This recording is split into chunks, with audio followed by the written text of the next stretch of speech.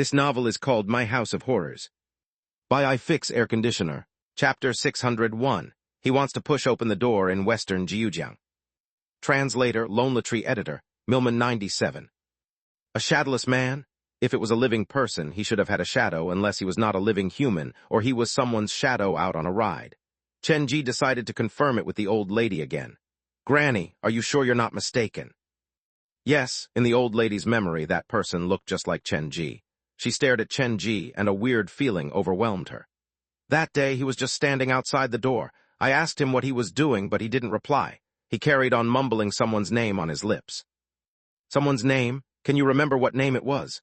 To clarify the suspicion in the old lady's mind, Chen Ji took out his phone and shone the light on himself to show that he still had his shadow with him. Granny, I come with a shadow. Look, the person you saw merely had the same face as I do. My memory eludes me. I'll call you to tell you if I remember it. The old lady exchanged phone numbers with Chen Ji. Granny, other than this, can you remember anything else about this person? How long did he stand at the door? After he left, were there any changes at this building? Chen Ji was afraid that the shadow might have left a trap in the building.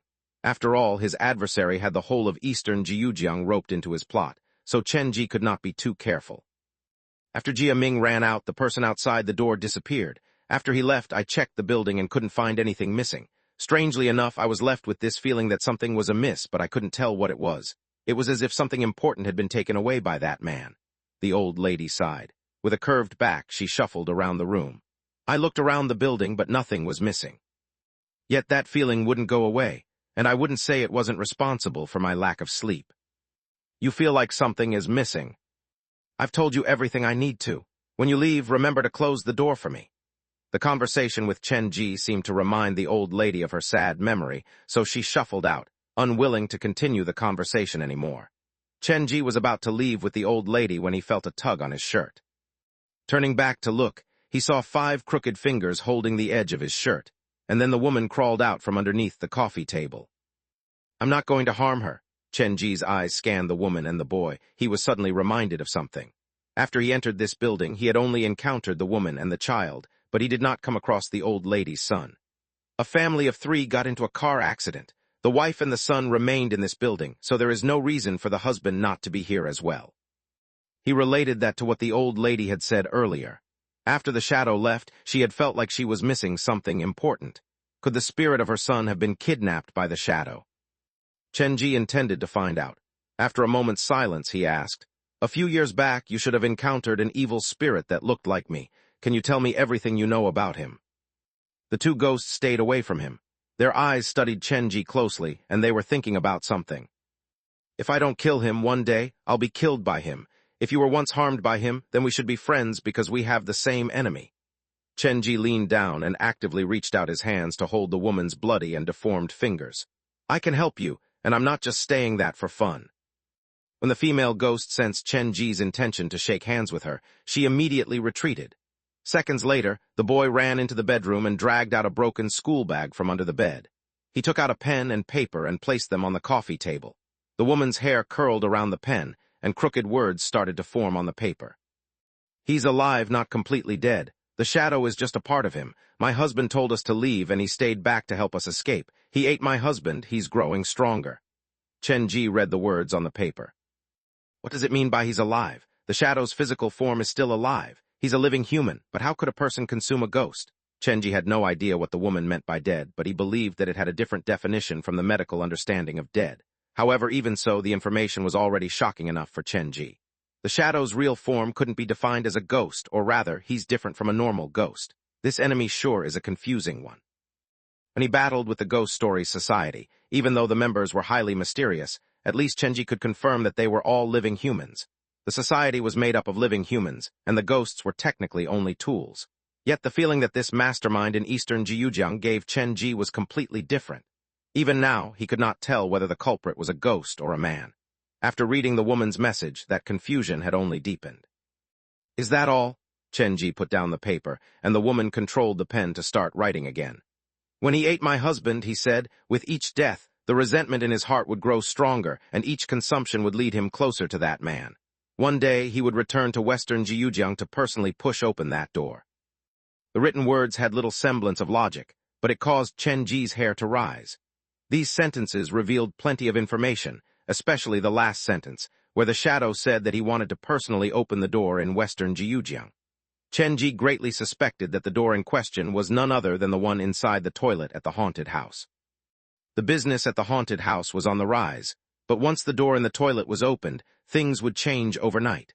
Every effort that he had made after obtaining the black phone would go to waste. Just who is this person?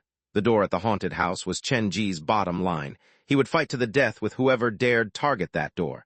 There was no room for negotiation. The woman had no idea what Chenji was thinking. She continued to write on the paper. There are 10 locales in eastern Jiujiang that form the background for the scariest ghost stories. The man has consumed the ghosts of 5 of these locales, and he was injured for the first time at White Dragon Cave Tunnel. The shadow will only show up at night, and he hates light and children's crying. After writing all that, the woman looked at Chenji and picked up the boy before they both disappeared. The people in eastern Jiujiang are generally superstitious, and I've heard about these 10 ghost stories before, but I had no idea only 5 of them remained. Then again, the first time that the shadow hit a roadblock was at the White Dragon Cave Tunnel, and last night, Jia Ming just so happened to be found fainted at the mouth of the tunnel. Could it have been on purpose that he fainted there to lure me into the tunnel to investigate and use my hand to deal with his enemy? The shadow was an extremely cunning person in Chenji's mind, so he had to consider everything from the worst possible angle. But I can use his weakness of hating light and children's crying somehow, I'm sure. Chenji shoved the paper on the table into his pocket. When he prepared to leave, he remembered that he had forgot to ask whether the mother and son wished to come with him or not, to move to somewhere more comfortable. After some thought, Chenji took out another piece of paper from the boy's bag, and he used the pen used by the woman earlier to leave this message. If you run into any trouble, feel free to come find me at New Century Park's haunted house in western Jiujiang. Please give it some thought. The boy is not young, and I have many professional teachers and children his age at my haunted house. You should think about his future. He placed the paper in the most conspicuous spot and turned to leave the room. His steps were soft, a result of his many trial missions. When he reached the first floor, the door to the old lady's room suddenly opened. "Granny, how can I help you?" The old lady looked at Chenji. Her lips moved, but eventually she shook her head and returned to her room. Chenji stood at the door, and he could guess that the old lady already knew that her family had not left, but neither party was willing to be open about it. They also wouldn't wish for you to stay in this lonely world alone. Leaving the building, Chenji hailed a cab back to Theme Park and a new day began. Chapter 602, Ghost Realm. Chenji arrived at New Century Park at around 8:40 a.m. The park was still not yet open, but there were already many waiting visitors at the entrance. Seeing the visitors' excited faces as they chatted among themselves, Chenji revealed a large smile. Knowing that his work was able to bring the visitors joy and help them chase away their unhappiness, it made him feel very accomplished. Mid the crowd, Chenji spotted some familiar faces, and they often pulled the topic back to the haunted house. The return of many visitors proved that Chenji's decision to delineate the scary scenarios into different categories was a correct one. Those who had challenged a less scary scenario would definitely be interested in the scarier ones. With the encouragement from their friends, the chance for them to return would be high. The small app designed by director Luo for the haunted house was a runaway success, too. Not only the visitors of the haunted house, even many supernatural fans and alternative culture researchers on the internet also downloaded it. The app looked like it was on its way to become the biggest social community for haunted house lovers in the nation. The daily download number and active user number was still climbing, and Chenji heard director Luo had been approached by many advertisers for cooperation, but he had rejected all of them. Director Luo had a clear vision. The haunted house was the park's main attraction, and the app was its support.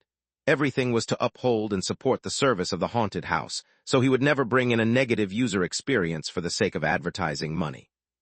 "Boss, where did you go this time?" Su-wan and Xiao Gu stood next to the gates, one on the left, the other on the right, like a pair of door guardians. "It's too complicated to explain. Just pay attention to the news and you'll see." Chenji's answer was short and to the point. "Is it the crime and legal channel?" Even though Xiao Gu had not worked at the haunted house for long, he had gotten used to his boss. Hobbies. Now he shared his room with some roommates, and his roommates were confused by his demeanor because most teenagers their age would spend time playing games or watching videos. But Gu Feiyu would plant himself in front of the television, watching the local crime news. His roommates could not understand Zio Gu like how a normal person could not understand one's feeling from having to find one's own boss appear on the local crime news again and again. After putting on the makeup for Zio Gu and Su Wan, the theme park officially opened for the day. Uncle Su and the workers helped maintain the order while Chen Ji finally got the chance to rest. Seeing the visitors move in and out, Chen Ji had a sudden realization that he was living quite a comfortable life.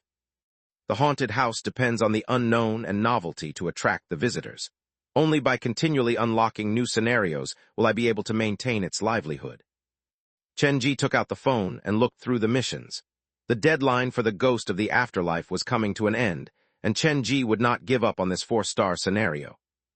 I can't drag this out any further. I need to go to White Dragon Cave Tunnel tonight to have a chat with the woman caught in the car accident. Since she has gotten into an altercation with the Shadow before, it shouldn't be too difficult to communicate with her.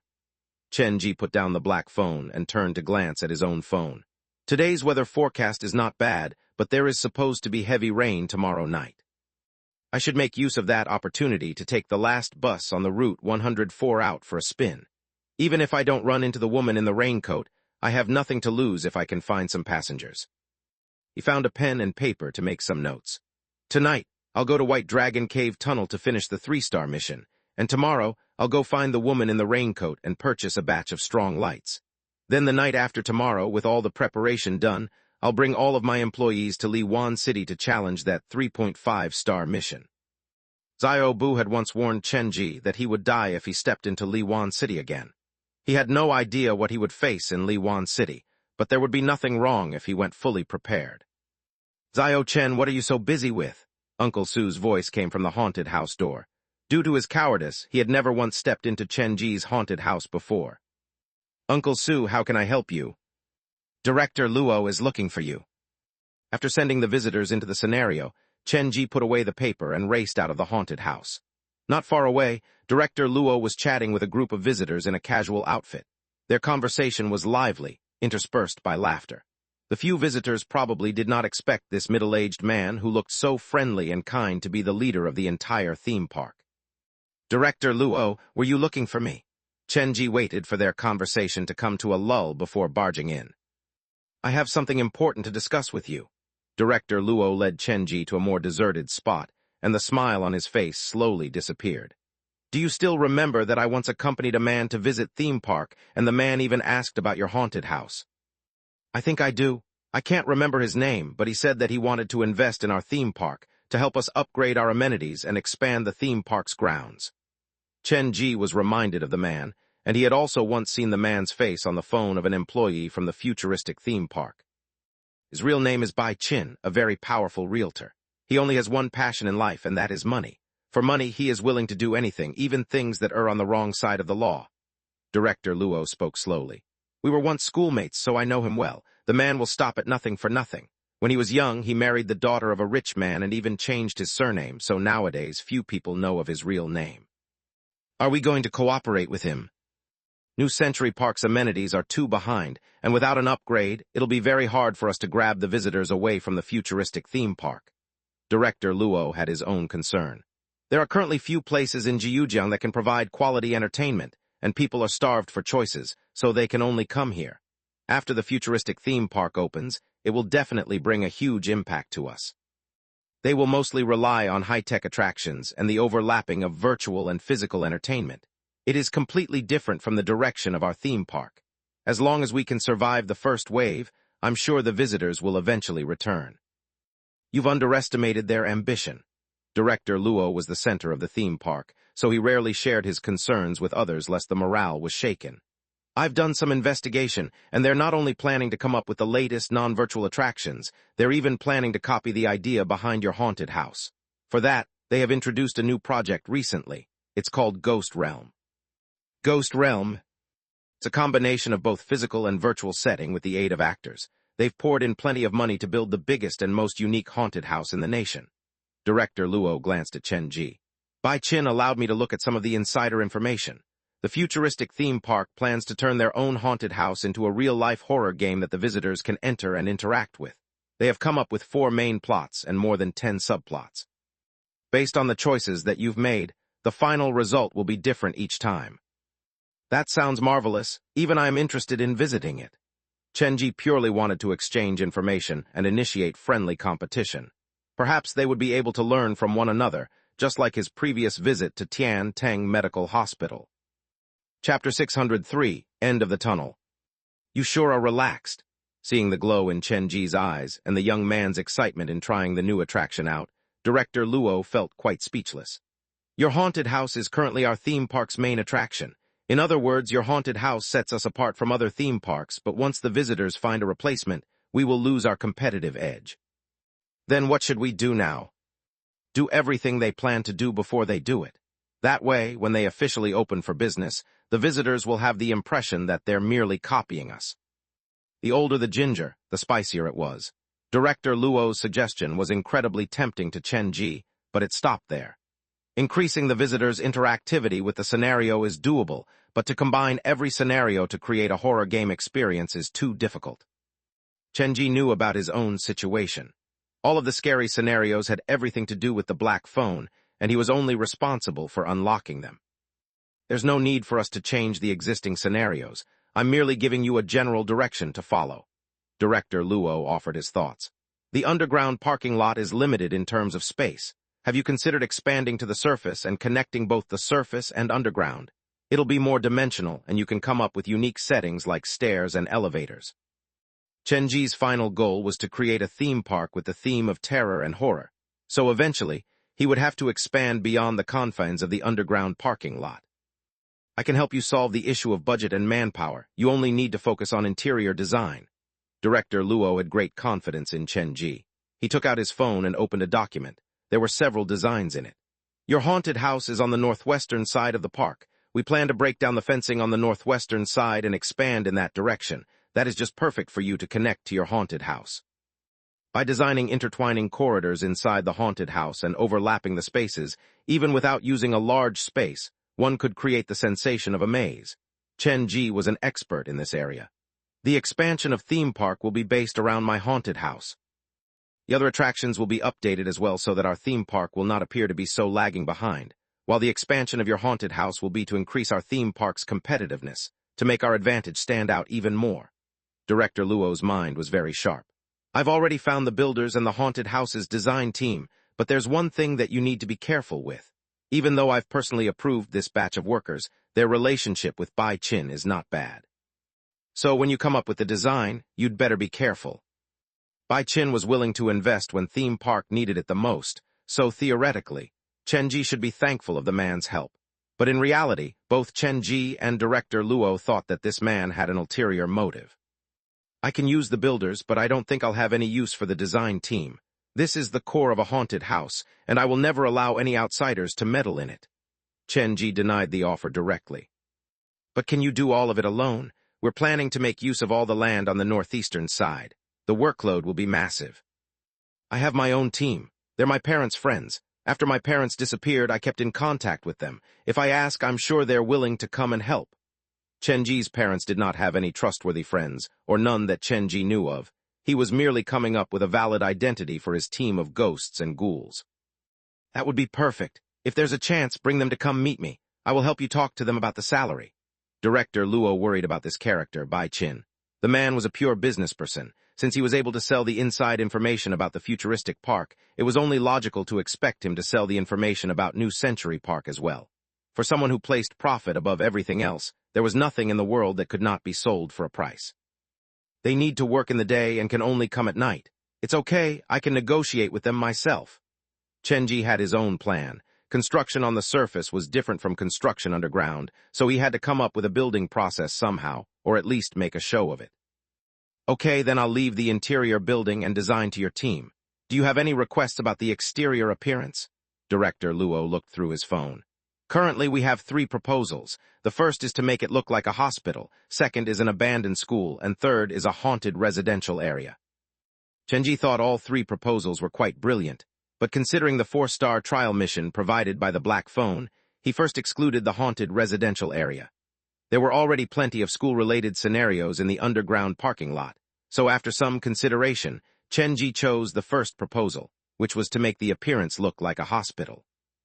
Director Luo, when you're building the set, remember to keep everything sealed and ensure that you couldn't see anything from outside. If a haunted house loses its sense of mystery, then the feeling of anticipation will greatly decrease. Chenji scrolled through the design papers that Director Luo provided. I'll leave the construction of the exterior to you, and the sooner it is built, the better. When you're done, I'll find my parents' friends to help me with the interior design and construction. It shouldn't take too long since we're technically just building an empty case. Director Luo put the phone away. After the place expands, manpower will be a problem. If you have any problems, please come to me and I will try my best to help. Okay. After sending Director Luo away, Chenji looked at the northeastern side of theme park. It is a good idea to expand the haunted house to the surface. At least this will lay the foundation for the horror theme park in the future. Returning to the haunted house, the visitors were still bustling. Chenji summoned All Zhou and Duan Yue to come help while he went to the staff break room to rest. The futuristic theme park plans to create a horror game that the visitors can interact with, and I shouldn't be lagging behind. For now, most of the employees here only know how to scare people. Their function is too singular. I need more workers like All Zhou and Duan Yue who can play different roles. If there's a chance, I need to conduct some training for all of my employees. Chenji wanted to vary the elements of his haunted house, to increase its challenge and playability, and he needed his employees' cooperation for that to happen. Much still remains to be done, but there is a shortcut. I only need to find the type of ghost that fits the type of actor that I want. At 5 p.m., Chenji exited the staff room. There had been no accidents throughout the day, and he was getting more satisfied with All Zhou and Duan Yue's performance. At 6:30 p.m., Chenji sent the last batch of visitors away. He let Su Wan and Xiao Gu, who had been busy for the day, go home while he stayed back to clean. My biological clock is now completely inverse. I'll feel so spirited at night. With the aid from the ghosts, the cleaning was soon completed. Chenji changed and grabbed his backpack to prepare for the trial mission that he was attempting that night. The shadow once failed at White Dragon Cave Tunnel, so this 3-star mission is probably different from the ones I've faced. Chenji shoved the recorder, comic, and everything that he could carry inside the backpack. I can't be too careless, but I shouldn't be too afraid since we have the same enemy, so we should be able to talk over this nicely. After preparing everything, Chenji took out the black phone and found the page that he needed. Are you going to accept the 3-star trial mission, End of the Tunnel? Yes. Mission accepted. End of the tunnel, 3-star trial mission. No one knows what is at the end of the tunnel, but all that go in never come out. Mission requirement. Reach the deepest part of White Dragon Cave Tunnel before midnight. Mission hint. Close both of your eyes and perhaps you might see the real world. Chapter 604, Unwanted Guest. Enter the deepest part of the tunnel before midnight. So does this mean I only need to keep walking into the tunnel? The mission requirement was a bit too vague for Chenji to understand. If he failed any trial mission, the punishment was that the corresponding scenario would be locked away forever, so Chenji did not dare take any risk. The only thing I can do is walk into the tunnel as deep as I can.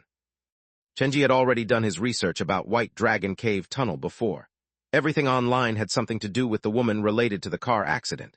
In other words, people only knew that the female ghost would ask for a life. Chenji could not find any information on other spirits like the strange breathing sound, the shadow of the spider, or the like on the internet. I should go there before the sun completely sets. Due to the multiple car accidents in White Dragon Cave Tunnel, many experts had been brought in to update the layout, but strangely enough, no matter how many times it was rebuilt, once it was allowed for traffic, accidents would still happen, and in the end, the only solution was to seal the entire tunnel.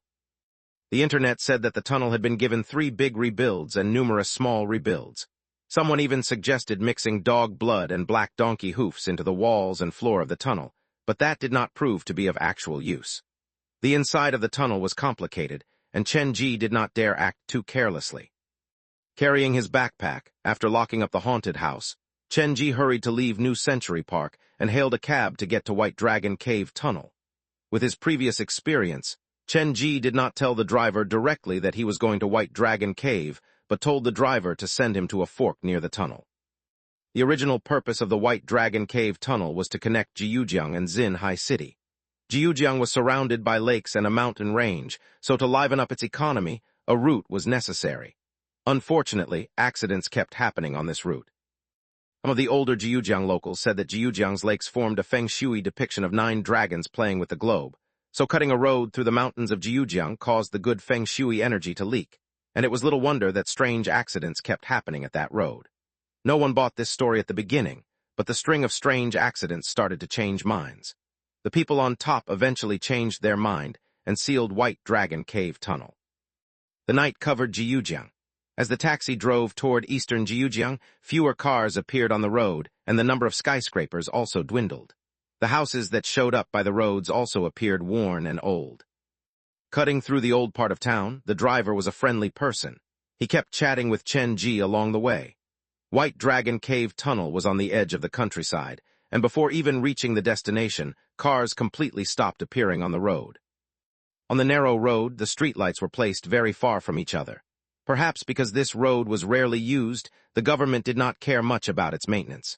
Trash littered the road, and many of the streetlights were defective.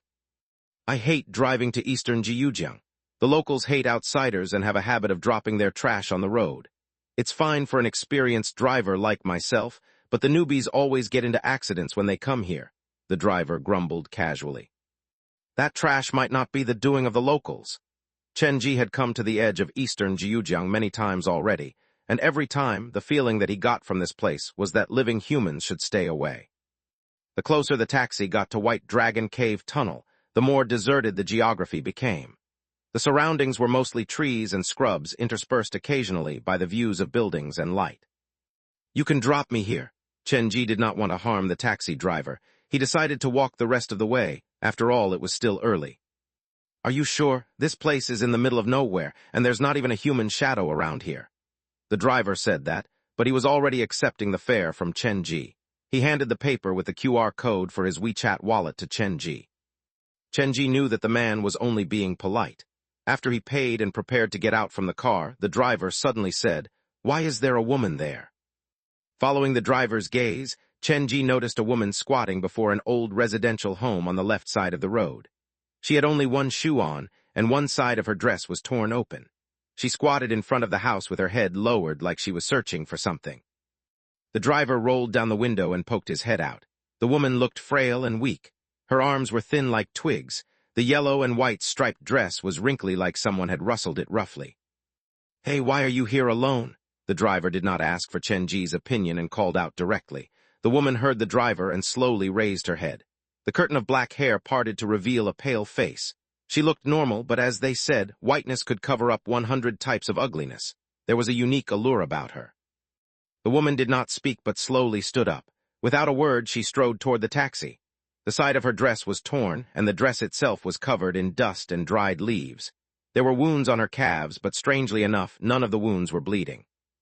Is there something wrong with the girl's brain? When a normal person came across something like this, they would not instantly think of ghosts.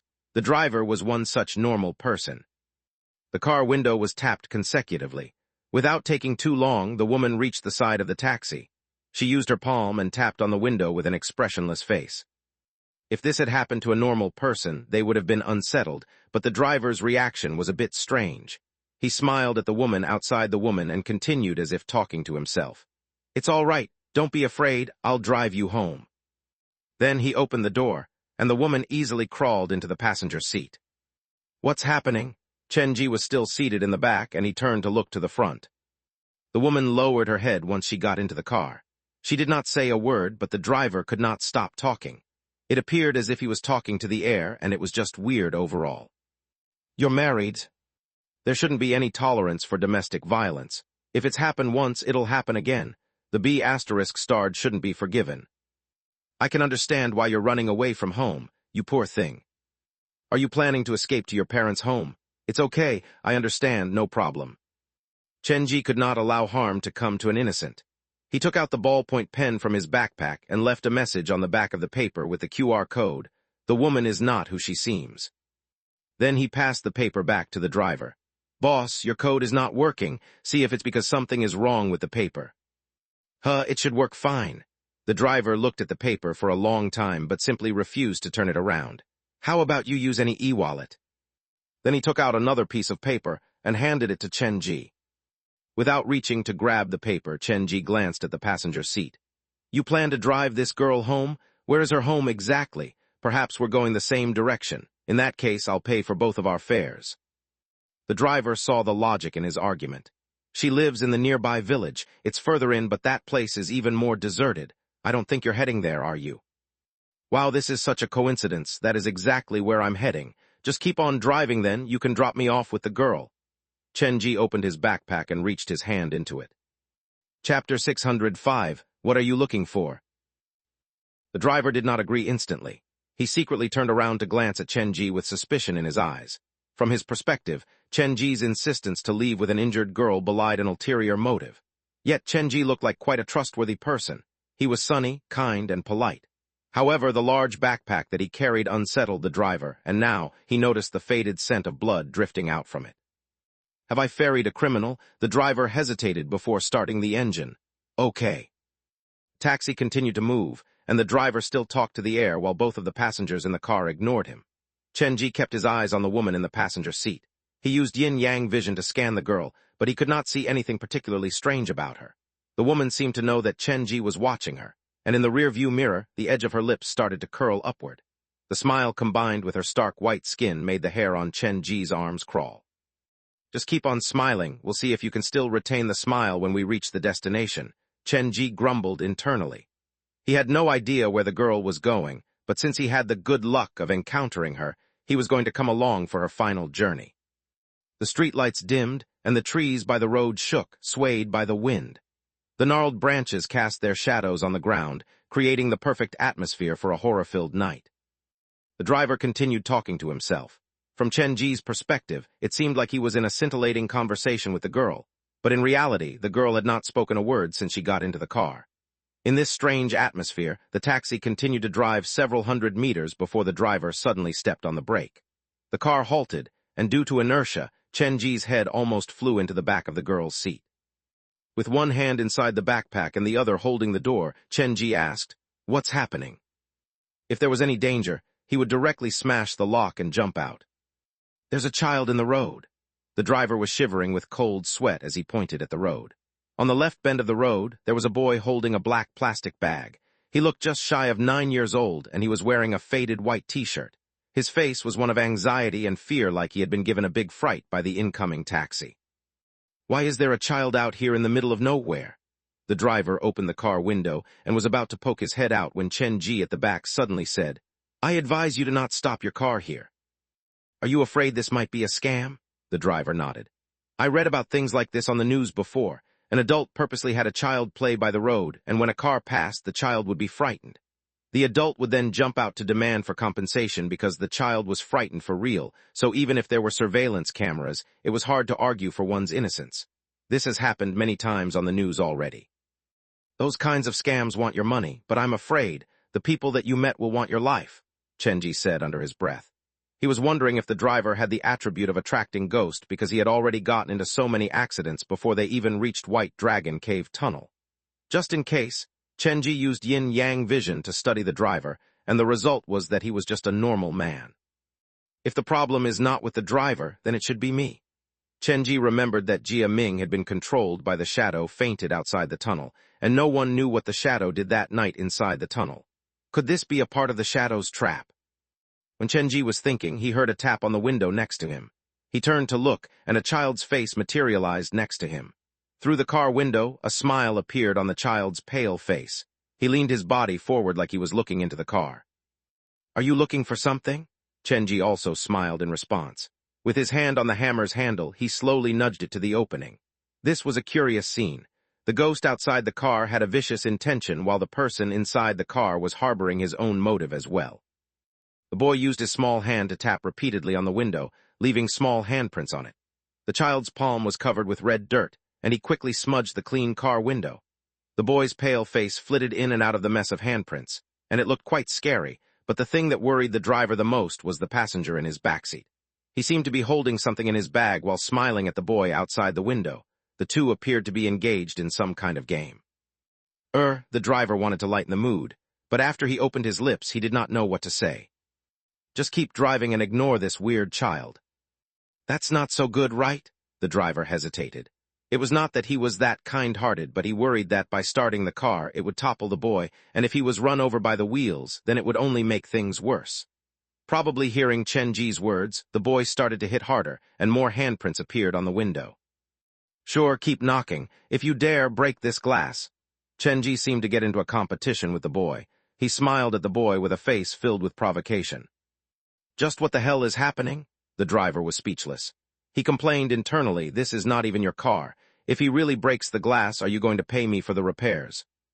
He coughed and asked the woman at the passenger seat, do you know this child? Could he have come from the nearby village as well? When he ran into a ghost, he asked the opinion of another ghost. Chen-ji seemed to see his own shadow on this driver, but he did not say anything, and the expression on his face did not change. The woman did not say a word, but the driver kept nodding like he was slowly being persuaded. He waved at the boy outside the car, and after some hesitation, he opened the door. Come in. Since you're both going to the same place, I'll give you a lift. The back door opened, and the boy jumped into the car with the black plastic bag. He sat next to Chen-ji and continued the staring match. What's your name? Can you remember your parents' phone number? The driver started the engine and asked the boy some basic questions. He waited for a long while, but there was no response. The driver turned back to look and saw that the boy was caught in an intense stare with Chen-ji. He had no idea what they were doing.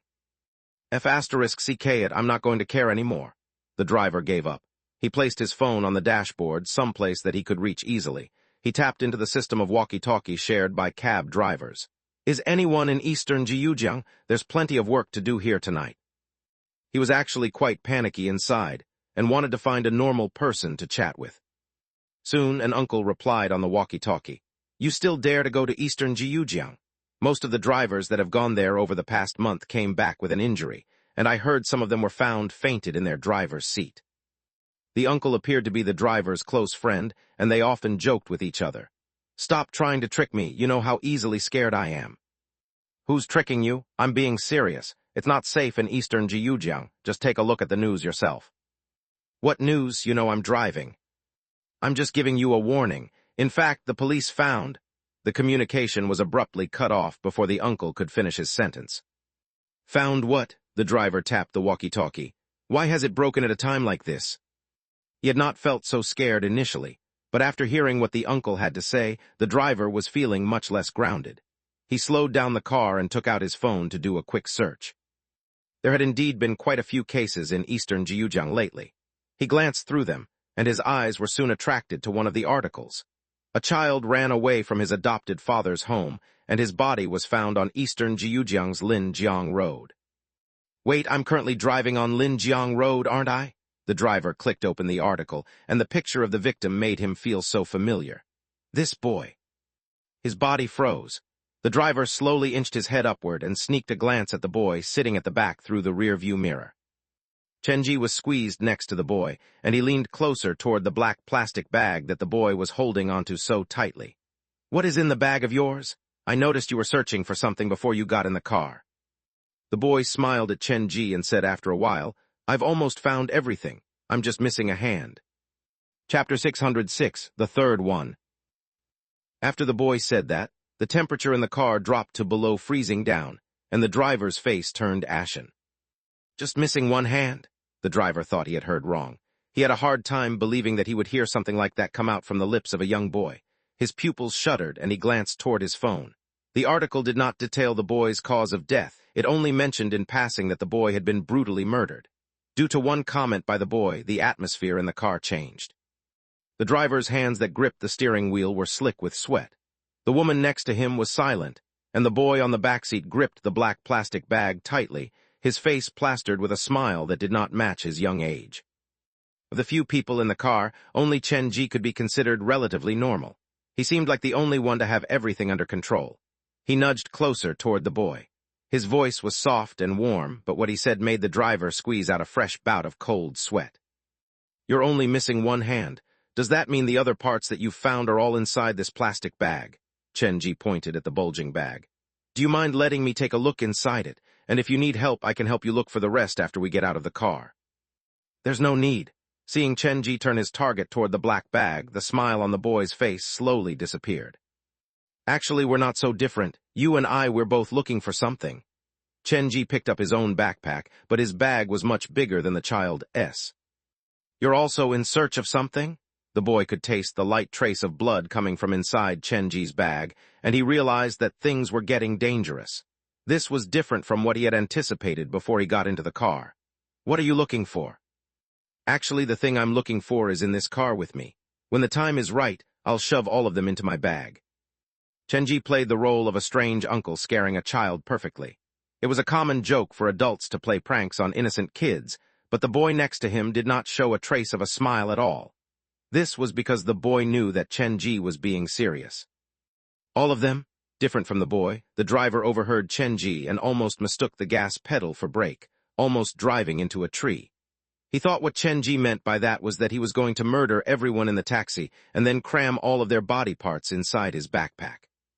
He was unable to follow the conservation of his passengers at the backseat, so the only passenger who could give the driver some semblance of security was the young woman next to him. From his point of view, the young woman was soft and pitiable, and if an accident happened, he decided to take the girl and run. That way, at least they would be able to be on the lookout for one another. "The situation is becoming worse. All I can do now is help as many people as I can while maintaining my own personal safety." The driver came to that decision in his mind. He sneaked a glance at the young woman next to him. The young woman seemed to notice the problem as well, and she laid her fingers lightly on the driver's knee. Chenji had no idea of the role that he had been cast in the driver's mind. All of his focus was placed on the boy next to him.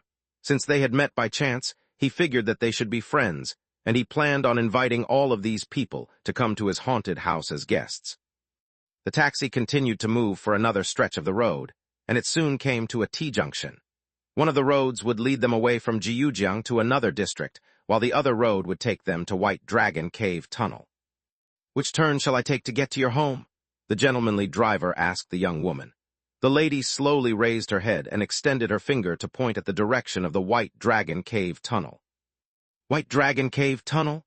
Jiujiang locals knew about the stories that surrounded this particular tunnel. The place was technically a stretch of cursed public road. Car accidents happened there as often as rain, and various ghost stories and urban legends were made with this place as its setting and origin. The driver's face blanched. He forced himself to calm down. He turned to ask the boy who was holding the bag, "Child, can you still remember which direction your home is?" The boy was not happy to have been placed next to Chenji. He nudged his chin in the direction of White Dragon Cave Tunnel expressionlessly. "Your home is also that way? Looks like you two are indeed from the same village." The driver tried to find a logical excuse to explain the whole situation to try to comfort himself. He forced a smile as he turned to Chenji. "What about you?" "That is where I'm going as well, but I advise you to stop and turn back now. Let the two of them out of the car and drive me back to the spot where you picked up this young lady." Chenji wanted to protect the driver. If he got out of the car with the woman and the boy and allowed the driver to go back alone, then on the way back, the man might run into other accident. To ensure the man's safety, Chenji volunteered to accompany him. However, the driver did not see it that way. He sensed danger from Chenji, and he thought that Chenji was trying to get him alone so that he could strike. The more the driver thought about it, the more afraid he became. Chenji was out alone at night to take a cab, going to the middle of nowhere with him a backpack that had the smell of blood drifting out of it. One could write 10 horror stories about what Chenji was doing. He believed that he knew what Chenji was planning, and there was no way that he was going to stay with Chenji alone inside the car. "I don't think so. Since you're all going the same way, I should just drive all of you there." The driver sent a coordinate triangulation message on their company's chat group, but the connection was so bad that he saw the message loading for a long time before failing. He slowed the car down and typed 2 more messages, but they too failed to send due to poor coverage. His car was filled with people, but strangely enough, the driver did not feel safe at all. He thought about calling the police, but he was afraid that might provoke his passengers, causing them to do something irrational. Just as the driver was thinking about what to do, an old man appeared in the middle of the road. He trundled down the slope, moving toward the T-junction where the taxi sat idle. He carried a medicine basket on his back as he shuffled along with his limp. He appeared to be a herb gatherer. Most of eastern Jiujiang was dominated by mountains and lakes, so the economy was not so good. However, also because of that, nature had been left mostly untouched, and many valuable herbs that could not be found elsewhere grew vibrantly. Different from the plants cultivated in labs and farms, wild herbs were valued much higher, and the older generation that remained around the nearby villages depended on harvesting them to keep their lives afloat. The old man appeared to have tripped on his way back from the mountain. His right leg was limping, and his shirt had many tears made by branches and bushes. There was even a blood stain on the edge of his pants. When he walked past the taxi, he glanced absent-mindedly into the car, but when he did, his eyes slowly grew big, and he suddenly picked up his pace, shuffling away from the scene. Seeing the reaction on the old man's face, the driver only got even more panicked. He rolled down the car window, wanting to ask the old man for help, but when he turned to look out the window, the limping old man had already disappeared. How did he manage to move so fast with a limp? The driver shivered involuntarily when he felt a cold caress on the back of his hand. He turned to notice the woman had moved her hand to place on the back of his arm. "What's wrong?" The woman pointed in the direction of White Dragon Cave Tunnel, signaling for him to start moving. When the driver made the turn, Chenji also spoke up. "Did someone pass the car earlier? Who were you talking to?" There was an old gentleman with a limping leg. He carried a bamboo basket on his back. Didn't you see him? He even paused to look inside the taxi when he shuffled past it. The driver could not stop the shrillness from entering his voice. Chenji shook his head. There were only shaking tree limbs and their shadows outside the car. He did not see any old man. Chapter 607, No Way Back. Ever since the shadow appeared at White Dragon Cave Tunnel, the strange factor of this area had been kicked up a notch. The young woman, the boy, and the old man that the driver had mentioned, before even entering the tunnel, Chenji had already met 3 people. "This place sure is crowded." Chenji did not ask for more information about the old man, but sat quietly in the back. The taxi slowly moved down the road leading toward White Dragon Cave Tunnel. The closer they got to the destination, the more unsettled the driver felt, but he was starved of options. At this point, there was nothing he could do but move forward. The trees by the road swayed like souls crawling out from hell. The light dimmed because most of the streetlights leading to White Dragon Cave Tunnel were broken, and the local government did not care enough to fix the road that was covered with dried leaves and mud. However, strangely enough, amid the mess of trash, there were trails of clear footprints, some big and some small, some barefooted and others with shoes. In any case, it was clear that they had been left behind by more than one person. "There weren't so many footprints when I was here last time," Chenji observed closely. He realized that all of the footprints pointed toward White Dragon Cave Tunnel. "They're all heading to the tunnel. What is attracting them inside the tunnel?" Chenji had no idea what had happened to the tunnel, but he knew that after the shadow made his appearance here, the tunnel had become different from before. The car tires crushed the fallen leaves and branches, eliciting an eerie sound. With the headlights beaming, a large black outline appeared. All the lights would disappear when they hit that spot. White Dragon Cave? The taboo of all the urban legends appeared before his eyes, and the driver's eyelids could not stop twitching. His legs were shaking, and his body sent him messages that it was time to turn and run. "We're here." The taxi stopped before the tunnel, but the passengers inside the car didn't show any intention of getting out. "We're already at White Dragon Cave Tunnel, so I think I'll stop here." The driver felt like retreating. He had already been through enough strange events for one night. "I don't mind, but the key is dependent of the 2 of them." Chenji leaned against the cushion and shifted his weight to a more comfortable position. It was still well before the mission time given by the black phone, so he was not in a hurry.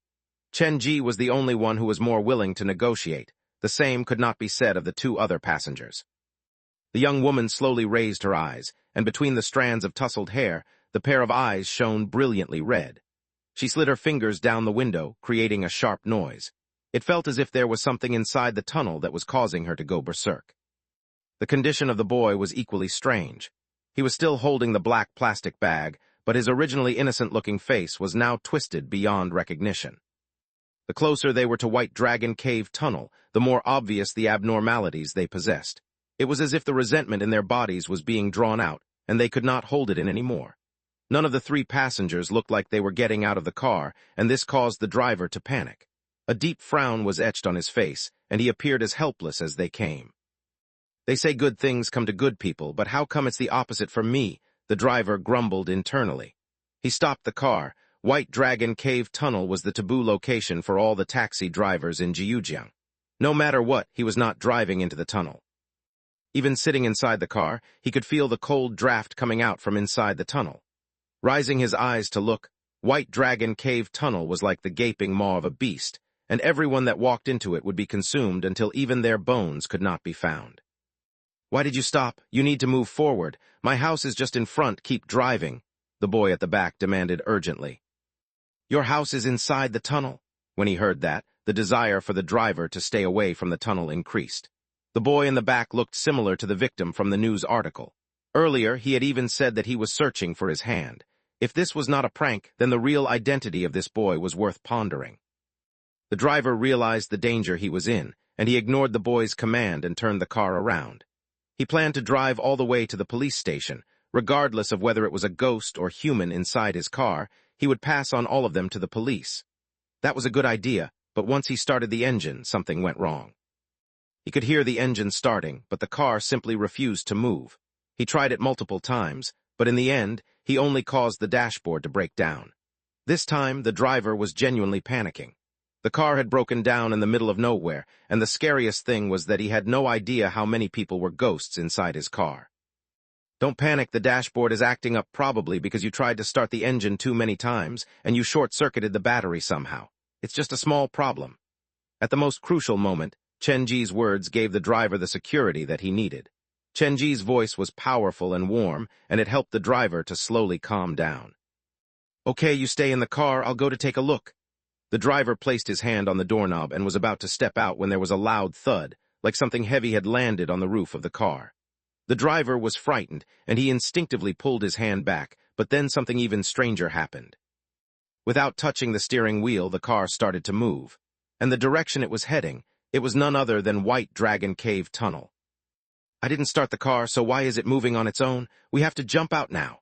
The driver wanted to pull open the door, but when his hand landed on the handle, the loud thud came again. This time, the sound originated right in front of the driver. He could clearly see, after the sound disappeared, on the windscreen right before the driver's seat, there was a blood-red handprint. His eyes widening, the driver's mind was drawing a blank. He had no idea how the red handprint appeared on the glass like magic. Before he could understand it, the sound appeared this time at the back of the car. Then the whole car shook, and more bloody handprints appeared on the car's back window. What is happening? This time, even Chenji was slightly apprehensive. Different from the driver, using his yin-yang vision, he could just about see that the car was currently surrounded by people, and each handprint represented a resentment-filled soul. Why are there so many dead spirits gathering at the mouth of the tunnel? Sitting inside the car, Chenji flipped open the comic and activated the recorder. This caused the smell of blood inside the car to thicken. More bloody handprints appeared, and they looked quite scary, filling up the windows. With them jostling and pushing, the car was slowly sent deeper into White Dragon Cave Tunnel. The driver's despairing cry for help was unable to stop the taxi from being engulfed by the darkness. This happened too suddenly, and no one expected this transformation. When they recovered, the taxi was already deep inside the tunnel. The tires felt like they had rolled over something because the car tipped slightly. More handprints continued to appear, and the spine-tingling rapping echoed in their ears. Chapter 608, Listening to the Darkness. The light around them slowly disappeared. It felt as if the taxi was being pushed into the ocean. When the last shred of light vanished, it meant that the passengers inside the taxi were enveloped by darkness. Is someone there? When the continuous rapping petered away, the driver slowly raised his head. His hands went searching for his mobile. Don't move, lie down.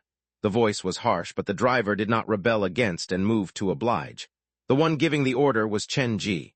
The sound of tapping had disappeared, but the spirits were still surrounding the taxi. They had not left. What do they want? With yin-yang vision, Chenji could see things that the driver could not, and from his perspective, they were not in a good spot.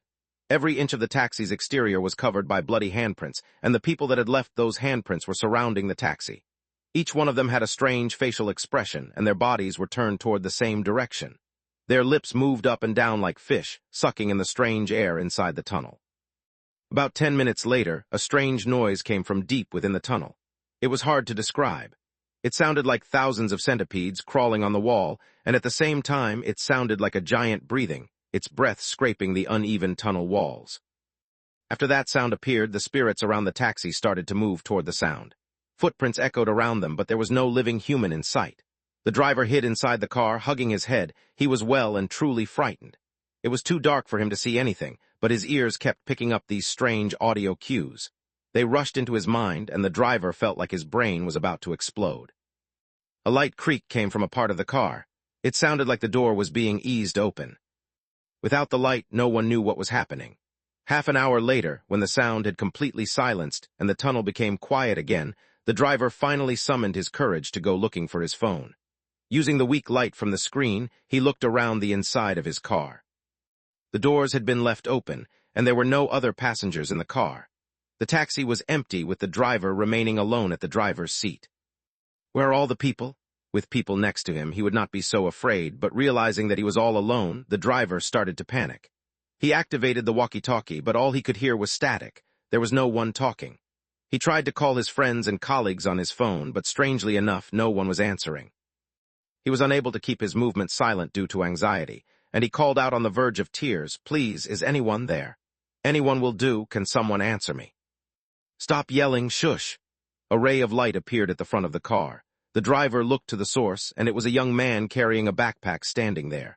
The driver was familiar with the man's outline. He was the first passenger that he had picked up that night. "Don't waste time and follow my orders. First, try and see if you can start the car or not." Chenji held the backpack with one hand, and his expression was severe. The driver understood the gravity of the situation and did not pause to ask questions. He tried multiple times, but the engine was still not working. "Get out of the car to inspect the engine. Quick, we don't have much time to waste." With the urging from Chenji, the driver crawled out from the car. The hair on his body stood on end once he noted the bloody prints that covered his vehicle. Opening the front lid, the driver leaned in to look. The internal compartment was ruined by the reams of black hair that curled around everything. He was unable to cut them loose without the aid of tools. "Do you have any scissors?" the driver asked Chenji in a whisper. "Will a hammer work?" Never mind then." The driver closed the lid and followed behind Chenji with a saddened frown. "It should be the hair that plugged up the pipes of the motor. I won't be able to fix it without the necessary tools." "In that case, we'll abandon the car for now. Later, remember to stay close to me, and no matter what happens, do not wander too far away from me." Chenji turned on the flashlight function attached to his phone and started to walk down the road opposite in the direction that the spirits had gone. "Did you see the two other passengers? How come you're the only one here?" After a brief hesitation, the driver finally asked that question. "Even now, do you still think they are normal passengers? Those two have already moved deeper into the tunnel." Chenji was not going to waste time explaining these things to the driver. If not for the fact that he thought the driver was a kind-hearted person, he did not think that he would waste the time to lead the driver out and would have joined the crowd earlier to head deeper into the tunnel. "This tunnel is seriously dangerous. I'll bring you out first and leave after ensuring you're safe." "Thank you." The driver was genuinely appreciative of Chenji. Under that condition, having the company of a living human was something worth celebrating. "If you want to thank me, make sure that you keep everything that you see tonight to yourself and don't tell a third person after you leave this place." Chenji kept his voice low, and it added an air of mystery to everything. After hearing that, the driver nodded consecutively, promising to follow Chenji's orders. The duo walked down the tunnel for 3 minutes, but they were no closer to the exit. "This is not right." Chenji stopped, standing in the middle of the tunnel. It only took half a minute for the light to disappear after the taxi was hauled into the tunnel. At the time, the car was moving about as fast as we're moving. In other words, we should only take 1 minute before we saw the exit, but we've been walking for longer than that, and there's not a shred of light in sight. "You're right, what's going on?" Hearing Chenji's analysis, the driver shivered out in cold sweat. "Perhaps we've gone in the wrong direction. Have we accidentally moved deeper into the tunnel? The front of the car is facing the deeper part of the tunnel, so our direction cannot be wrong. Then why aren't we out of this tunnel yet? How am I supposed to know?" This was the first time that Chenji had encountered something like this. With one hand on the wall, he stealthily took out the black phone. "If only I could contact that red specter in the tunnel. Last time we met, we had quite a friendly talk, and it shouldn't be too hard to ask her for a little favor." Chenji did not know the name of the red specter and did not know how to contact her. However, thinking about his previous experience there, Chenji had a brave idea surfacing in his mind. He clicked Open Mission for the end of the tunnel on the black phone and read the mission hint again. "Close your eyes, and you might see a different world."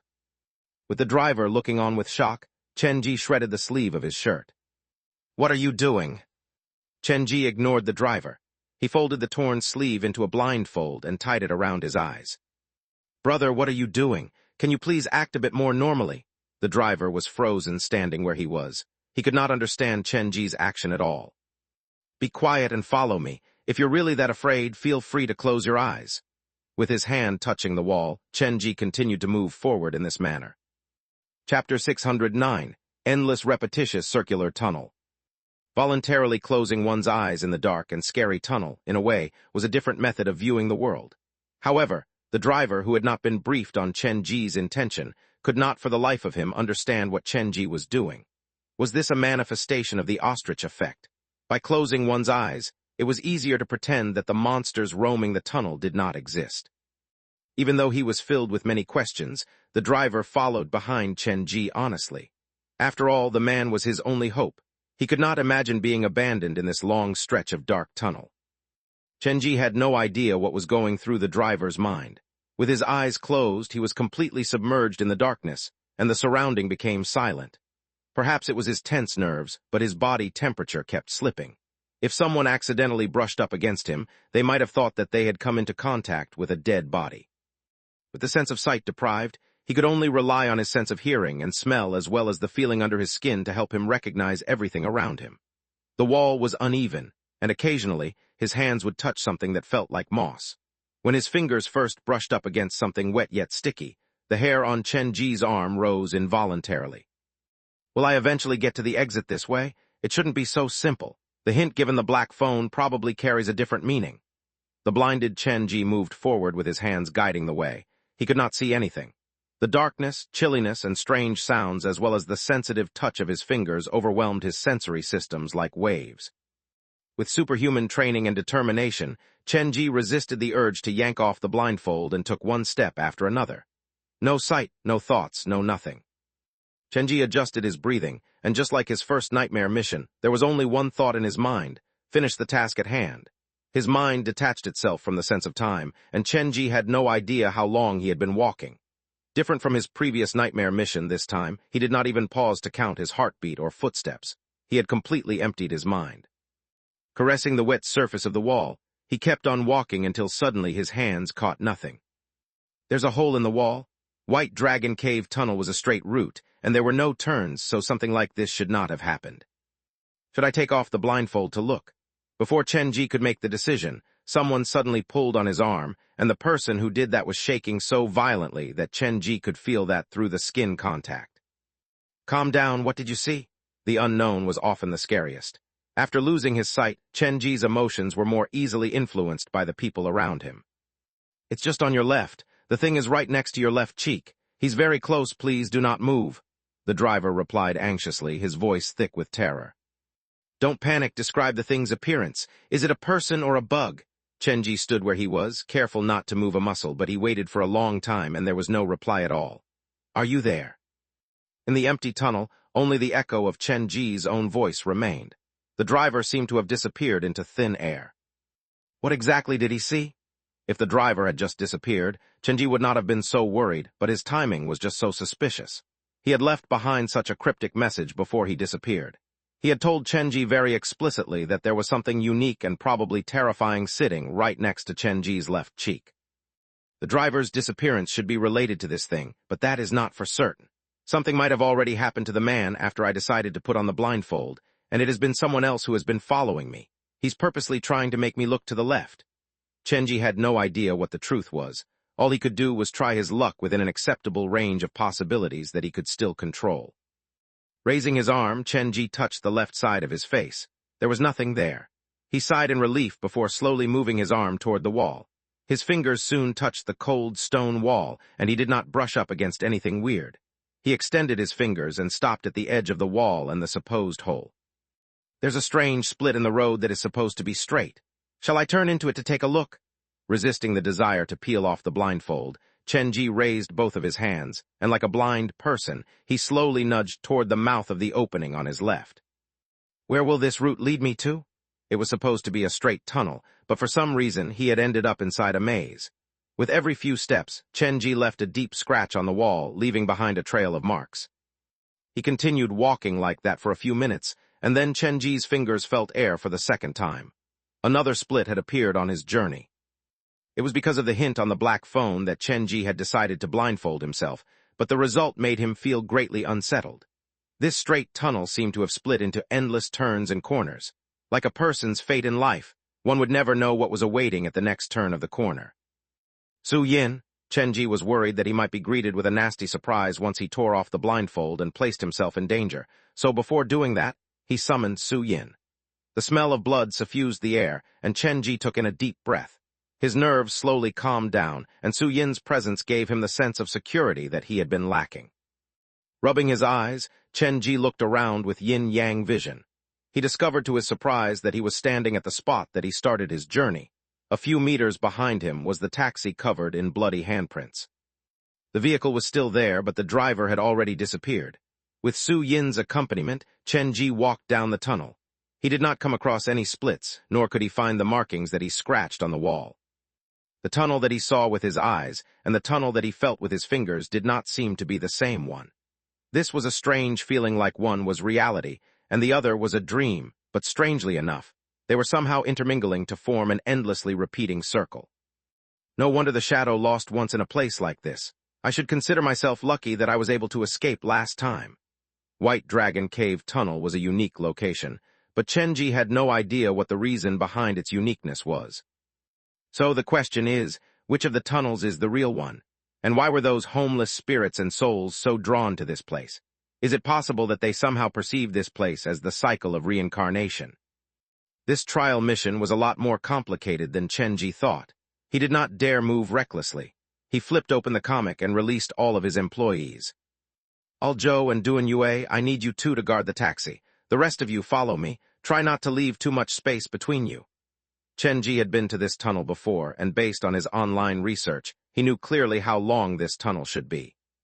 Chenji summoned all of his employees because he wanted to test out his hypothesis. Chapter 610, Creature That Lives in Nightmares. Chenji's plan was very simple. He was going to use the special connection between the ghosts to repeat the steps that he took earlier. But unlike before, this time, he decided to have Bai Qiulin take his place. He wanted to see if the same situation would happen when it was a ghost that was blindfolded. Bai Qiulin had his eyes blindfolded by his boss before he understood what was happening. Don't think about anything. Empty your mind and walk ahead. Chenji and Su Yin stood about 3 to 4 meters behind Bai Qiulin, watching his every move. If anything happened, they would come to his aid instantly. Not knowing what his boss was up to, Bai Qiulin still followed his order because, in his mind, his boss was always right. He walked down the tunnel for a long time, but what happened to Chenji did not replicate itself on Bai Qiulin. Even when he was told to remove the blindfold, Bai Qiulin's face was still colored with confusion, unable to understand his boss' action. Having the ghost blindfolded is pointless, but why is that so? Most of the ghosts are formed from the lingering desire of a living human, and the biggest difference between them and a normal human is that they don't possess a physical form. Could it be because when I'm moving down the tunnel with my eyes open, it's a world that is observable to the living humans, but once I close my eyes, I'm moving through a world of the spirits? A normal person would not have considered a possibility like that, but Chenji was different. In this field, he had a wealth of experience, and his way of thinking was different from most. Many times, he would assume the perspective of the ghost to see things. I cannot confirm that 100%, but it is a big possibility. In any case, this experiment has indirectly proven something. The strange things will only happen after I have my eyes blindfolded. To have the ghost replace his spot to find the way out was impossible, and Chenji was back to square one. Looks like I'll have to do this myself, but with my employees around me this time, it should be much safer. Chenji led the ghosts back to the taxi and gave Aljo and Bai Qiulin some orders before putting on the blindfold. This was his third time venturing into the tunnel. Darkness swallowed Chenji, but he did not feel that worried with his employees watching over him. He walked down the tunnel for 10 minutes before finally stopping. The split in the road did not appear, and the tunnel kept going straight, one way forward, leading nowhere. Why have I failed this time? Where is the problem? The difference between his first run and his third run was the number of participants. The first time, Chenji did it with the driver, but this time, Chenji did it with all of his employees. Is there a number limitation? That's unlikely. It's more possible that my employees have prevented the thing that should appear around me from coming. When the driver disappeared, he had mentioned a strange thing appearing next to Chenji's left cheek. Thinking back, the changing of the tunnel probably had everything to do with that strange thing. The driver disappeared in the middle of his sentence, and that was probably that thing's doing as well. Chenji looked down the dark tunnel and started to hesitate. With his employees, the thing did not dare turn up, but if he put his employees away, there was no guaranteeing his own safety. He lowered his head to look at his phone. Chenji wanted to see how long he still had until his mission time, but to his surprise, he noticed that the time on his phone was running backward, like instead of a clock. It had transformed into a timer. What is wrong with this phone? Why is the time running backward? I've been in the tunnel at least half an hour already, but the time is still showing the moment when I first stepped into the tunnel. Something must have happened. Chenji leaned against the wall and frowned in contemplation. No one is powerful enough to mess with time, so what could have happened here? He had not experienced this type of anxiety in a long time. At a time like this, his employees were unable to give him any aid. With no method to leave the tunnel, Chenji was unable to save himself, much less complete the trial mission. He looked into the darkness, and his expression turned severe. These things didn't happen when I came alone the first time. Thinking back to his previous mission experience and picking out the details, Chenji finally made a decision. He put all his ghosts back into his comic, and the originally crowded tunnel instantly cold and silent. In the darkness, only two shadows stood opposite one another. "You can go now, leave the rest to me." Patting Su Yin lightly on his shoulder, Chenji switched off the recorder. He put everything away and straightened up. He kept his eyes level, and not a shred of fear could be found on his face. "All the missions on the black phone are fair. Without effort, there shall be no reward, and the risk and reward are always proportional. I've been spared adventures like this for a long time already. I've almost forgotten this feeling that was common when I first obtained the black phone, the feeling of dancing at the edge of a cliff or on a thin line. One wrong move, and everything will over." Chenji took in a deep breath, and he spoke to the air. "And now I'm all alone again." He tossed his backpack into his taxi, and like his previous nightmare mission, he was alone. Without any weapon, without his employees, he walked toward the deepest darkness with nothing but himself. "I do wish to see how the world will change after I close my eyes." With a firm determination, Chenji seemed to say that to provoke, his eyes filling up with condescension. He picked up the torn sleeve, and at the last second before putting on the blindfold, he looked behind him and called out Zhang Ye's name silently. There was no answer. His shadow was just his shadow. The blindfold came on, and this time there was no one next to him, just like his very first nightmare mission. Holding the wall, he slowly nudged forward. He only walked for several meters before a shuffling sound appeared next to his ears, like the sound of thousands of centipedes crawling on the wall. "Everything will go to waste once I open my eyes, so this time, no matter what happens, I will not open my eyes." Part of the confidence that Chenji had came from Zhang Ye in his shadow. He knew that she would not watch him get seriously injured. "Come on, show me what is at the end of the tunnel." Chenji did not hesitate and walked through the shuffling. He was using himself as bait to wait for the big fish in the tunnel to bite. It felt like someone was blowing air into his ears, and his body temperature slipped downward, but none of that was able to stop Chenji's footsteps. Chapter 611, The Woman in the Tunnel and the Shadow of the Spider 3 in 1. Chenji had made the mental preparation that no matter what happened, he would never open his eyes. His body was swallowed up by darkness, and the noises around his eyes fell away. It felt as if he was walking slowly and alone deep into the ocean, departing from the familiar world with the fear of the future unknown, and carrying with him an anticipation for the final destination. Many feelings blossomed in the man's mind, like an octopus, tentacles wrapping themselves around his shuddering heart. I've already experienced this sense of isolation many times before. To prevent this feeling from happening in real life, this time I have to see this to its end. Chenji mumbled to himself, not because he thought someone or something was listening, but because he was trying to give himself words of encouragement. About 10 meters later, Chenji felt an emptiness underneath his fingers. On his third trail, the split finally appeared again. Without hesitation, he strode into the split. The temperature around him dropped. Chenji had no idea whether his decision was the correct one or not. He had never been a particularly clever person. The reason that he had been able to survive thus far was dependent on his supernatural observational skill, decisive personality, and a courage that had been cultivated since he was young. Touching the wet and slimy wall, Chenji emptied his mind, not allowing it to latch onto anything. The only sound echoing in his ears was his own footsteps, yet slowly but surely, the originally rhythmic sound was interrupted. Someone or something was following behind Chenji. Don't turn to look, don't even think about it. Not seeing meant nothing, and not thinking meant not existing. Chenji repeated that to himself in his mind, and that was how he kept himself from being distracted. Many footsteps started to appear in the quiet tunnel. There seemed to be more than Chen Ji walking through the tunnel. The footsteps initially only came from behind Chen Ji, but slowly, other than the side where the wall was, the sound of footsteps came from everywhere. Chen Ji's heart was itchy like it was being scratched by a cat. He was incredibly curious, but he maintained enough self-control to not remove the simplified blindfold on his face. After going through so much, Chen Ji had a very strong adaptive ability. He soon regained control of himself and slowly got used to the echoes of footsteps around him. He cheered for himself internally, hypnotizing himself with the belief that the footsteps around him were not there to harm him. At least from what he was experiencing, it merely appeared that they just so happened to be on the same path that Chen Ji was traveling on. Am I on a path that is only traversable by ghosts? After several more seconds, Chen Ji discovered another problem. Other than the footsteps, there was a new sound, the sound of car tires crunching over items on the road. Vehicles are passing me by. Currently, there should only be one automobile in the tunnel, and that was the taxi driven in by the driver. Who activated the car? Could it be that the driver has found his way back to his taxi? Or is he actually more than a normal taxi driver? The driver that had driven Chen Ji to White Dragon Cave Tunnel was a random one that he had found on the street. The possibility that he was related to the tunnel was too much of a stretch. The possibility was so small that it could be ignored. It shouldn't be the driver. Does that mean there's another thing driving the car?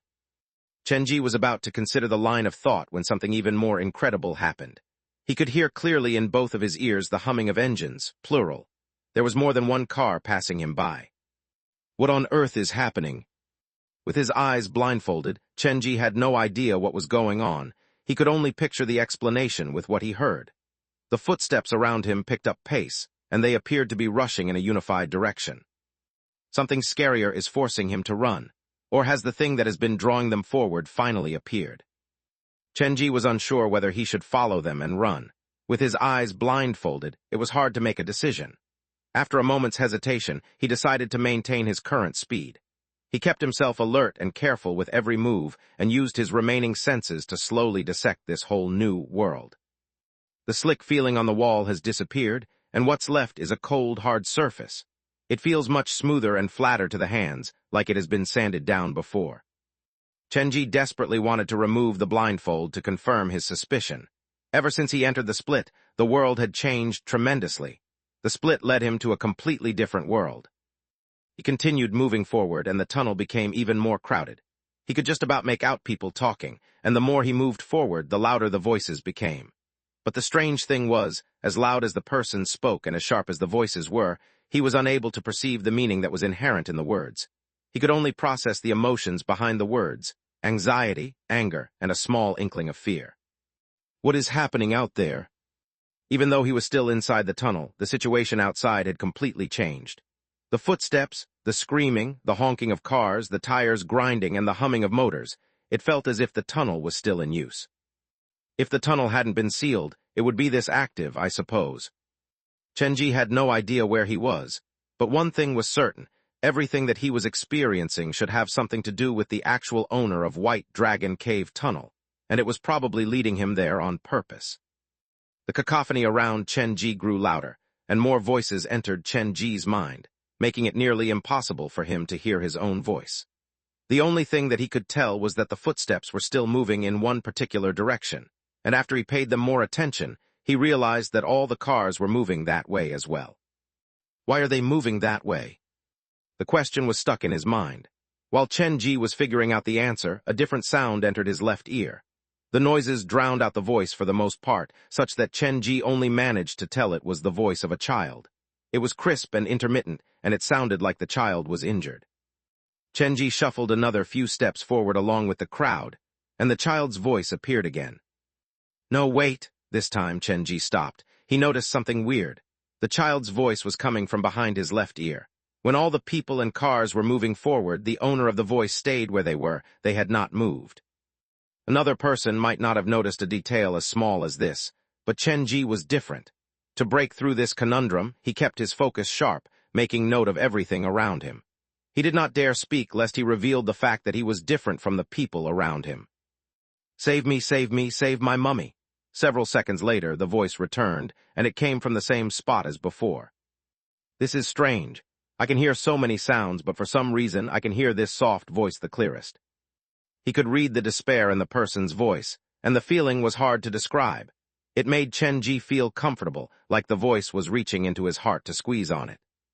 Turning around without knowing what kind of danger was coming from behind him, Chenji instinctively moved toward the source of the voice. He nudged his footsteps little by little, and like a blind person, Chenji slowly searched for his way. As he got nearer the voice, suddenly someone tapped him on his shoulder, and then it was followed by an urgent scream. The voice was loud, and it warned him to move faster. If he stayed, he would be in mortal danger. These are probably the spirits that entered the tunnel with me. They are running for their lives, so the thing chasing after them is probably the owner of the tunnel. The way Chenji thought was different from the people inside the tunnel. He was very clear about his identity. He was a bait, waiting for the owner of the tunnel to show themselves. This was a very risky move, but that was the most direct and simplest way that Chenji could think of to tackle the issue at hand. He had always adopted the most straightforward solution to his problem. That was his style. The people in the tunnel seemed to misunderstand his action, and the voices around him sharpened to become clearer. The people urged him to leave, telling him that if he dared stay any longer, he would really die. Chenji was unfazed by the persuasion of the people around him, and soon his ears captured a different sound. It sounded like liquid dripping. Tick-tock, tick-tock. It was very close to him. Seeing Chenji's desire to stay, the people that tried to persuade him abandoned him, and the tunnel became quiet again. The footsteps, the crunching of the tires, and the honking of the car disappeared like the tunnel was once again abandoned by society and its people. Save me, save my mummy. The location near the wall issued the child's pleading again. Chenji went closer to it and slowly squatted down. His eyes were still blindfolded, and he did not dare to speak, afraid that it might cause some unknown and unbeneficial changes. After a few seconds, Chenji's hands, which were not covered or gloved, reached out toward the source of the voice. His fingertips touched a liquid that was cold, and Chenji was very familiar with this sense. This is blood. He searched around blindly, and eventually his 5 fingers came across a thin and slender arm. I'm trapped by the window. Please go and save my mother first. She's stuck in the driver's seat. The child's voice entered Chenji's ears. He did not follow the child's direction immediately, but was instead reminded of something else. The voice had initially come from his left side. Chenji was very sure of that. Now that his body was turned, the voice was still coming from the wall. This meant that what the voice said did not make any logical sense. If the thing is really trapped inside a car, how did it manage to talk into my ear that was facing the wall? I've been walking alongside the wall after all. Interestingly enough, when the driver disappeared, he had once mentioned that there was something incredibly scary near Chenji's left cheek. This is such a coincidence. The driver said that the thing was near my left cheek, and that is exactly where the child's voice originated from. So, if the driver wasn't lying, the monster that managed to spook him should be the child that I'm hearing now. Chenji slowly understood what had happened. The reason for the driver's disappearance was probably because he had chanced upon the monster's real identity and had ruined the monster's plan. My mother is just in front. Can you please save her, please? The voice was so desperate that it was hard to reject. Okay, I will help you. Chenji had no idea what kind of scary face was issuing this childlike, innocent voice. He chose to follow the thing's request to save the mother because he believed that this was the upright and moral thing to do. With the child's guidance, Chenji bent down and slowly moved forward. The sound of liquid dripping had not stopped. A strange scent filled up the air, and the further Chenji moved forward, the greater the sense of danger he felt he was in. He could not see on account of the blindfold over his eyes, so Chenji could only slowly find his way forward. His hands soon found the frame of a car. He bent down, and his hands touched a woman's hair. He did not speak, and by applying force to his arms, Chenji grabbed the woman by her shoulders and gently shuffled her out of the car. Take her away, quick, now! After Chenji rescued the woman, the child's voice turned shrill. Unlike normal children, the child had not cried even though he was injured, and his voice was filled with a maturity that was not present in other children his age. Chenji had no idea what the child was plotting. He dragged the woman and walked for several steps before suddenly stopping. Go ahead, why are you stopping? Go. Ignoring the child's order, Chenji carried the woman on his back and returned to the child. Without his sight, Chenji's hands touched around the car window and had a brief understanding of the child's situation.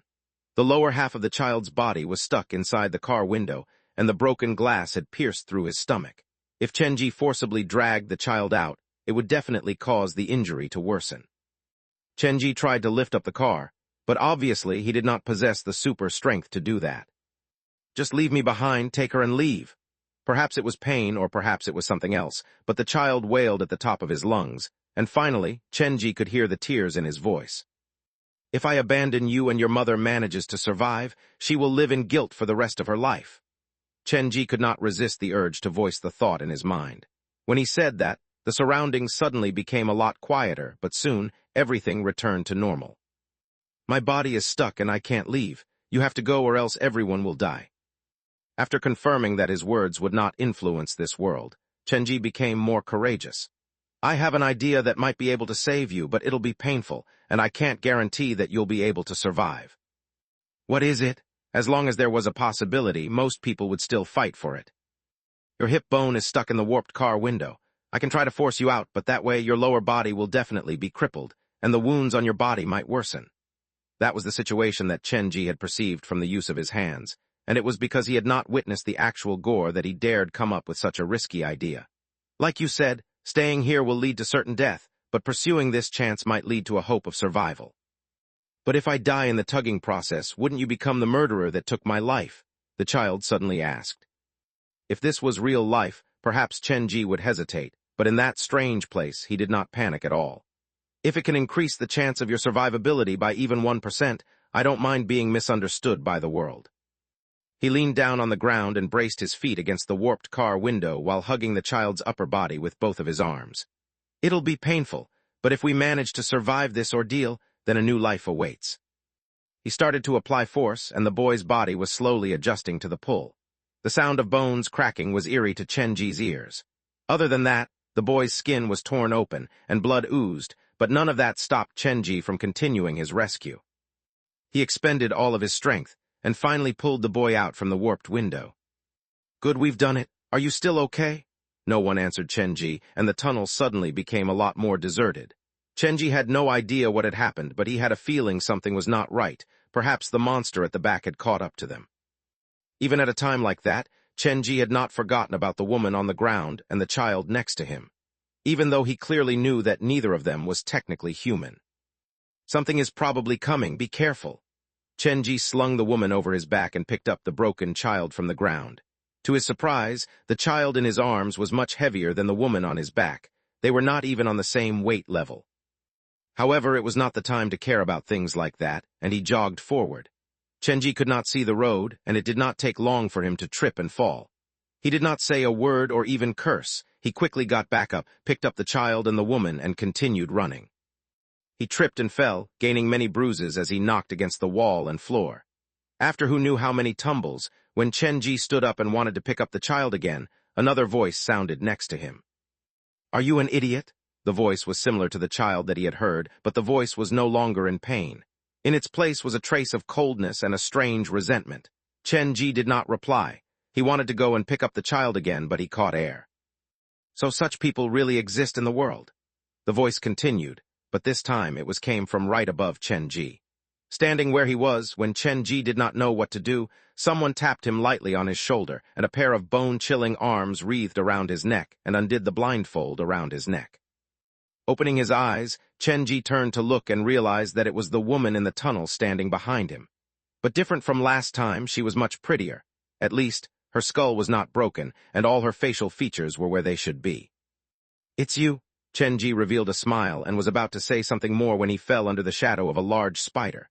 Looking up, the smile on Chenji's face froze. Even though he had met so many ghosts at that moment, he could not help the fear from curling around his heart. Just above Chenji was a red spider made from endless spirits and specters hanging upside down. The red on the spider was much brighter than the red dress on the woman's body. It felt as if blood was flowing through its body, and it were slowly dripping down. "Why have you stopped speaking?" The voice came from the head of the spider.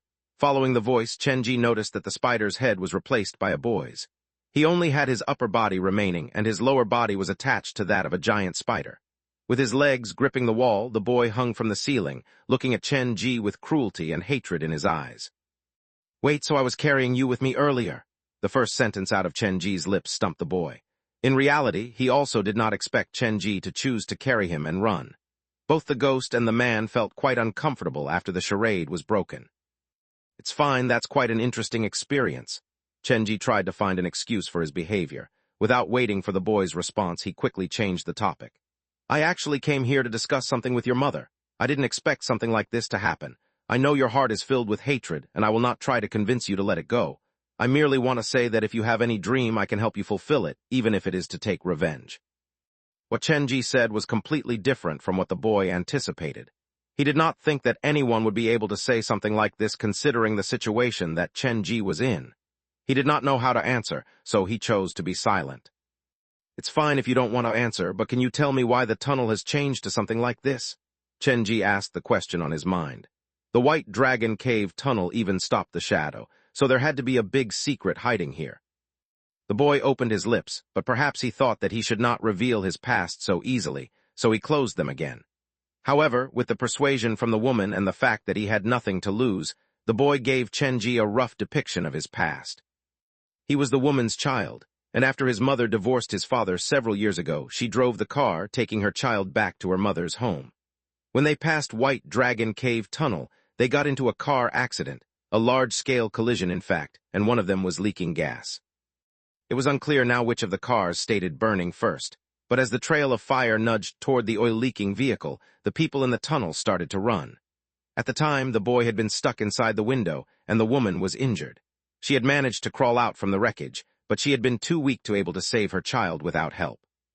She had cried for help from people around her, chasing after the passing cars, yelling for them to stop. If one of them had been willing to help her, they would have been able to save the child. However, under the condition where their lives would be put in danger, no one was willing to lend a hand. In the end, the woman who had the means to escape did not leave, but chose to return to her baby's side to console him, to accompany him until the fire reached the leaking vehicle. Ever since then, peace had deserted White Dragon Cave tunnel. Many drivers saw a woman in a red dress standing in the tunnel waving for them to stop, and some witnessed a monster piecing indeterminate things onto its body. Chapter 612, Dream Weaver. The woman waved for the drivers to stop to get people to help save her son. If the drivers would stop to aid her, she would get into the car and follow them until they arrived at her son's death spot. While those who refused to stop and left just like that, the woman would leave something special in their car. Compared to the boy who had turned into a monster, the woman could be considered relatively kind. With his body stuck and his eyes watching the slow approach of death, the small body had been consumed by fire bit by bit, and the pain had forever been seared in the boy's heart, making it something that he would never forget. His clear eyes were dominated by hatred and resentment. The flames danced on his skin, filling every inch of his body, slowly turning him into something else. Hatred blinded him, causing him to destroy everything in sight, using their body to fill up his own misgiving. If one came across the woman in the tunnel, if one was kind enough, one would at most get into a car accident. The vehicle would be ruined, but most of the time one would escape with one's life intact. However, if one ran into the child, the only destination was death. Specters were ultimately specters. Resentment had already laid a curtain over their eyes, silencing their conscience while becoming the reason for their existence. Chen Ji listened to the woman and her child's story patiently. This was undeniably a tragedy. Human nature was gray, alternating between a sinner and a saint. As a bystander, he had no right to judge others, so he could only lend them an ear. Without anyone stopping to help and her son stuck in the car, the mother had chosen to return to accompany her child, to actively wait for death. From Chen Ji's perspective, the child had turned into a true monster. His resentment being far beyond that of his mother was due to guilt and self-blame. Perhaps he thought subconsciously that it was him who caused his mother's death. His mother would not have died if not for him. He wanted to find a channel to vent that emotion, and that turned him deeper toward the abyss. With a giant shadow of a spider hanging above him, it would be a lie to say that Chen Ji did not feel a shred of fear. However, after understanding the whole story at the very least, he was able to understand the woman in the tunnel and her son that took on the shape of a giant spider better. So you have been suffering a pain like this? Chen Ji's tone was even. There was no conspicuous pity. At most, there was only a light trace of melancholy. Pain, I wouldn't say so. Initially, there might be some discomfort, but eventually I fell in love with this sensation. Every nerve was grinded sharp by knives. Seeing blood pour out from the many holes and then sharing this joy with more people, I like to admire their expression because I know they are admiring me as well. The boy's upper body grew on the ginormous spider body, and he had an innocent smile on his face. I can understand that, and in fact, I do admire you. Chenji's expression returned to normal, and the last trace of discomfort on his face disappeared. In terms of being calm while facing a great deal of pressure, no one could do better than Chenji in Jiujiang. You admire me? I'm sorry, but that only made the scalp of my head go numb, so please watch your actions and words. Don't come too close to me, you make me uncomfortable. The child denied Chenji's kind intention. He wanted to leave immediately. Go back to where you came from. We don't welcome you here. Mommy will only stay with me, and she won't be going anywhere.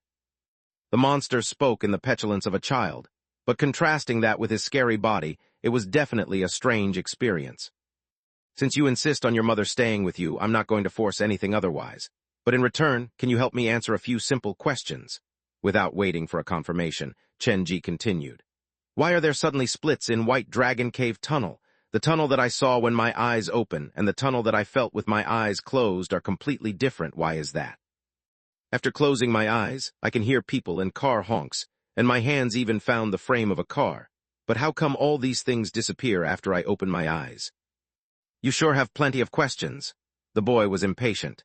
His thick appendages crawled on the wall, and each move created this grating sound of shuffling. I'm just curious. There is only one tunnel here. Earlier, I drew you into my dream. The boy's answer surprised Chenji. In your dream. It's very hard to explain. No one has asked me this question before, so for now, let's just use dreams to explain it. It is the term closest to the truth anyway. The boy started at Chenji, and he was quite annoyed. If not for the fact that Chenji had done everything right in his test, he would have come after Chenji already. A dream only exists in one's mind and the body is still, but what I experienced earlier is completely different from a dream. I couldn't see it, but everything else was real. My fingers could touch it, and my ears can hear them. Chenji did not believe the boy could weave dreams, and more than that, drag someone into that weaved dream. Why do you have so many endless questions? The boy's murderous intent continued to rise, seeing how stubborn Chenji was, but he was able to suppress it. I've already told you dream is just an appellation. If you want, you can also see it as a type of power. As long as we're in this tunnel, I can drag everything into my dream. It's geographically limited. The power is only usable inside this tunnel. Chenji noted the boy's weakness before the boy's face. He started to lower his head to think, ignoring the boy's face, which had turned ashen. The boy was different from a normal red specter. Compared to a specter, he was more like a monster. The big difference between his upper body and lower body attracted Chenji's attention. Thinking back to earlier, the world that he had felt, the boy was stuck inside the car with his upper body exposed outside and his lower body trapped inside. After he transformed into a ghost, his upper body remained, but his lower body disappeared. Where's his lower body? Chenji's mind turned, and then he was suddenly reminded of something else. Of all the 3-star scenarios introduced by the Black Phone, there was one common feature. There would be a door. So where was the door at White Dragon Cave Tunnel? This is a tunnel, and the builder wouldn't have built a door in the middle of the street for no reason, right? Only when one is at the deepest depths of despair can they push open the door. The child spent his last moment trapped inside a car window. His body was crushed by the warped window. A flash crossed Chenji's eyes. The door in White Dragon Cave Tunnel was most likely the car door. But then that led to another problem. The abandoned car had already been towed away by the police a long time ago, so how was the door inside the tunnel being maintained? With a curious gaze, Chenji turned to study the boy's incredibly disproportionate body. Could the door be growing on him? Chenji was shocked by the thought that appeared in his mind. If that was the case, then the red specter before him was really something extraordinary. A movable blood door. Being stared at by Chenji, the boy's pretty brows scrunched together. For some reason, he felt like in Chenji's eyes, he was not a scary monster, but instead some kind of rare piece of art. Chapter 613, Door Stuck Inside the Body. What are you looking at? The thick appendage moved to point to Chenji, stopping before his eyes. The boy seemed to be averse to be gawked at like a spectacle. I'm sorry, that was impolite of me. Chenji pulled his eyes away from the part where the body's stomach was joined to the spider's body. Even if the door for White Dragon Cave Tunnel was really on the child's body, he would not tell Chenji anyway, so focusing on that point would be useless. Thus, Chenji ended that topic quickly. If you're not willing to share about that, we'll talk about something else. Chenji suddenly turned serious. This is my last question, and it is related to all of our safety, so I hope you wouldn't hide anything from me with regards to this question. Go ahead, the boy pulled back his scary appendage. At midnight several days ago, did you see a shadow enter White Dragon Cave tunnel? The mention of the shadow caused the boy's expression to shift instantly. Are you here because of him? Looks like you do know something. Chenji was excited. He had finally someone who could tell him more about the shadow. The temperature in the tunnel suddenly dropped, and a cold wind drifted out from the deeper part of the tunnel. Neither the boy nor his mother spoke. They were silent for a long time until the boy jumped down from the wall. With his strong appendages holding his large body up, the boy looked down on Chenji. The monster was incredibly large, and the way he stood placed Chenji under great pressure. Go home, the more you know, the deeper you'll sink into despair. When the boy said that, his voice even quivered slightly. Are you afraid? I'm not. The boy suddenly lost control of his emotions and raised his front appendage to swipe at Chenji's chest. The human faces on the appendage wailed, but it stopped at the last minute. We have the same enemy, so I can help you in any way that you might need me to. Chenji looked at the appendage right before his eyes and slowly lowered his arms.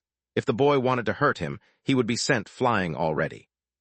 After a long time, the boy slowly moved back from Chenji and lowered his body to maintain the same eye level with Chenji. That man is crazy. That was not his first time coming to White Dragon Cave. He's been here before. Was this several years ago? Chenji thought back to the strange memory that he had seen in this tunnel about how his young self was killed. Do you know why my mother and I insist on hiding here, unwilling to take one step out of this place? Uncertainty crossed the boy's face. Is it because of the shadow? Does he want to harm you? Who really knows? The shadow comes every year, and every time he is stronger than before. I only barely manage to keep him back every time. The boy did not sense any threat from Chenji, but he felt a strange discomfort from the man's shadow. I hate shadows. I met the shadow recently, and in just a week he has grown much stronger. I have no idea how he did that. Perhaps the information revealed by Chenji made them uncomfortable. After sharing a look with his mother, the boy told Chenji, I can tell you everything I know, but you have to promise me one thing. No problem. Chenji gave his promise without even asking what the promise was. His easygoing nature unsettled the boy. I need you to wind this spider thread around your neck. The appendages on the spider body spread, and a gap slowly opened at the joint where the boy's torso was sewn to the spider body. A thick stench of blood floated into the air, and blood dripped down his body. As the gap grew bigger, the expression on the boy's face turned scarier. He reached his hand into the gap, and it looked like someone was reaching into his own stomach. Tell me your choice. The boy slowly pulled out his hand to retrieve several red spider threads from the gap. They were stuck to each other, and with the boy pulling on them, they gradually wound into a thin red rope. There was no fear in Chenji's eyes as he stared at the thread dripping with blood. His answer was still the name. No problem. Stepping forward, Chenji moved to the boy's side without any hesitation. His insouciance caused the boy to become suspicious. He studied Chenji seriously, and for a moment he thought this kind-looking man before him could be hiding a devil with self-destructive desire deep inside his heart. Being close to the boy, Chenji finally had a chance to inspect the gap on the boy's body. Fresh blood spider threads that looked like blood vessels, the heavy scent of blood, all these features matched those of a blood door. Accepting the spider thread with both hands, Chenji smiled at the boy. He cried for Zhangya's name internally, wanting Zhangya to see whether the thread would be threatening to his health or not, but Zhangya gave him no reply. The thread slowly neared Chenji's neck. It was too late to turn back now. Just as the thread was going to wind around his thin neck, the woman in the tunnel stepped forward and shoved the thread away. Perhaps Chenji had left a good impression on the woman the last time they interacted, so this time she came forward to help him. Are you really not afraid? Suspicion appeared in the boy's resentment-filled eyes. Then he turned around. Follow me, I know many things about the shadow. Perhaps we can work together this one time. Chenji had no idea why the boy suddenly changed his mind. He followed the boy and something brushed against his head. He lifted his head to look, and Chenji's eyes twitched. In the center of the tunnel at the top of the darkened ceiling hung many bodies. Their necks were all wound with spider threads, and they dangled from the ceiling like hanging victims. If you wind the thread around your neck, your only destination is death. I have no idea why Mommy suddenly decided to intervene, but I respect her choice. The boy's heart was seared by hatred and anger. The only thing that could give him pause in the world was his mother. The boy crawled onto the wall. This forest of bodies was where he rested normally. I met the shadow a long time ago. At the time, he was not as powerful as he is now. He was just a kid slightly older than me.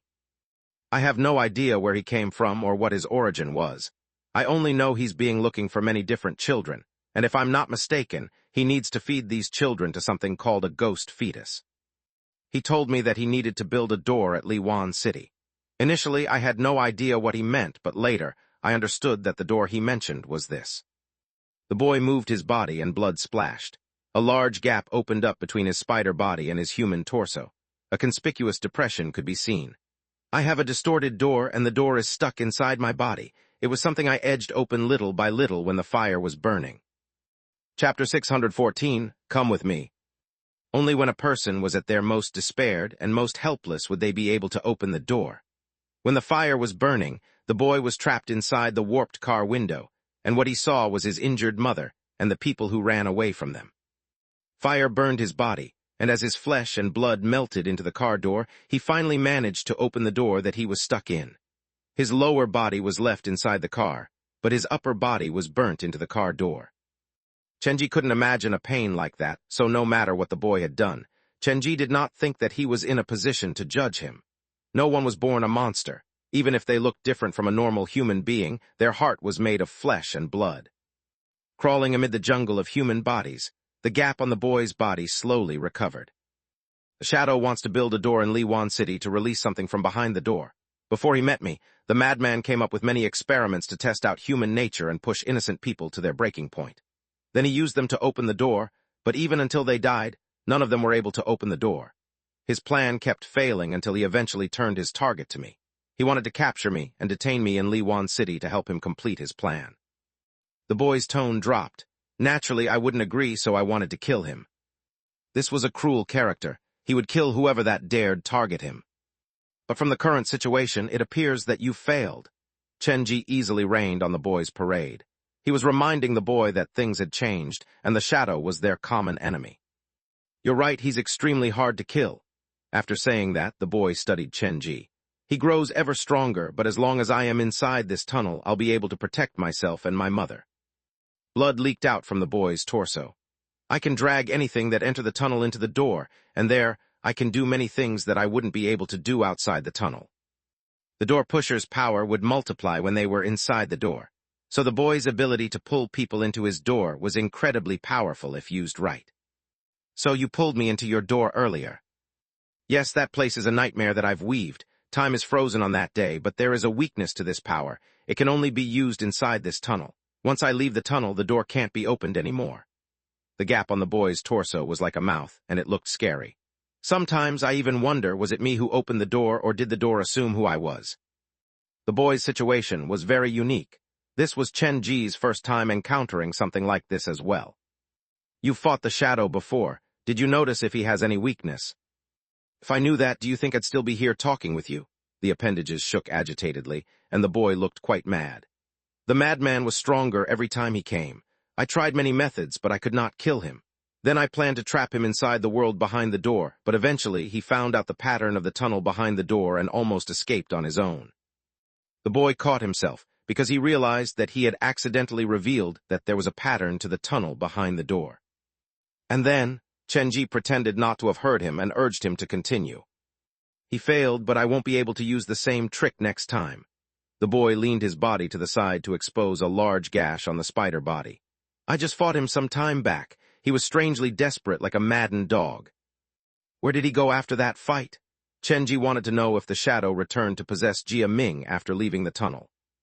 How would I know? The boy started to evade the question. With the interrogation from Chenji, he had finally revealed 3 things to him. Whenever the shadow came here, his form would change. The boy suspected that the shadow had the ability to change his appearance and size. There was a child's shadow hiding inside the shadow. No matter the appearance that he took on, the child's shadow had never changed. The last was something that the boy himself could not confirm. He sensed a presence similar to Chenji in the shadow, and that was why he had wanted to kill Chenji earlier. Memorizing these 3 points, after confirming that he was unable to get more information from the boy, Chenji turned to the woman. What are doing? Before he said anything, the boy weaved through the forest to stand between Chenji and his mother. After you leave the tunnel, you won't be able to open the door inside your body, and your power will drop drastically, so I wish to ask her to help me fight the shadow. After all, the more we have, the greater the chance of winning. Chenji said that so naturally that the boy felt stumped.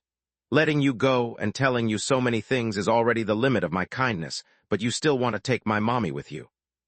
If we don't deal with the shadow when he returns to the tunnel, both you and your mother will die, Chenji said plainly. The boy's mind was filled with resentment and vengeance, so the normal persuasion that Chenji used on other ghosts would be pointless. Thus, Chenji changed his angle and decided to go around this the most straightforward way, to convince the boy with the facts. I will not force you to make the choice, but I hope that you'll really take into consideration your mother and your current situation.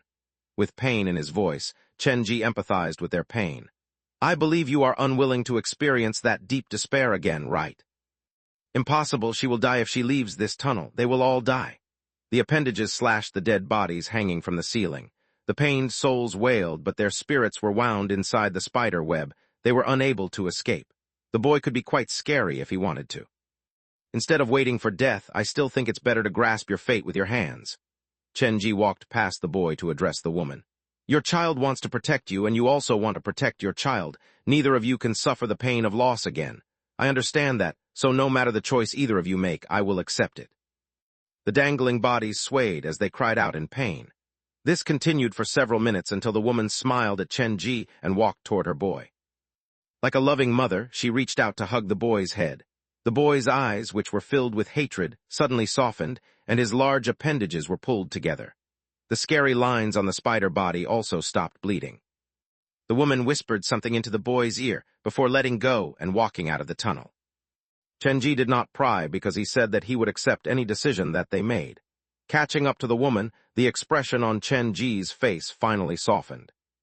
This 3-star scenario should be successful after bringing away the mother of the strongest monster with me, but the completion rate will probably be really low. I should come back if I have the chance to give the mother and son their deserved reunion. For now, I should focus on dealing with the shadow. Chapter 615, Preparation Work Completed. The taxi was parked at the entrance of the tunnel, and Chenji's focus was captured as he studied one page of the comic. After a long time, there was a commotion coming from the driver's seat, so Chenji pulled the door lightly open. You're finally awake. He tapped the driver's face and then covered his mouth. He predicted that the first thing the driver would do after waking up was scream, so he took the precaution. The driver's eyes flew open, and his face was covered in fear. Calm down and listen to me. After conversing with the spider boy, Chenji had not left immediately. To ensure that the mission was completed, he had spent time inside the tunnel until the sun rose. After one night of exploration, Chenji had discovered many things. Many spirits that died from car accidents had made their home inside the tunnel. The place was as dangerous as the underground morgue. However, whenever the shadow came, he would commit to a total cleanse, taking away or consuming all the spirits that blocked his way. As time passed, the number of ghosts in White Dragon Cave Tunnel decreased, and in a way, Chenji benefited from that. They had come across so many ghosts heading toward the tunnel when they arrived, because that was the boy laying the bait for them to come. The boy had been injured in the battle with the shadow, and the fastest way to recover was to feed. After some communication, Chenji knew that the boy was still hiding his special power, and that power appeared to be related to his large spider body. Chenji did not interact too much with the boy, and for the time being, he did not plan to bring the boy back to his haunted house. After pushing open the door in the fire, the boy had been completely corrupted. He hated everything other than his mother. Selfishness, hatred, anger, all the negative human emotions could be found on the boy's body, so in other words, the boy was much more dangerous than he appeared. Pulling back his thought, Chenji turned to the panicking driver and his voice softened. We seem to have run into ghosts tonight. Slowly releasing his hand, Chenji put his backpack on the passenger seat and said calmly, We'll talk on the road, but for now, let's leave this haunted place first. The driver immediately started the car and turned to rush down the road. What happened earlier? I remember there were two strange passengers inside the car, and then we were carried into White Dragon Tunnel Cave. There were many people rapping against the car window, and there were bloody handprints everywhere. The car broke down, and the phone couldn't be used. As he spoke, the driver sounded like he was about to cry. Chenji quickly tried to calm his emotions. I think you were possessed. I got into your car in western Jiujiang and I wanted to go to eastern Jiujiang to visit a friend. But on the way, when we passed an old, empty, abandoned building, you suddenly stopped and rolled down the window to talk to the air. Then you even opened the car door. You have no idea how scared I was. You didn't see anyone? The driver's face was blanched. There was no one there. I only saw you talking to air. Then something creepier happened. After driving for a while, you suddenly stepped on the brakes, screaming about almost hitting someone. I quickly turned to look, but there was no one on the road. Then, without asking for my opinion, you opened the back door and started rambling again. Chenji complained to the driver like he was the wronged party. Then, just when I thought things couldn't get weirder, after finishing your one-sided conversation, you drove the car right into White Dragon Cave Tunnel. I tried but couldn't stop you. I think I have a memory of that. The driver took in a cold breath. He felt like his limbs were frozen. Have I really been possessed? Are there actual ghosts in this world? That I cannot answer, but in any case, you have given me the biggest scare of my life tonight. Chenji hugged the backpack that radiated a faint scent of blood and looked quite pitiable. We probably ran into ghosts then. The driver looked at the squeaky clean car window. There was not one bloody handprint in sight. He had no idea that it was Chenji and all of his employees who had cleaned his car for almost an hour. His heart was shaking, and the driver kept feeling something was wrong. However, he kept his lips zipped, and he only sighed in relief after driving out of eastern Jiujiang. As the sky was hazy with light, the driver dropped Chenji off at New Century Park. Just drop me here. Here's 100. Keep the change. Chenji was about to leave when the driver grabbed his sleeve. What's wrong? Big brother, are you sure you didn't see anything last night? The driver glanced around his car. Please, give me a direct answer. I don't think I'll be able to drive this car anymore. I keep feeling like there's something inside here. Don't worry, your car now is very clean, and in the future, stop driving to eastern Jiujiang, Chenji said as he grabbed his bag and headed into the park. What exactly happened last night? Oh right, I can check the vehicle camera. Wait a minute, who removed the machine? If it's a ghost, then it sure is a high-tech ghost. What? Returning to the haunted house, Chenji went into the staff break room and took out the black phone. As the sun rose, he received the mission complete message. Congratulations, Spectres, favored for completing 3-star trial mission. A new scenario, the end of the tunnel, has been unlocked. The end of the tunnel, what is at the end of the tunnel? Mission completion rate, 20%. Hidden reward not yet unlocked. The completion rate is low, just slightly higher than the rate at Coffin Village, Chenji, sitting in bed, thought to himself. Since the completion rate is only 20%, it looks like the boy in the tunnel still hid something very important from me. He must have lied to me last night, but it is hard to tell what the lie was. The boy had a hatred-filled heart, so it was normal for him not to trust Chenji. If not for his mother, the boy would have hanged Chenji. Looks like he needs some real education. Putting the phone away, Chenji went underground and found the newly unlocked scenario next to the Twin Water Ghost Pool. It was a tunnel that one could not see the end of. Chenji had no idea where it led, and just standing at the entrance, Chenji could feel the bone-chilling wind that radiated out. The boy can only open the door inside his body at White Dragon Cave Tunnel. I wonder if he can do the same if he's here at this haunted house replica. The boy was unique because he was in possession of a mobile door. Chenji valued that because he believed that in the near future, the boy would have a huge role to play. After sealing up the entrance, Chenji left. He planned to remake all of these recent scenarios to combine them into a large faux 4-star scenario after completing the 3.5-star scenario in Liwan City. He already had a concept inside his mind. When this large scenario is built, my haunted house should rise to a new height. Focused on dealing with the shadow, it had been so long since Chenji admired the happy expressions on his visitors' faces. The weather forecast said that there might be a rain tonight. After the sun sets, I should go explore the area around Liwan City to see if I can run into the woman with the red raincoat. Chapter 616, Heavy Rain, Heavy Rain. Chapter 616, Heavy Rain, Heavy Rain. Translator, Lonely Tree Editor, Milman 97. At 8 a.m., Chenji, who had only lain down for 2 hours of sleep, walked out from the haunted house. The sky was cloudy, a portent of lousy weather ahead, but that did not dampen the visitor's spirit. The theme park was still not yet officially open, but there was already a crowd waiting. No matter how good the attraction is, after many repetitions, the visitors will eventually lose interest. I have to keep unlocking new scenarios or come up with new playstyle to spice up the experience. The haunted house was Chen Ji's base. He decided to give it a good upgrade once he dealt with the shadow. "Boss, what are you thinking about?" Gu jogged through the gate in a pair of exercise slacks.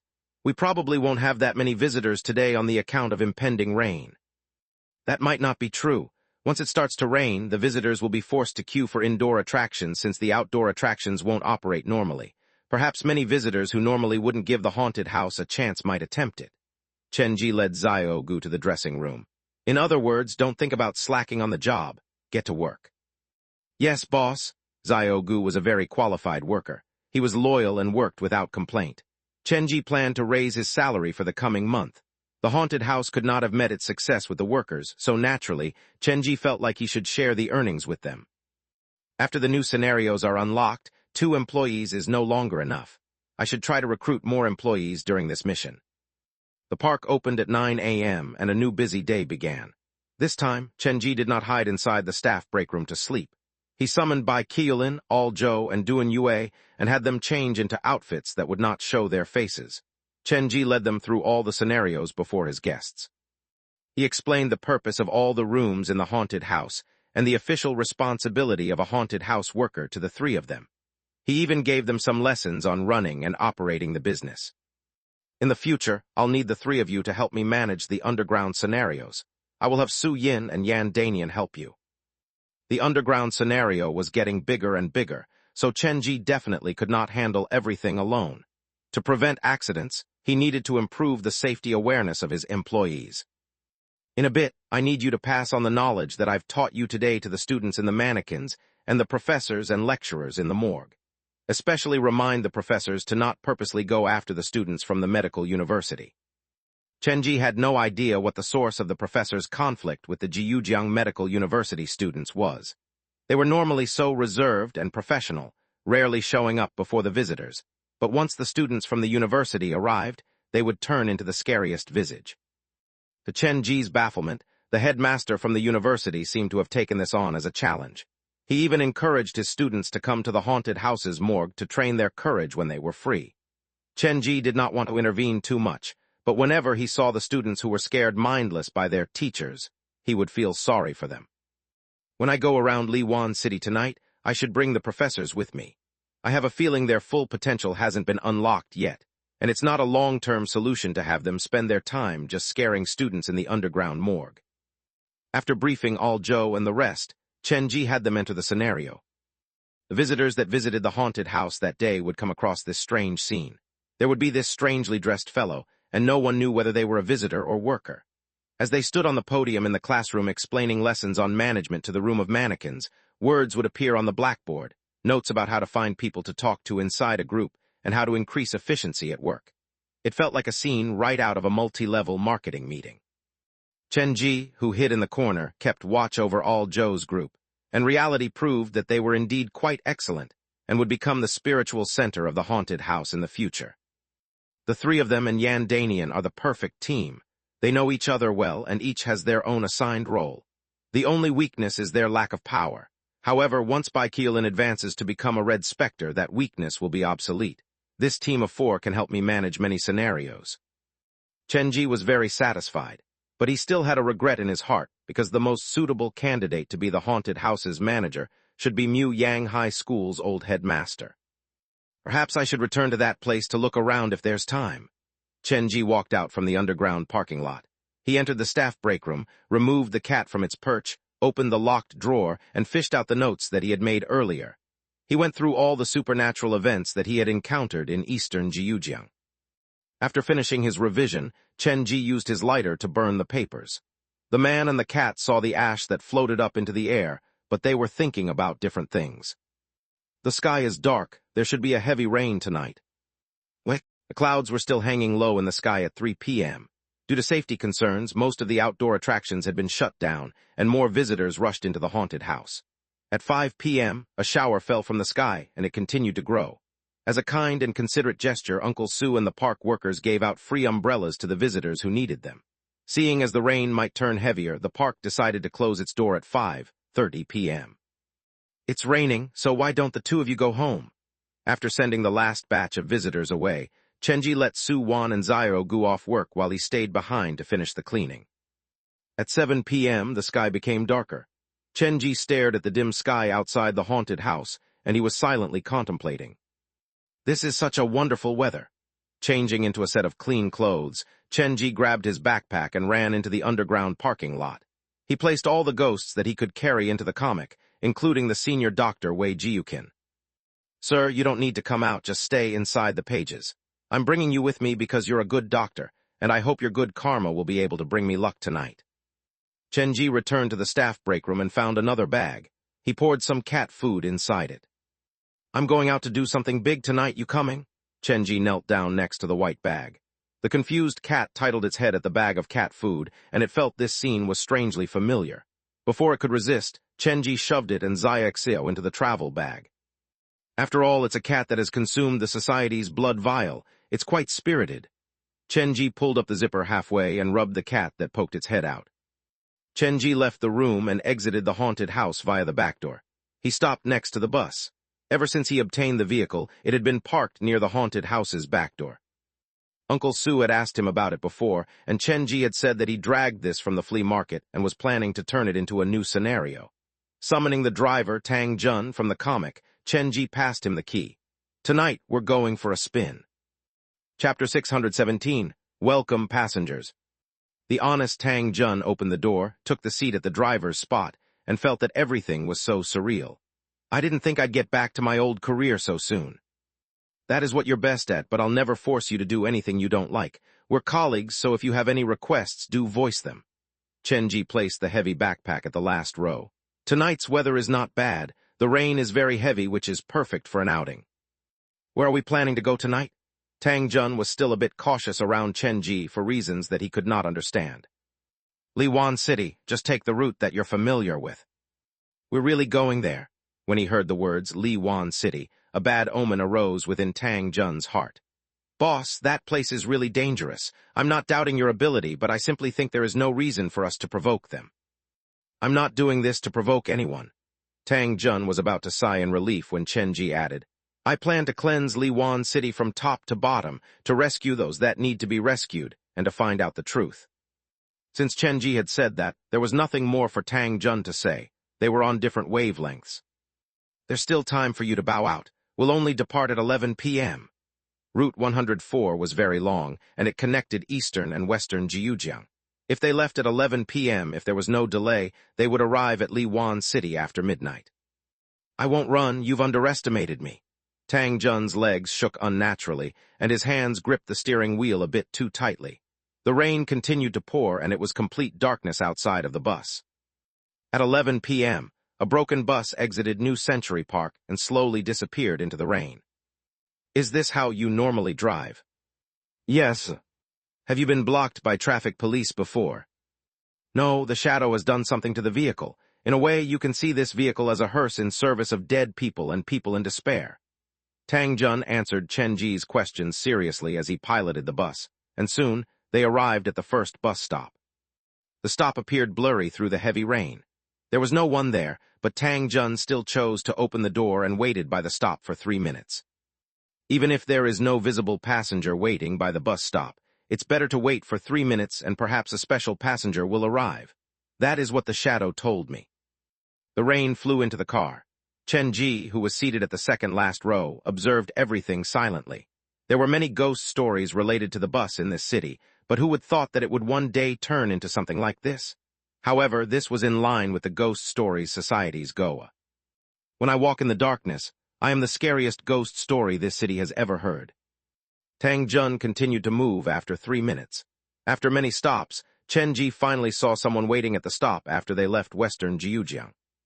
He's waiting for a bus at 11 p.m. This sure is an interesting character. The bus slowed to a halt. The driver did not say a word as he opened the door. The man at the stop shuffled his way up the vehicle.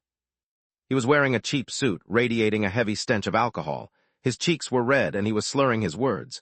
Both his shirt and pants were wet. Do you take card?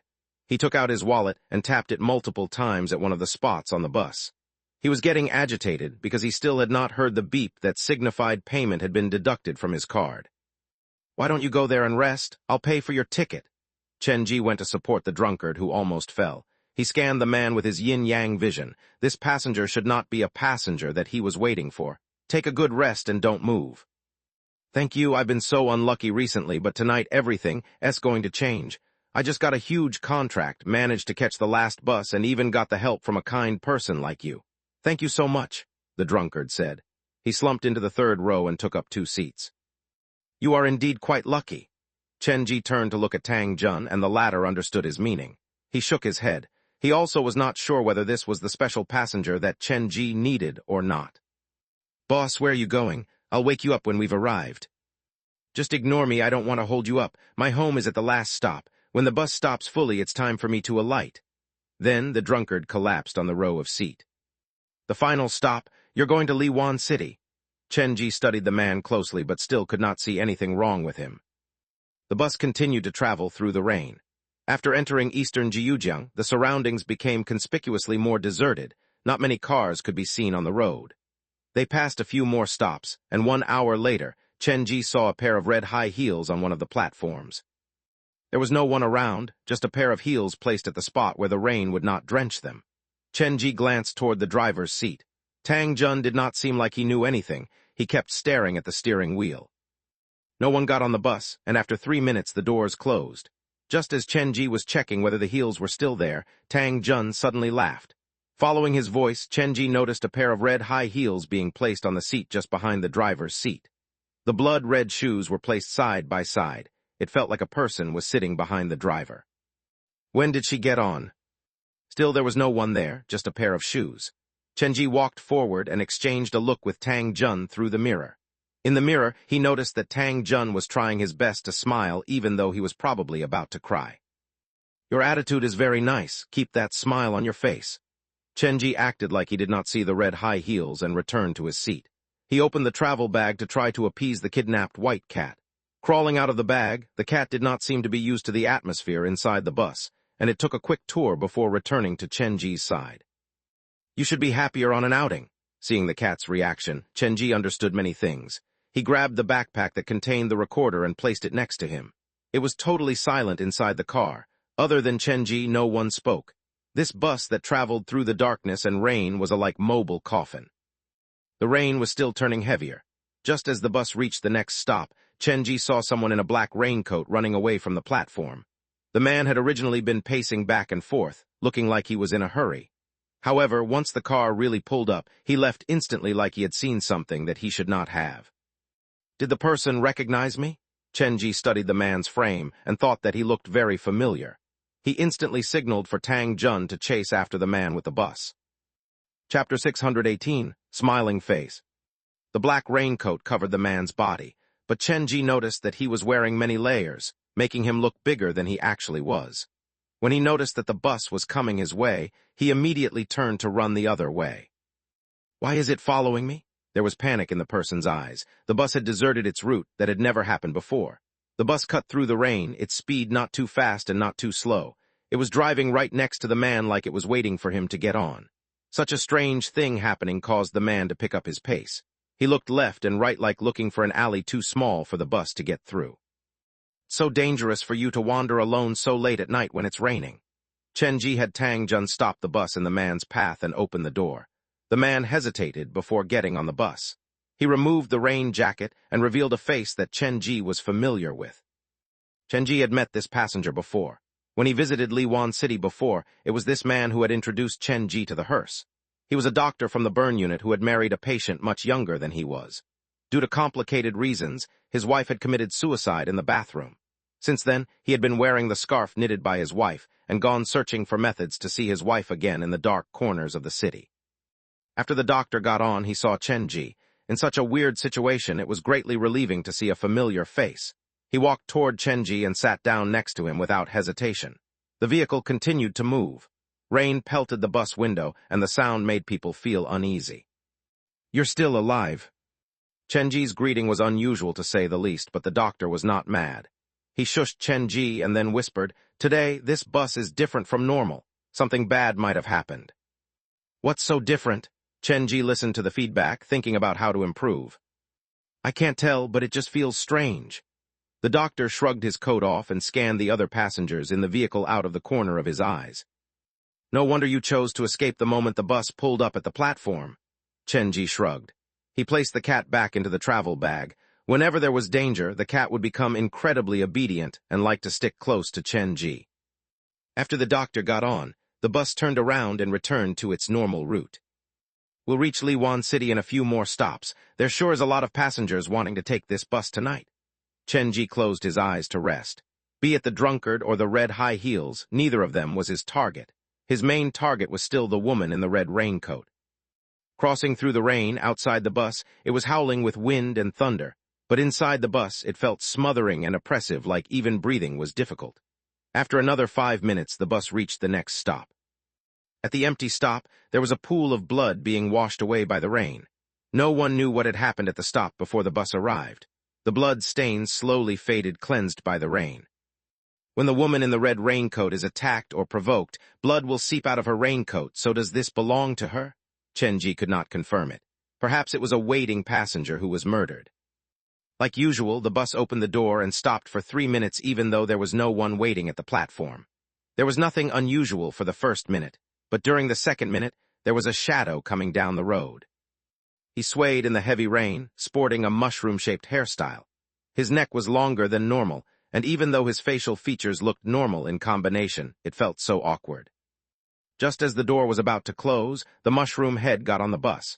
His whole body was drenched, and he had a smile fixed on his face. His lips cracked open to reveal his teeth. Even though the rain slid into his lips, he did not mind, as if this was the only facial expression that he could make. A strange smiling man? That was Chenji's impression of this new passenger. He used his yin-yang vision silently, and with just a glance it felt like someone had poked his pupils with a pin. He quickly closed his eyes to shut off the sharp pain. When Chenji reopened them, the smiling man was already seated. He took a seat in the second row. It seemed like he was purposely taking the seat opposite from the pair of red high heels. Tonight, we sure have plenty of quality passengers. Rubbing his eyes, Chenji was still working through the pain. He had no idea what the man was hiding, but one thing was for sure. The man was definitely not a normal person like the doctor. The bus continued to move. Several minutes later, the doctor suddenly reached behind him to pass a phone to Chenji. Accepting the phone, Chenji read the written message on it. Ever since we left Liwan City, the hearse disappeared. It stopped arriving at the designated time. Tonight, I came to try my luck, but the hearse showed up when it shouldn't have. It has broken all of the rhythm that has been set up in the past. Tonight, there will be more former passengers like myself who came to check the route, so it'll be very dangerous. Be careful, and one thing to pay attention to is the smiling monster on the second row. Be cautious. It has killed a whole bus of people before. Reading the doctor's message, Chenji noticed something. When referring to the smiling passenger, the doctor used monster and it to describe it.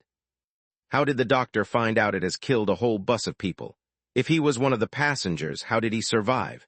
If he wasn't on the bus, then who told him about this? His eyes were pulsing with pain.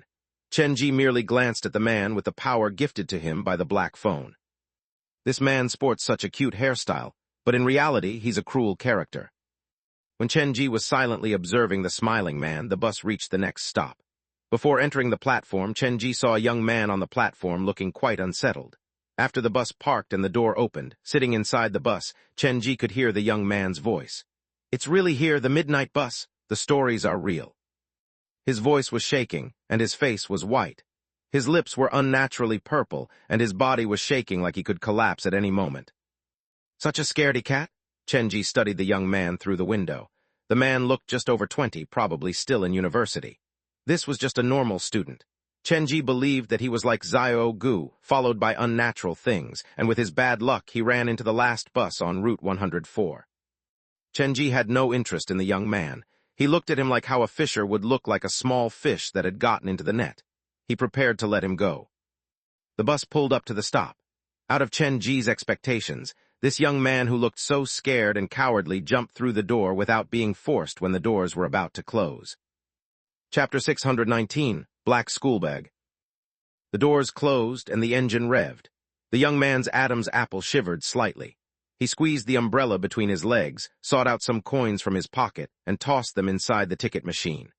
Following the crisp sound of the coins falling against metallic tin, all the few passengers on the bus turned to look at the young man.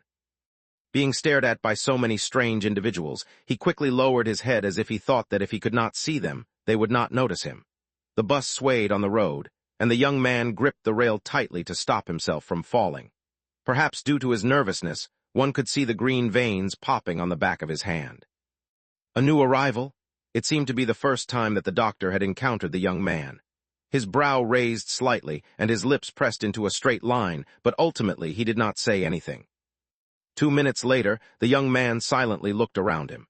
He sighed in relief when he realized that the passengers had stopped paying him any attention. He reached his hand into his pocket to silently take out his phone. It seemed like he was planning to utilize the camera function. It's a bit much trying to take a picture. Chenji was unwilling for his hearse to be exposed, so before the young man could do anything, he stood up to walk toward him. Seeing someone approach, the young man was so scared that the phone almost slipped out of his fingers. There are so many empty seats in the bus. Why are you standing? Chenji's smile was infectious and his voice was friendly. The young man did not explain that it was because he was too cowardly to do so. Ever since getting on the bus, he had realized that even his brain had started to move slower, and for some reason, he could not land on a believable excuse. Are you still in school? Chenji very naturally placed his hand on the young man's arm. Sit here, stay away from the wind, or you might catch a cold. Before the young man realized what was happening, he was already dragged by Chenji to the last row. Calculating the distance between himself and the door, and then turning to look at the locked window, he predicted that it would be faster to break the glass and jump out. Don't be so nervous. Is this your first time taking the last bus on Route 104? Chenji was like the big brother next door. You've probably been misled by some of the baseless articles online. In reality, the public transport company occasionally adds a last trip running at midnight on certain days. I have no idea why, but you don't need to worry. We're all living humans. To increase the persuasiveness, Chenji even opened his travel bag to grab the white cat. Have you seen a ghost who has a pet cat? The white cat who had been hauled out to be shown was annoyed. It waved its claws but was too far away to actually touch Chenji, so its anger caused its fur to burst. Seeing such a lively creature, the horror in the young man's heart dissipated. He scratched his head and said uncertainly, "But it's midnight and raining so heavily, why are there so many passengers?" Even at night, there are many who need to work to keep their lives afloat, like telephone operators, late-night drivers, night shift guards, and radio personalities with early morning programs. The contributions of these people can't be overlooked for the advancement of our city. Such a positive statement felt strange inside the eerie bus, but Chenji ignored the incongruity. By the way, what do you do for a living? Why are you still outside so late at night? The young man hesitated. He turned to look at the other passengers. Since the lights inside the bus were not on, he could only see clumps of shadows. His palms were slick with sweat. After a long time, he silently put the phone away and told Chenji, "I am a student at Linjiang First High." A high schooler, Chenji studied the child's face. You look so mature for your age. I've repeated my studies for 2 years already, and it seems like I'm going to have to repeat again, but that is not that important anymore.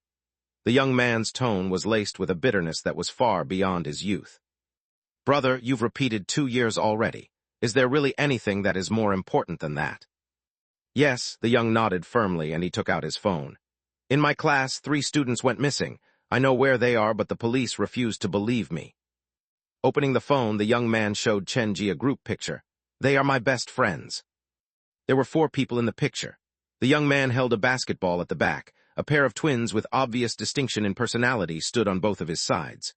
The one on the left was shrouded in a negative aura, carrying a black backpack in his hands, while the one on the right looked at the girl at the front with overflowing love in his gaze. Why did they suddenly disappear? Chenji studied the students in the picture, paying extra attention to the backpack that the boy on the left was carrying. In Xiao Bu's game, there was a black school bag placed at the last row of the bus, and when Xiao Gu took the hearse, he had come across a high schooler on the bus. That high schooler had also been carrying a black bag. Black school bag, a pair of twins who look similar but have completely opposite personalities. Chenji seemed to be reminded of something.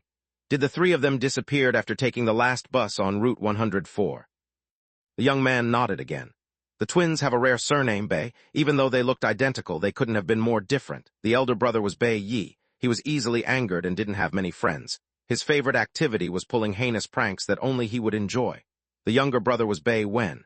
He was a good student, quiet and shy. He kept to himself unless when he was approached. The 4 of us stayed close to each other, so we normally went home together.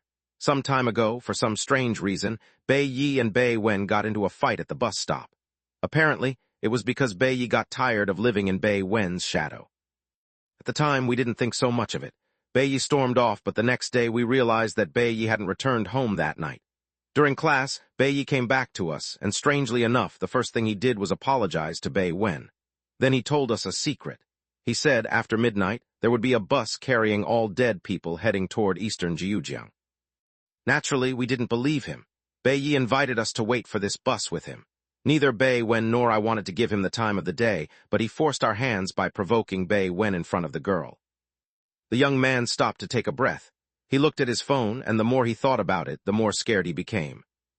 And then all three of them disappeared. Bei Yi and his father disappeared on the same day, then it was the girl and finally Bei Wen. This sequence was similar to the sequence in Chen Ji's memory. He felt like there were a great chance Bei Wen and Bei, you were trapped inside the world behind the door in Liwan City.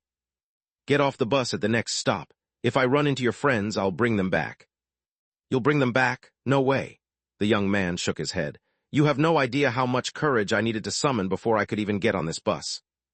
Follow my orders if you don't want to die? The smile on Chen Ji's face was still gentle, but the young man felt like he had been splashed with a basin of cold water in winter. He could not help but shudder.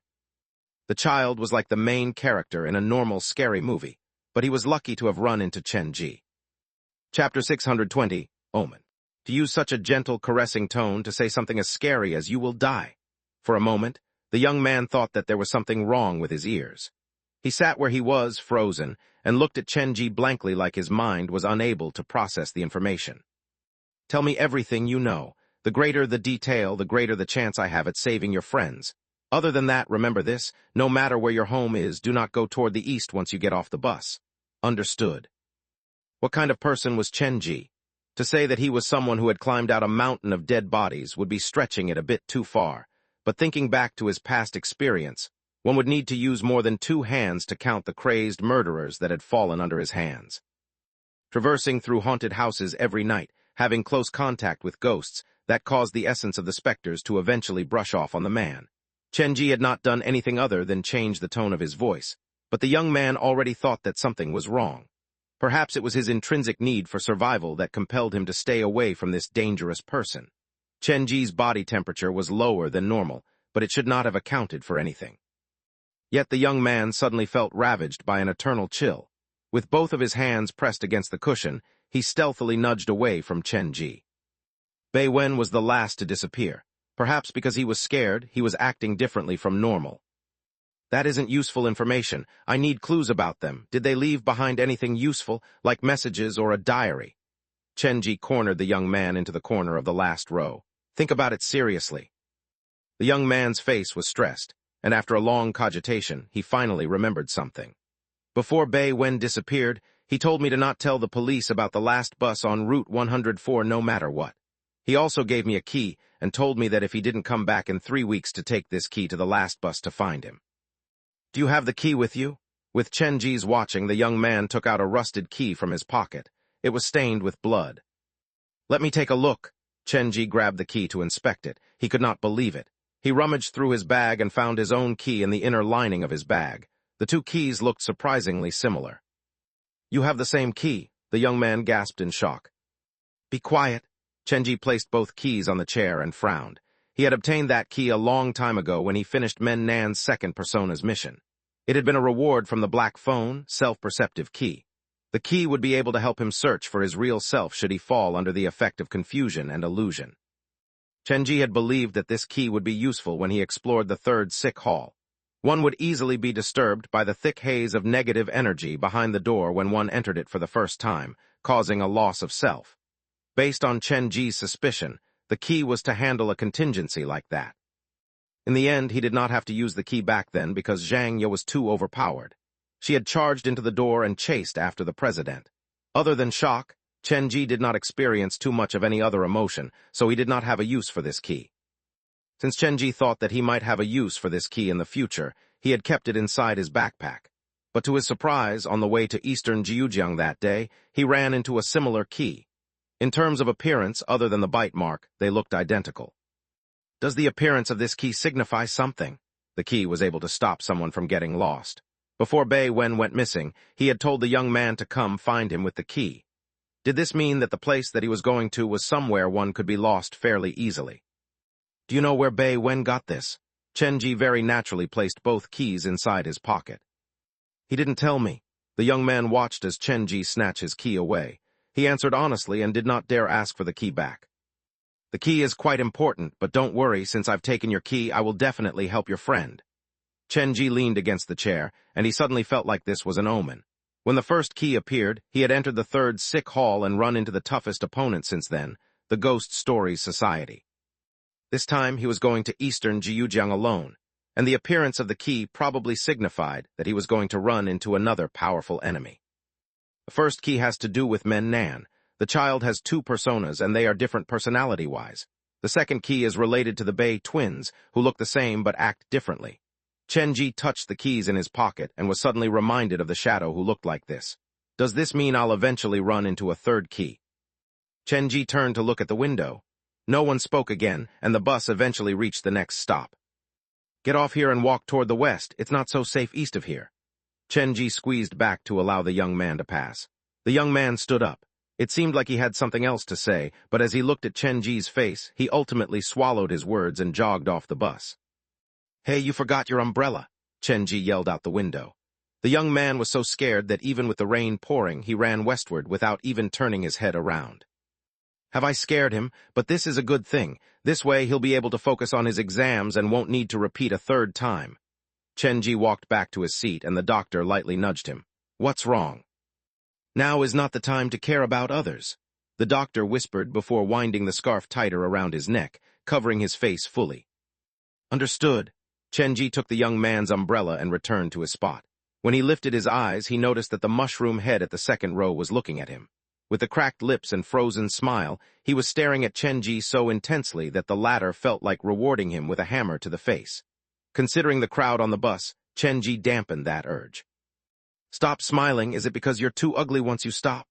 Chen Ji's challenge was highly provocative, but the mushroom head did not react in any way other than to continue staring at Chen Ji, smiling all the way. The atmosphere on the bus became tense, but at that moment the front door creaked, and a bloody hand reached into the bus. Blood dripped, and a woman in a red raincoat stood at the front door. Her hair was stuck to her face, blocking her eyes. Her lips were sewn shut by something, and she looked positively ghastly. Finally, you've arrived. Seeing the woman, Chen Ji directly stood up from his seat. All the passengers on the bus had their attention turned to the woman in the red raincoat. Chapter 621, Trap. The bus had already changed owner, but the woman in red raincoat was still cautious around it. Her arms gripped the door, and the red of her coat was conspicuous in the dark. We're both going in the same direction. Why don't you join us as we head toward Liwan City tonight? Chen Ji invited the woman on. He had many questions that he wished to ask her. The last time that he left the hearse, he had handed the human trafficker who stole the children to the woman, but since then he had not seen the human trafficker. Chen Ji suspected that the woman in the red raincoat had already found out the information that she needed from her, the location of her own children. After all, if she did not come up with any result, she would not have shown up for the last bus on Route 104. Walking to the front door, Chen Ji bent slightly over to address the woman. If you've completed all the preparation, we shall go rescue your child tonight. I will go with you. That was my promise to you. Her lips sewn shut by blood vessels meant that she could not speak, so she made a series of strange gestures toward Chen Ji instead. Her fingertip pointed at the bus, then at Chen Ji's face, and then at the spot where Chen Ji's heart would be. Finally, she squeezed her fingers together like she was crushing Chen Ji's heart in her palm. The hearse, my face, crushing my heart? It dawned on Chen Ji several moments later. Do you mean that someone who looks like me is out to gouge out my heart, and he's currently on the bus? The woman did not nod or shake her head. She looked through the curtain of her hair as she reached out to grab Chen Ji's arm, trying to pull him off the bus. The bus was now Chen Ji's property, and his backpack and cat were still on the bus, so naturally he would not give it up so easily. Chen Ji took a step back. When the woman sensed that, she stopped applying force and allowed Chen Ji to slip from her grasp. The rain slid down her raincoat. For the last piece of communication, she pointed in the direction of Liwan City and her arms curled together to mimic the action of holding a baby. Before Chen Ji understood what she meant, the woman retreated to the platform. Blood trailed down her raincoat and the blood pooled around her. The bus slowly rolled out from the platform, and the woman stood there as she watched the last bus of Route 104 move away. The closer they were to Liwan City, the heavier the rain outside fell. Outside the window there was no light at all. It was as if the bus was traveling through a realm of darkness. What was she trying to say? The woman had refused to get on the bus, which was different from what Chenji planned. But if she doesn't want to cooperate with me, she didn't need to have shown up at all. She should have sensed a source of danger in the bus, so she refused to get on. Chenji sneaked a look at the other passengers. The doctor and the drunkard should be a normal human being, so Chenji focused his attention on the red high heels and the smiling man. Should I make the first move? Chenji thought to himself when the phone in his pocket vibrated. He glanced at the caller's number before ending the call. Then he fired off a message to the caller. Inspector Lee, it's not convenient for me to answer your call. I hope you don't mind us communicating via messages. When Chenji saw that it was Li Zheng's number, he thought that something bad had happened. Jia Ming has escaped from the hospital. Be careful. I fear he might go to hurt you. Li Zheng used 3 exclamation marks in his message. But why would he come for me? I have not done anything to him. Plus, wasn't he at the hospital with the officers watching him? How did he manage to escape? Jiujiang's police force was best of the best, and Chenji had good faith in the law enforcement. The madman spun a wild story to confuse us. In the story, he was a victim, and through the retelling of 11 different stories, he described a shadowy monster who was an expert at changing its appearance and voice. He told us that the shadow monster was the real mastermind. He was merely an unlucky soul who was at the wrong place at the wrong time. 11 stories. 11 stories in total, detailing how he was threatened by the mastermind to do things that are in violation of his moral values. However, none of the stories were factually flawed, and our investigation corroborated his claims. This proves that he wasn't lying. Yes, he wasn't lying about those 11 stories, but he was deceitful with one major detail. Li Zheng sounded agitated. There were many unusual spaces and exclamation points in his messages. The mastermind was never real to begin with. It was a creation in his mind. He was the real killer. For all of those 11 stories, he was the real killer. Seeing this message, Chenji finally understood that the 11 stories probably represented 11 human lives. This man who looks shy and weak on the surface is hiding a completely twisted persona. When he told us the stories, his voice even broke several times due to emotions. He was so wrought by regret that the doctors and nurses felt sorry for him. We sent out people to inspect the crime scenes in his stories, and as the details surfaced, as the investigation deepened, we felt more unsettled. To speed up the investigation, we arranged more people to join the case. Earlier tonight, Jia Ming's sickness showed signs of worsening, and the doctors suggested sending him to the ICU. Thinking that he wouldn't be awake any time soon, we only left one officer behind to look after him. But on the way to send Jia Ming to the ICU, this man who shouldn't have been able to walk jumped out from the second-floor window and escaped. He had already planned everything. He scouted out the route beforehand. His sick room was on the 3rd floor and ICU was on the 1st floor. The window that he jumped out of led to the back alley. It was a maze inside there with the hidden splits and turns. One officer was not enough to catch up to him. Li Zheng told Chenji about Jia Ming's escape, but Chenji was not interested in any of that. Inspector Li, I predicted that Jia Ming would attempt to escape, but why would you say he's out to harm me? We found some wooden chips next to his bed. We opened the bedside table and realized that at the back, someone had used their fingers to carve out your name. After the names were carved, the person would use their nails to gouge them out again. I don't think anyone would do that except when they had extreme hatred toward the named individual. In any case, be careful. We suspect that he's already on his way to find you. I don't have any history with Jia Ming, so he shouldn't harbor such deep hatred toward me unless it was Jia Ming who we saw at the hospital. From Li Zheng's message, Chenji suspected that the shadow was still in Jia Ming's body. He had probably fainted outside of White Dragon Cave Tunnel that night because of some accident. By the way, where are you now? Don't go wandering tonight. After a while, Li Zheng sent another message. Initially, Chenji did not think that it was weird, but as he formulated a reply, he paused. Wait a minute, why would Inspector Li ask about my current location? And he rarely used exclamation marks in our previous correspondence. Is it possible that it's Jia Ming and not Li Zheng who's communicating with me? Chapter 622, The Strangest Adversary 2 in 1. Chenji reread the series of messages sent by Li Zheng. The usage of punctuation and the overall tone were indeed a variation from how the inspector would usually communicate via messages. The monster described by Jia Ming in the messages was familiar with changing with its appearance and voice. In other words, it would be able to mimic Li Zheng's voice perfectly. However, since Chen Ji could not answer the call because he was on the hearse, Li Zheng could only use written messages to communicate with Chen Ji. This was probably a contingency that the other party would not anticipate before making the call. Could it really be Jia Ming, who is sending messages with me? Once the thought appeared, it crawled around Chen Ji's heart like poisonous briar, causing the man to work up a cold sweat. His finger hung over the top corner of the screen.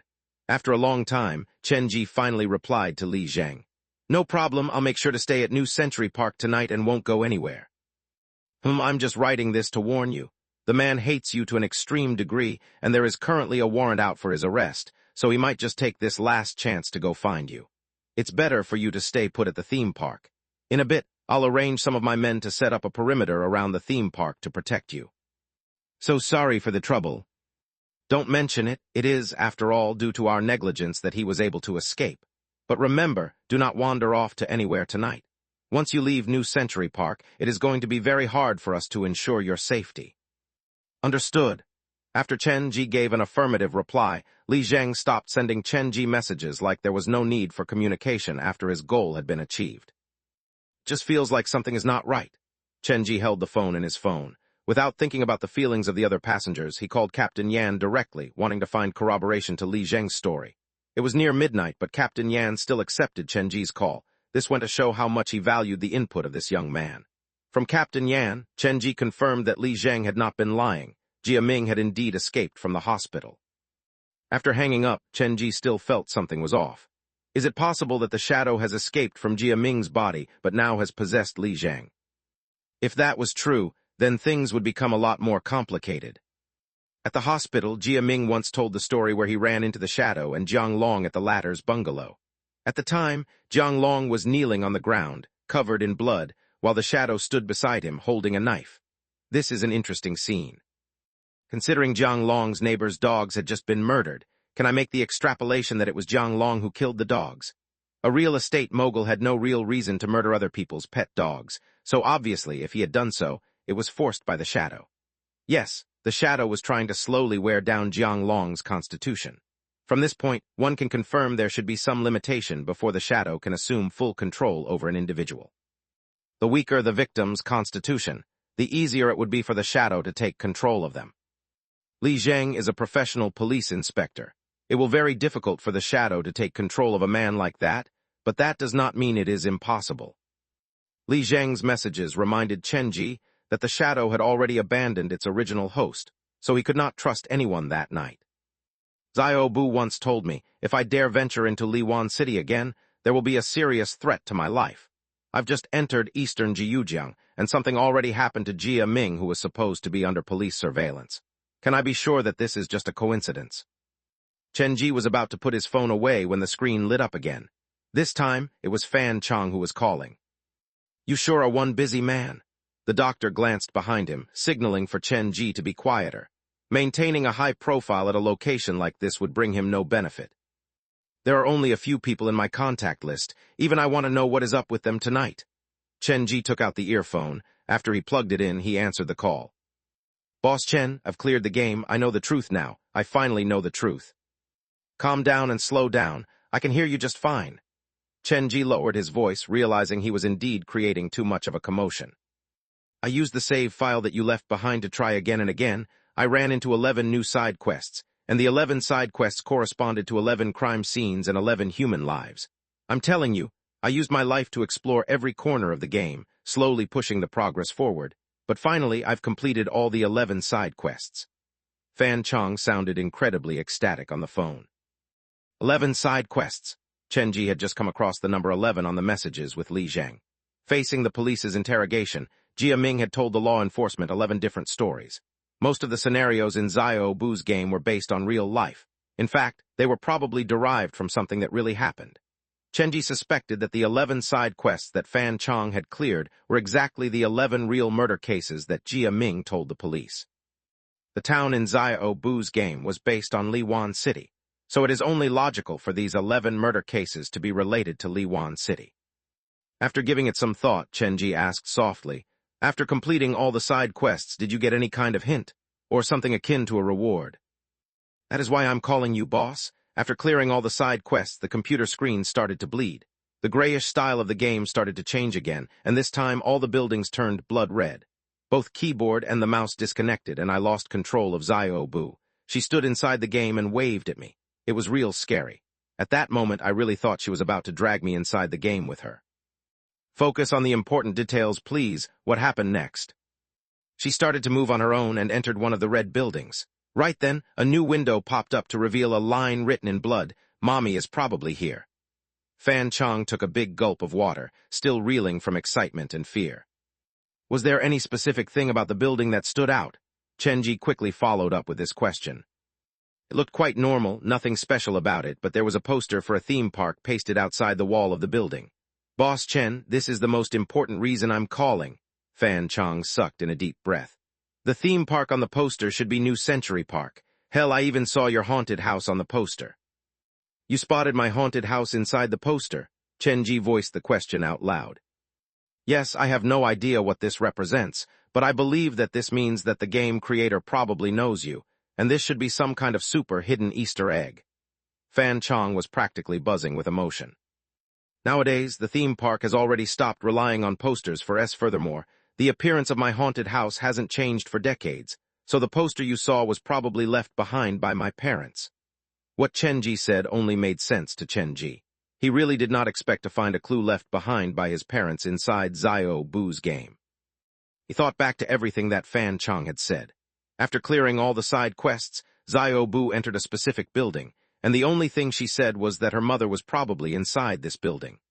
Chenji had no idea whether Xiaobu had found her mother or not, but Chenji realized that his own parents had probably entered that building before. Is this a clue left behind by them, or is the poster another trap laid by the shadow? Since the shadow's power was too unique, it could masquerade as anyone. After a brief pause to figure things out, Chenji suddenly posed this question to Fan Chong. What is the brand of the e-bike that you're currently using? It's from AI Nio. What's wrong? Fan Chong was on a high. He had finally cleared the game after spending days trying to work through the game. He had been desperate to find someone to share the joy with, but he did not expect Chenji to suddenly ask a question like that. Without even thinking about it, the answer had already slipped out of his lips. Nah, nothing's wrong. Chenji sighed in relief. Fan Chong was probably the real one, so he answered the question perfectly. Anything else happen after Xiaobu entered that red house? Sorry, but I can't tell. That is where the game was stuck. I've reloaded the game several times, but that is the furthest I can go. I believe this should be the ending. Xiaobu, who was in search of her mother, stepped into the deepest part of her nightmare and found the room where her mother probably once stayed in the city filled with murderers and ghosts. The game decides to end there because it wants to have an open ending. This way, the players can come up with the ending that they prefer on their own. Fan Chong had played this game endlessly for a month. He had already got attached to the experience without even realizing it. It was as if he had lived through the experience himself. You've already gone addicted to this game, haven't you? Just focus on your computer tonight. If something else happens, call me instantly. Chenji had a feeling that more things were connected than he previously realized, and as the dots lined up, he was forced to continue moving forward. Be careful. Something big might happen in Liwan City tonight. No matter what happened, do not leave your home tonight. Chenji turned to look at the strange and weird passengers on the bus. All of these people were heading toward Liwan City. That was their final destination. Don't worry, I'll stay to watch over Xiaobu tonight, and if there are any changes, I'll call you at first notice to bring you the latest update. Fan Chong just finished saying that when there was door knocking coming from the speaker. Boss Chen, is there someone knocking on the door on your side? That's impossible. I'm outside and there's no door around me. The knocking came from your side. Chenji narrowed his eyes. Don't go to open the door and don't disconnect the call. The knocking is from my side, but how come it sounds like it came through the phone? The excitement slipped away from Fan Chong's voice. In its place was uncertainty and confusion. The knocking in the phone became clearer. Chenji held his breath to hear better. Fan Chong was also holding his breath, but in his case it was because he was scared. Please don't harm me, I've not done anything bad in my life. There was the sound of a chair being moved. It sounded like Fan Chong had moved to hide inside his bed. However, that did nothing to stop the constant door knocking. Chenji heard clearly from his side. The knocking should have started at the living room door before slowly moving to the bedroom door, like something had entered Fan Chong's room, and the thing was slowly moving toward him. "Don't panic. Turn on your camera and face the camera toward the door. I'll help you take a look." Chen Ji was worried for Fan Chong as well. However, he was not physically in Liwan City, so even if he wanted to help Fan Chong, he could not. "Oh, okay," Fan Chong stuttered. He worked his phone as the sound of knocking grew. Before he managed to fix the camera, Fan Chong's scream suddenly echoed through the phone. "Big brother, save me! Inside the room! He's inside the room!" The scream was followed by a loud struggle. The cupboards and chair sounded like they were toppled over. The knocking on the door became intense until 10 seconds later when the knocking disappeared as suddenly as it appeared, and it became eerily quiet on the other side of the phone. "Fan Chong," Chen Ji called softly into the phone, but there was no answer from the other side. Several seconds later, there was the sound of slippers brushing against the floor as someone jogged over. Then it was followed by Fan Dade's surprised yell. "Zio Chong Fan Chong." Through Fan Dade's yelling, Chen Ji could confirm that something had befallen Fan Chong. He shouted into the phone, trying to get Fan Dade's attention. "Hello, Boss Chen. Were you on the phone with Zio Chong earlier? Is Fan Chong injured? Can he still speak? Can you pass him the phone?" Chen Ji was worried about that overweight shut-in. "But he's not at home. The living room door and bedroom door are both open. It feels like he has just run out of the house." Fan Dade's words were like a bomb, shaking Chen Ji's heart. "Not inside the room." Chen Ji was instantly reminded of the shadow. Why would he go after Fan Chong, and how did he even manage to locate Fan Chong? "Was it you who asked him to go out?" After hearing Chen Ji's voice on the other end of the phone, Fan Dade felt much calmer. He placed immense trust in this haunted house operator who was much younger than he was. With his help, many problems could be resolved easily. "Someone broke into your home earlier. It was probably a murderer on the loose called Jia Ming. I suggest you call the police immediately and tell them everything you know. Other than that, inspect all the locations that you can use to hide inside your house. Make sure to keep yourself safe before the police arrive," Chen Ji said in a serious tone. "A murderer? Why would he come to our home? There is no way Zio Chong would have provoked someone like that." Fan Dade's voice rose several pitches out of panic. "I'll be there in a minute. Focus on what you need to do now. Call the police and take care of yourself." "Okay, I will call the police now." After Fan Dade hung up, Chen Ji looked at the phone screen and his fists slowly tightened. His adversary practically kidnapped Fan Chong while he was on the phone with the man. The enemy this time definitely placed some huge pressure on Chen Ji. The approaching sound of knocking signifies that the shadow is on the move, but does this mean he is doing this alone or with the help of some other ghosts? Chen Ji put the phone away. He gripped his hands together with his head lowered to rewind the events in his head. Suddenly, his eyes grew as big as saucer. Something is weird. Before everything went quiet, the last thing Fan Chong yelled out sounds quite weird now that I think about it. It sounded like someone was clamping their hands over his mouth, and he yelled out those words while he was struggling. Chen Ji took out some paper and pen from his backpack and wrote down everything Fan Chong yelled. "Big brother, save me. Inside the room, he's inside the room." 4 terms that sounded like they had nothing to do with each other. At first glance, it probably signified Fan Chong was screaming to get help from his big brother, who lived in the same house as him.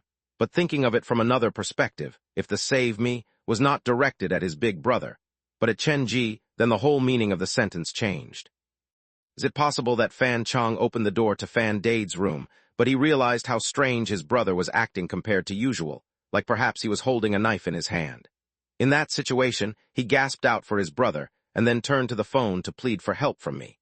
The "he's in the room" will come to mean the strange big brother has entered the room to detain him.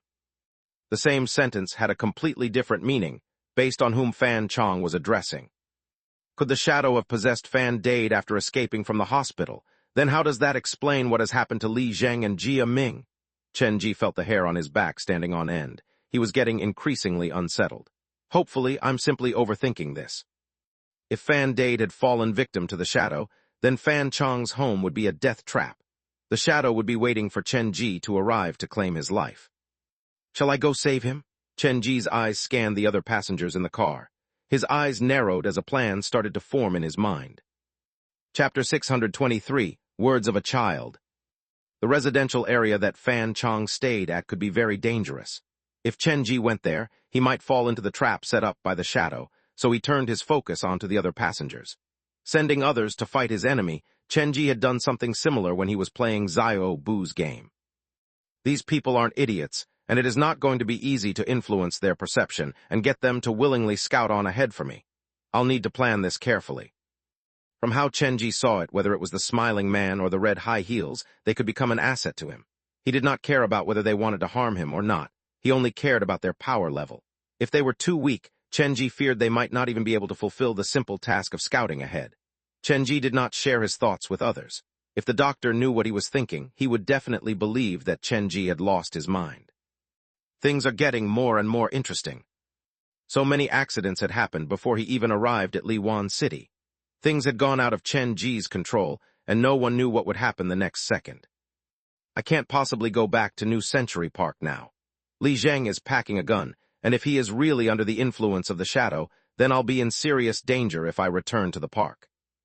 If the shadow could take control of Li Zheng, then he could very well possess any other police officer.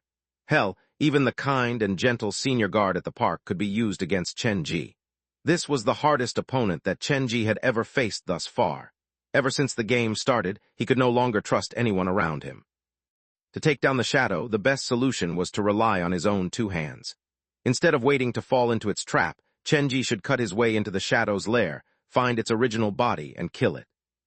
Dealing with such a high intelligence and extremely cunning enemy, Chenji had already come up with a complete plan. Focus on his advantage and avoid the disadvantages. Under the premise that his own safety was guaranteed, try to mow down the enemy as soon as possible. No matter how deep the shadow's plot spun, if Chenji did not give the shadow the time to plan, his great IQ would be wasted.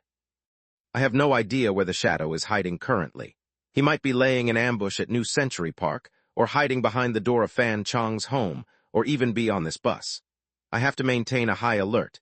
He will only show his real self when he is 100% confident that he'll be able to kill me. Chenji had an accurate assessment of the situation. Eastern Jiujiang was the shadow's territory, and Liwan City was the shadow's lair that it had managed for years already. It was never a fair battle between him and the shadow since the beginning. The bus is entering the next stop. Please remain seated. Just as Chenji was sorting through his thoughts, the bus reached the next stop. The bus door opened, and the howling wind carried the heavy rain into the bus. The bus windows creaked noisily, ravaged by the rain, and it sounded like they would break at any moment. "Daddy, I'm scared," a juvenile voice came from outside the bus. "It'll be fine. We'll reach our destination soon, and Daddy and Mummy will be going with you." A middle-aged man with blanched face hauled a young boy about 5 into the bus. Following behind the father and son was a woman whose hair needed more than a little combing. Different types of strange passengers could be found on the Erie public bus. The boy stood helplessly in the aisle, unsure where to place his hands. From the expression on his face, it appeared like he was going to cry soon. "It'll be fine. We'll reach our destination soon." The man sounded like a broken record. He placed his hand on the boy's head, forcing him to turn away from meeting the eyes of the other passengers. The wife who trailed behind did not utter a word. Just like that, this strange family of 3 ascended the bus, and they took the 4th row in the middle of the bus. A family outing to Liwan City? Chenji studied the family of 3 for a while. To his knowledge, Liwan City was the location where many children would go missing. To help the ghost fetus, the shadow had been on the lookout for children, and with that danger in mind, the family dared to bring their boy to Liwan City. Strange did not even start to describe the situation. More and more passengers are getting on the bus. It is possible for the shadow to be masquerading as one of them. The addition of a child on the bus meant that the quiet from before was shattered. "Daddy, let's go home," the little boy kept pleading, and tears could be heard in his voice. "That uncle over there has been staring at me, and he looks very scary." The boy used his finger to point at the smiling man. When his father saw that, he quickly grabbed and put the child's finger away and scolded him sternly. "Don't use your finger to point at other people. That is very rude." "But he kept staring at me." The boy wanted to say more to his father, but the man applied greater force on his grab until the boy's arm was red from the pressure. Sensing the acute pain that came from his arm, the boy finally lost control of his emotions and bead-like tears slid out from his eyes. "Stop making a scene. If you continue to act like this, I'll send you off the bus and your mother and I will do this alone." The father's threat was effective. The boy forced the tears back, kept his head lowered as he sat at the corner of the seat. "That's my boy. You are the man of the family. How can you weep at the smallest thing?" The middle-aged man let go of his grasp. A deep red welt could be seen on the spot where the father had grabbed the boy. "Haven't you been wishing to see your big sister? When we reach our destination, we'll be able to meet with your big sister." Big sister, really? The boy raised his eyes to reveal a pair of blinking eyes. They were like the most beautiful pearls in the world, clear and shiny. It was as if the boy's eyes had captured the glistening stars in the sky. Of course, when have I ever lied to you? The middle-aged man forced a smile, and he tousled the boy's hair. But the boy continued hesitantly, and his eyes spoke of the same innocence. Big sister told me that she was killed by Mommy, and Mommy came to tell me that Big sister went missing. And now Daddy is telling me we're going to find Big sister. I have no idea who to believe any.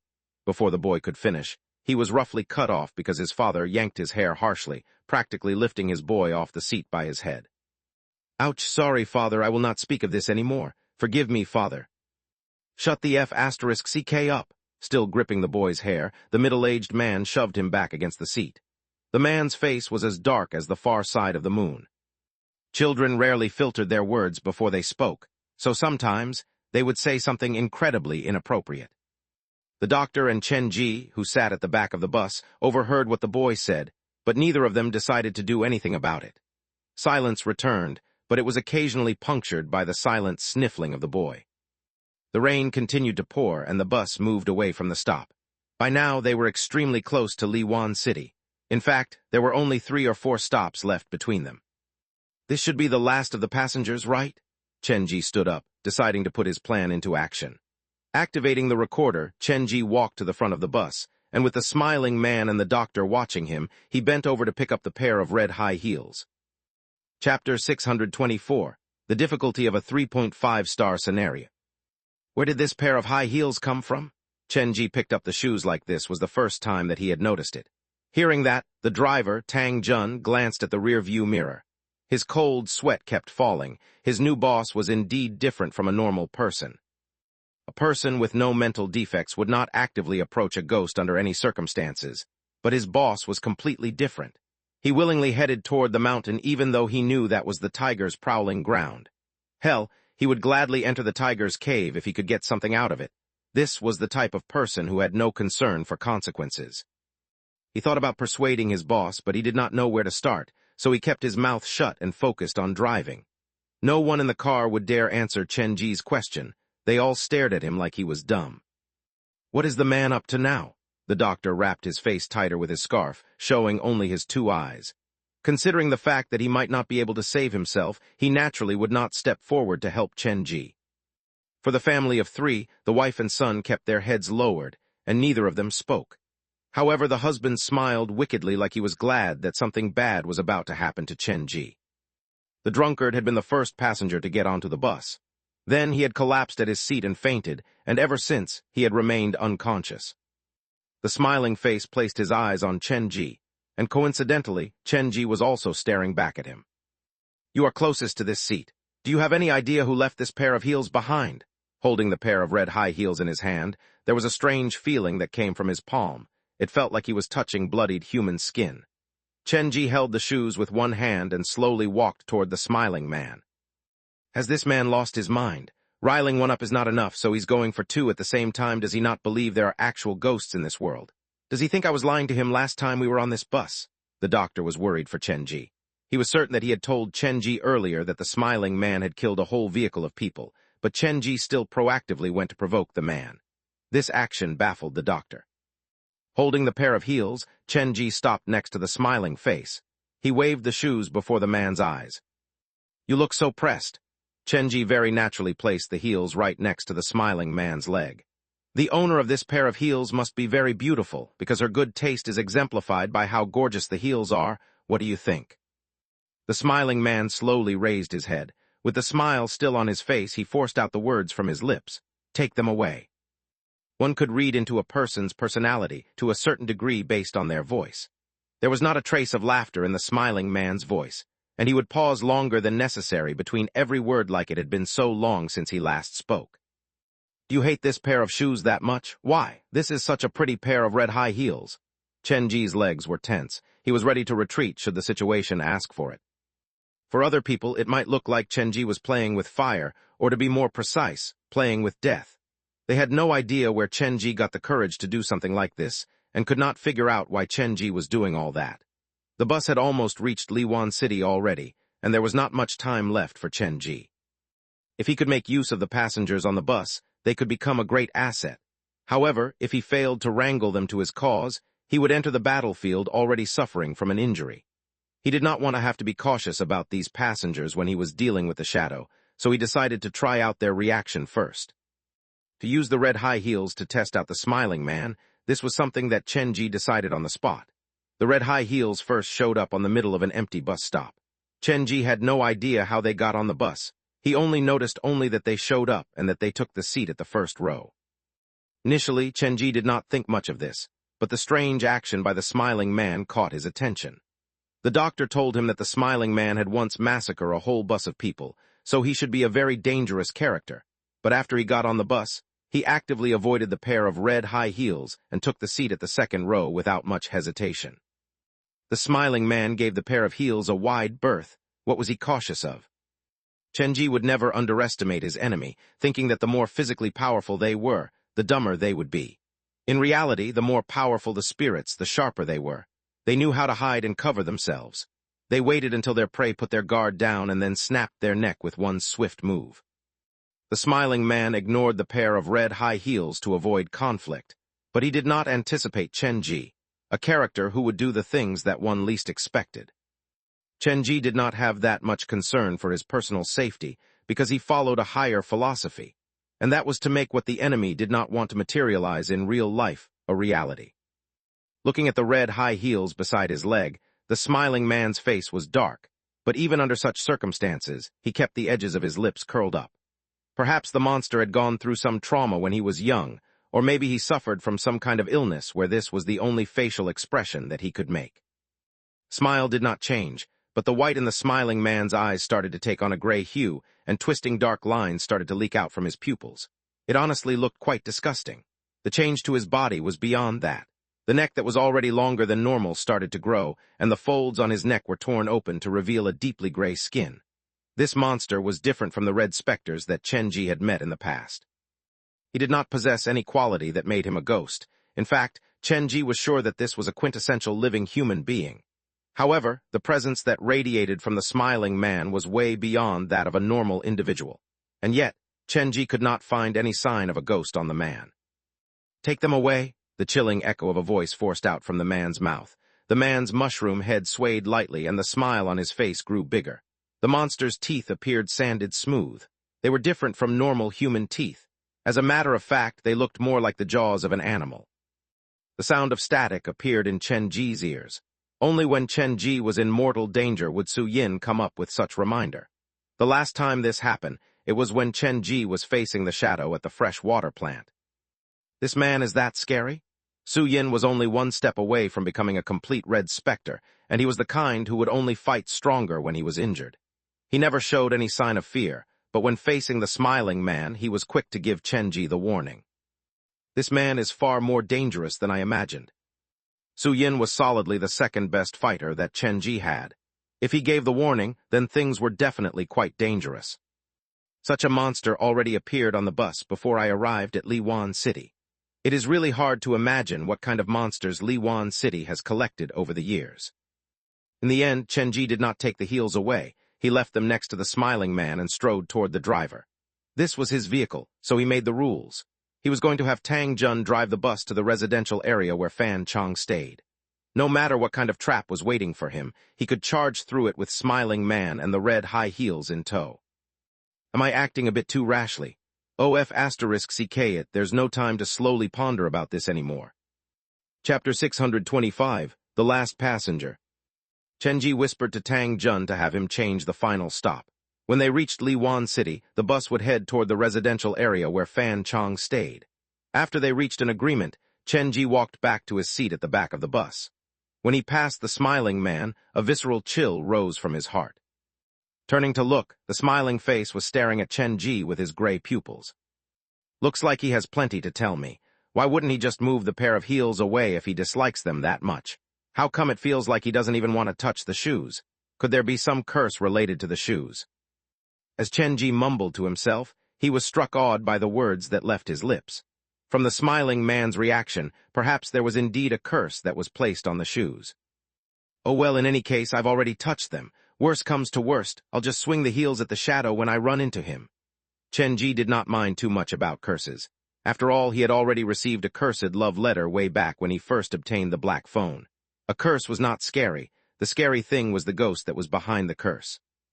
Returning to his seat, Chen-ji stopped provoking the smiling man. He reached his hand into the backpack while he turned to look out the window. From who knew when, it was a slate of darkness outside the window.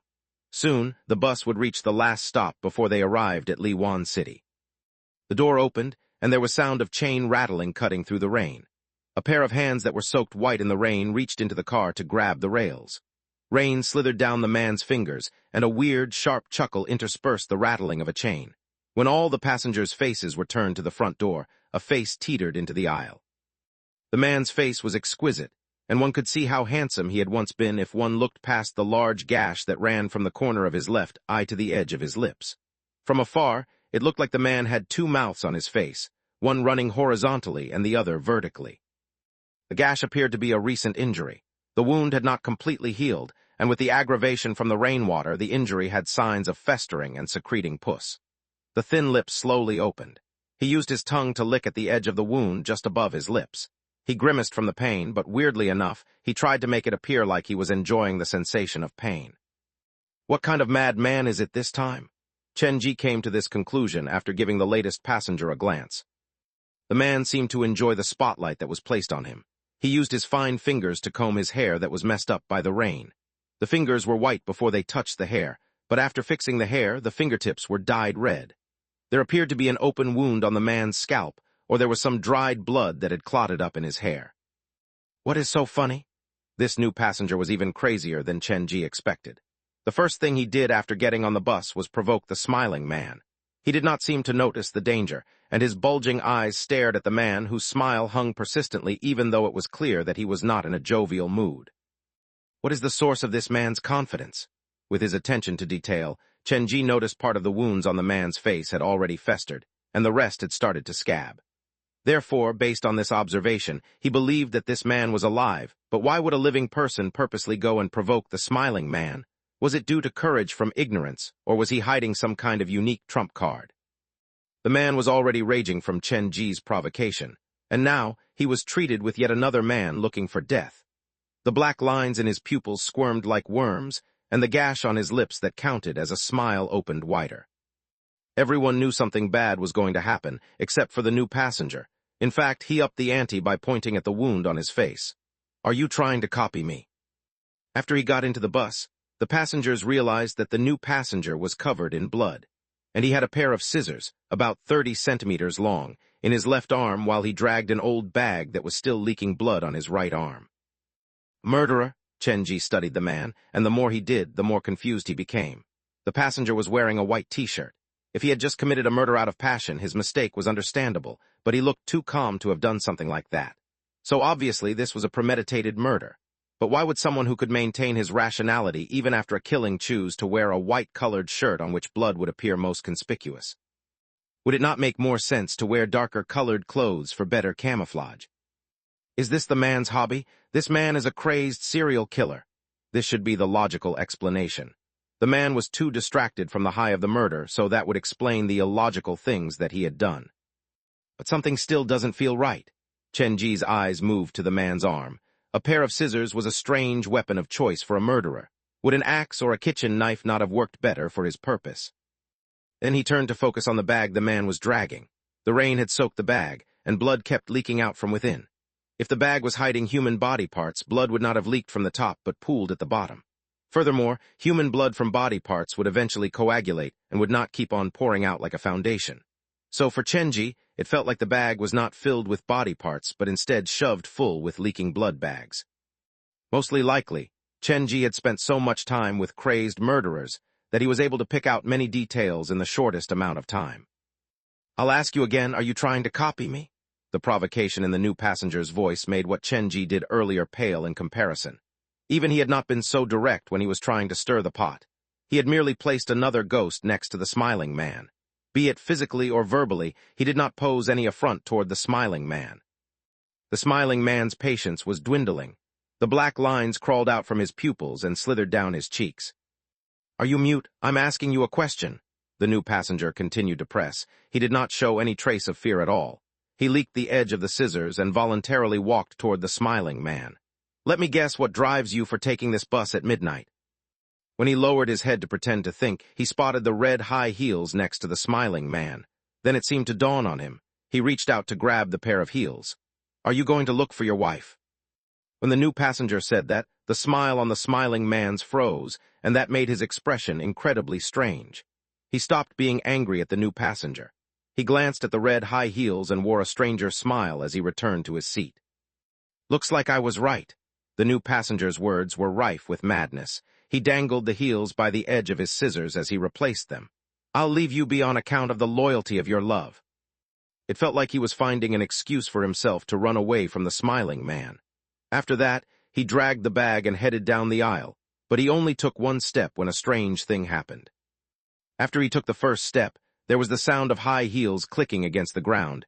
It felt like someone was tailing him. Turning back to look, the red high heels were still sitting where they were. The stubborn new passenger took 2 other steps, and whenever he moved, the sound of high heels followed. "The heels are sitting on the seat, so where did the sound come from? What is following me?"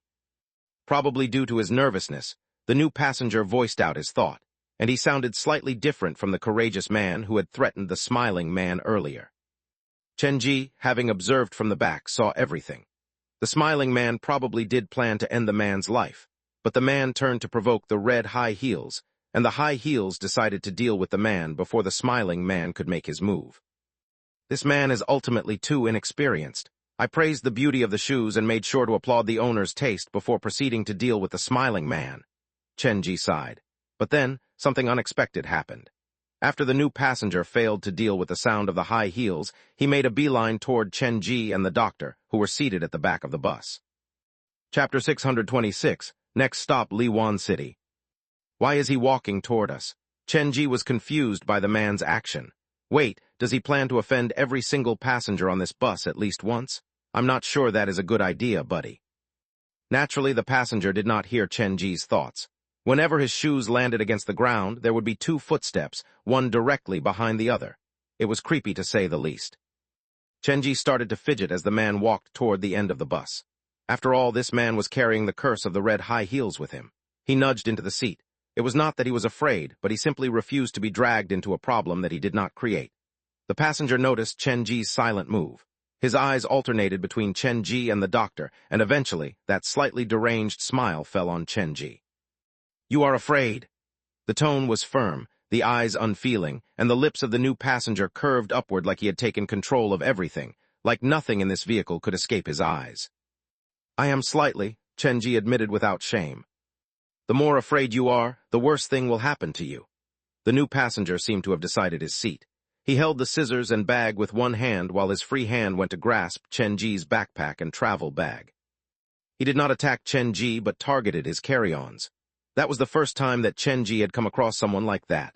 He frowned involuntarily, wondering if the passenger had seen through the group of ghosts hiding in his backpack. However, 2 seconds later, Chenji tossed that suspicion out of his mind. With a weird smile, the new passenger held the straps of the backpack tight and tried to lift it up. Out of almost every other passenger's expectation, the backpack did not even budge. The passenger who looked so savage was unable to life up Chenji's backpack with one hand. Hee. After a brief chuckle, the new passenger gave it another try. The ropey muscles on his arms tightened, and it felt like he had used the maximum limit of his strength before he could manage to lift Chenji's backpack up and toss it on the ground. Bang! The backpack was heavily loaded. It created a dull thud when it landed on the ground. "What is inside the bag?" The new passenger raised his chin and pointed the sharp ends of the scissors at Chenji's eyes. "I'm a prop maker affiliated with a theme park. The backpack is filled with my everyday tools, the tools of my trade, so to speak." Chenji raised both of his hands in an attempt to appease him. He had seen the police officers doing something similar at crime scene to avoid unnecessary conflict. The smoothness of the action and sincerity of the tone meant that this was not the first time that Chenji had done something like this. Chenji's cowardice satisfied the new passenger greatly. He scanned the whole bus, and this young man before him appeared the most easily bullied. He extended his tongue and tried hard to lick at his wound before finally taking the seat next to Chenji. Slowly putting his hands down, Chenji turned his head to look beside him. After hearing what the new passenger had to say, even he had thought that the man was about to attack him, or at the very least, open his backpack to take a look inside. However, as it turned out, the man's bark was greater than his bite. He did not even find an excuse for himself and sat down directly. Are you heading toward Liwan City as well? Chenji was amused by this new passenger. The first thing he did after getting on the bus was provoke the other passengers. His actions and expression were over the top, like he was worried others would not tell he was a crazed murderer. Who would take this last bus that is prepared for the dead at midnight if they're not heading toward Liwan City? The new passenger studied Chenji at close distance. It was his impression that of all the passengers on the bus, Chenji looked the most normal and was most likely a good person. A bus that is prepared for the dead. One would think that Chenji had taken acting lesson before because he assumed the role of a frightened individual at the snap of his finger. He took in a cold breath like he was trying to suppress his fear, but his action belied his real emotion. The fear radiated out from within. Even though his facial expression did not change much, he made sure the edge of his eyes shuddered and his pupils darted anxiously around.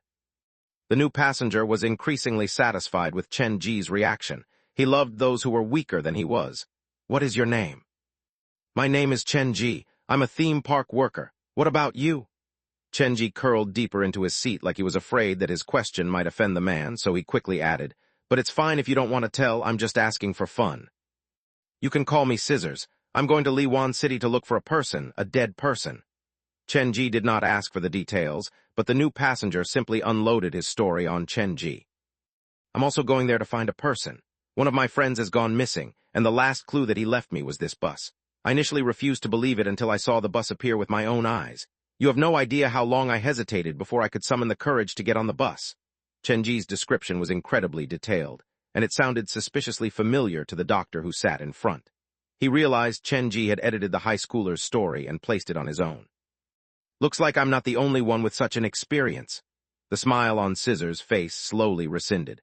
A look of contemplation cast over him, and when he was not consciously putting on a show, the expression on his face returned to normal. This was how he looked in his everyday life. We're all the same. Chenji bent down, pretending to tie his shoelaces. His fingers silently brushed against the blood stain that had landed on his shoes when the passenger was waving his scissors around.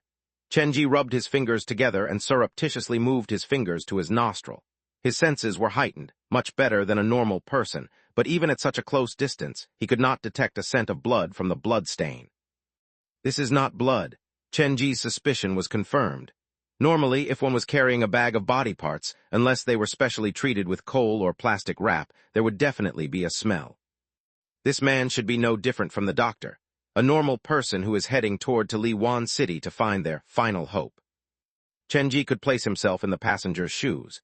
He knew that it was dangerous on the bus, and knew that the destination was filled with murderers and ghosts, so he decided to put on this disguise to hide among the maddened and insane. As detailed as the wolf disguise, a lamb will always be a lamb. Chenji looked at the man's fine fingers and he shook his head slightly. He grumbled internally, with the way he's holding the scissors, the first person he'll hurt in a confrontation is himself. In a heated struggle, there is no way he will still have enough calmness to remember to cut his enemy. The better way is actually to hold the scissors by the point where the blades were attached and use the sharp edge as some kind of pick. This man who called himself Scissors had exposed way too many weaknesses. A normal person might be scared by his scary appearance and maddened speech, but not Chenji. He was a haunted house operator, and from a professional perspective, Scissors' work had left much to be desired. Scissors did not pose much of a threat, so Chenji turned his focus back to the other passengers. They were reaching Liwan City soon. He could not allow these passengers to wander too freely.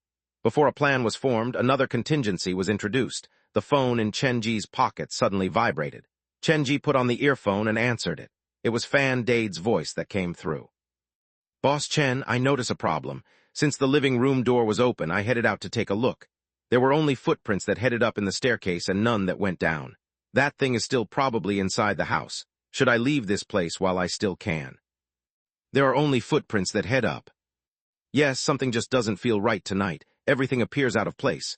Boss Chen, where are you now? I don't think I can hold out any longer. Hang in there a little while longer. I'll be there soon. Chapter 627, City Called Nightmare. Boss Chen, I don't think I'll be able to stay in this house any longer. I'll wait for you downstairs, Fan Dade stammered. The footprints in the staircase made him panicked, and the man's flight of footsteps could be heard through the phone.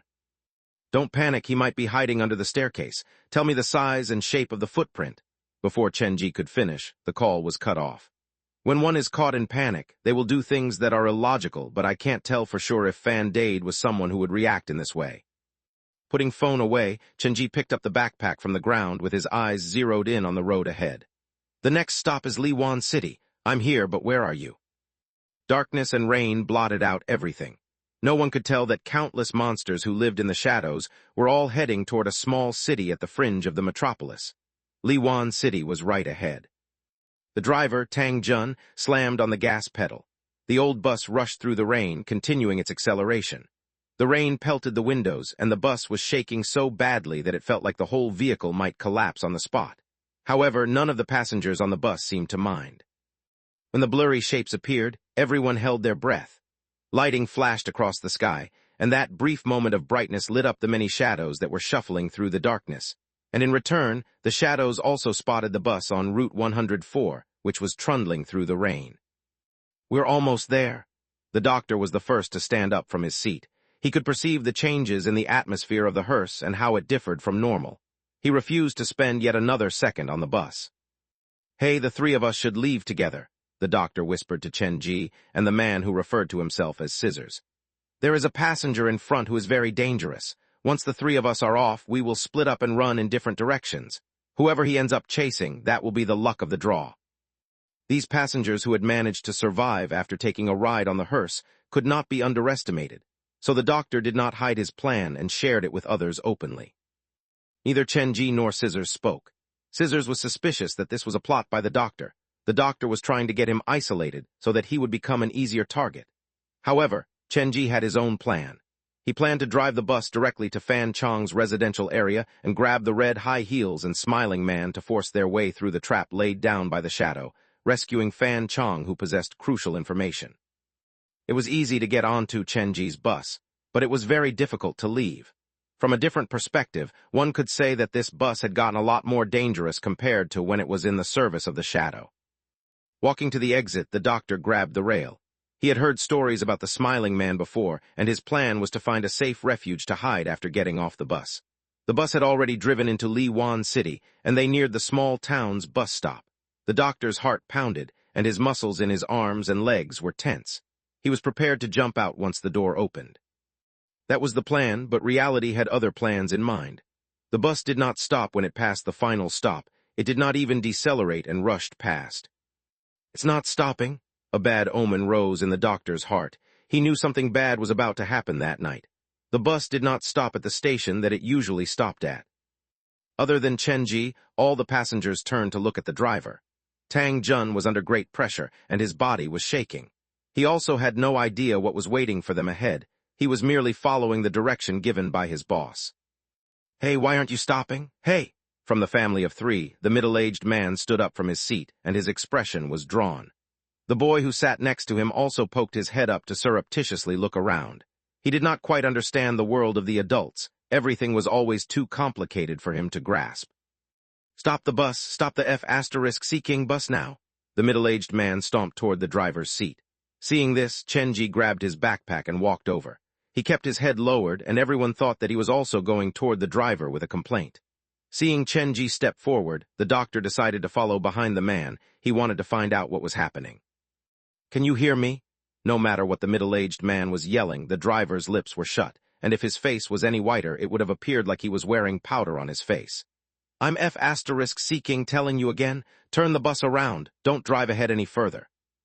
Tang Jun ignored the middle-aged man and focused fully on driving. Don't drag us with you even if you want to die, we cannot drive ahead anymore. This probably was not the middle-aged man's first visit to Liwan City. He knew more than he showed. He raised his leg and tried to kick Tang Jun's feet again to step on the brake. Friend, what you're doing is illegal. A powerful man reached out to grab the middle-aged man.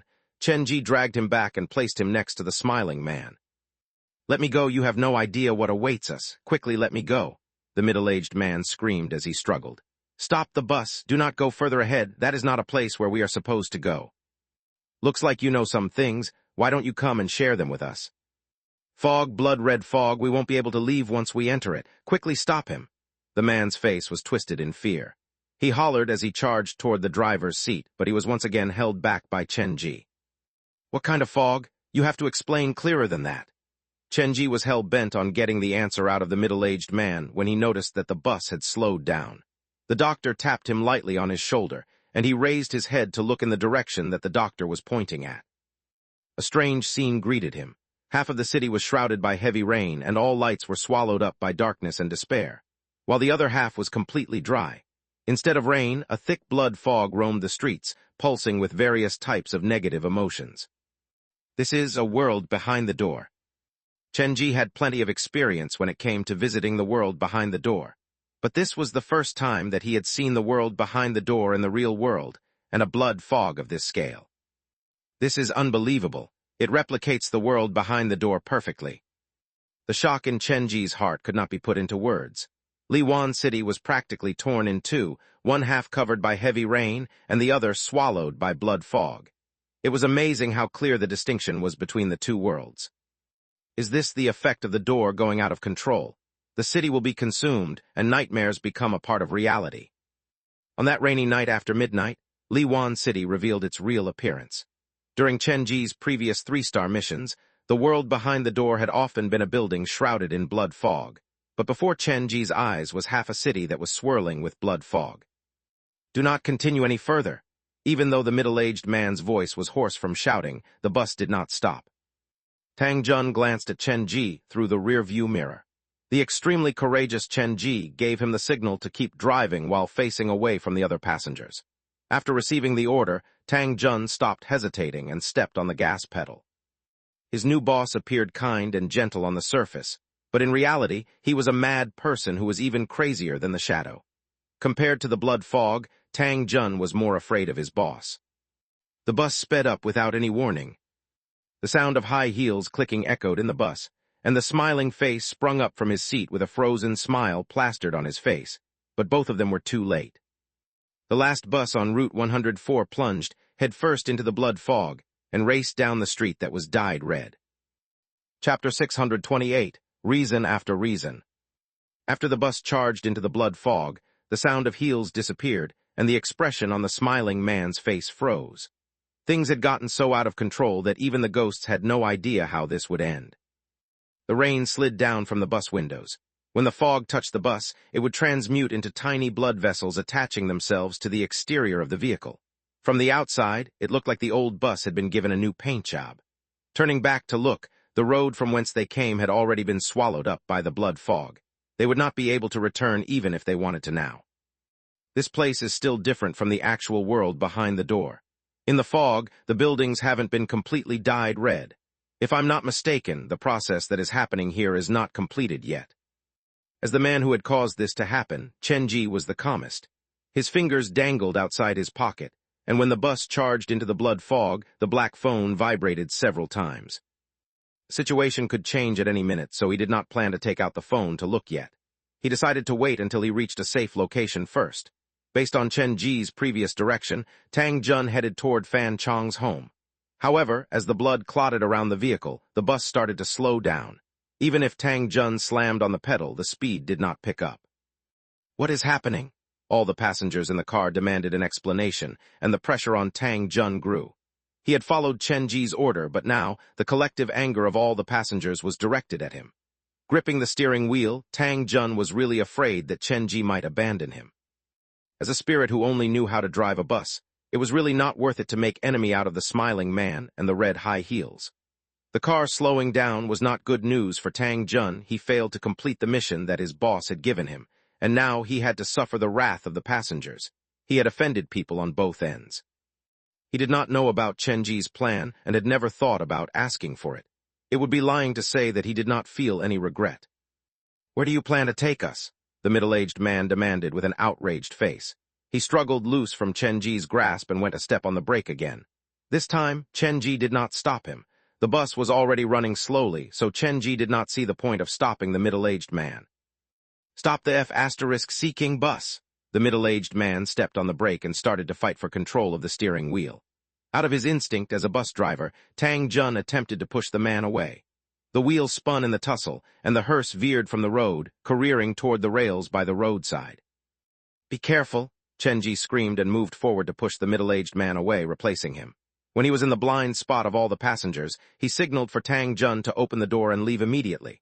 Tang Jun grasped Chenji's signal and decided to trust Chenji one last time.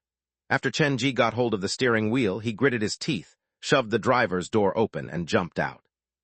"Hey, where are you going?" Chenji's scream was the loudest. He slammed on the brake, and before the car stopped properly, he grabbed his backpack and jumped out, following the driver. "Stop right there," he yelled at the top of his lungs as he gave chase. "Stop running after him. Quick, come back." The doctor knew about the danger lurking in the blood fog. He wanted to stop Chenji, but he failed. After turning the corner, even though Chenji was screaming for Tang Jun to stop, he yanked open the backpack and pulled Tang Jun back into the comic. "Stop chasing the man," the doctor's voice echoed from behind him. Chenji jogged backward to the bus. "Where's the driver?" The middle-aged man's expression couldn't have been uglier. "I failed to catch up to him. This was probably premeditated. After all, he'd even figured out his escape route already." Chenji had just finished when the middle-aged man barreled forward to grab Chenji by his collar. "This is all your fault. If you didn't stop me earlier, we wouldn't have ended up in this godforsaken place." "You're blaming me? Do you know how fast the bus was traveling earlier? During the physical altercation, if both you and the driver had lost control of the bus and it knocked into the nearby building, do you know how dangerous that would have been?" Chenji had a point as well. "Damn, damn, damn."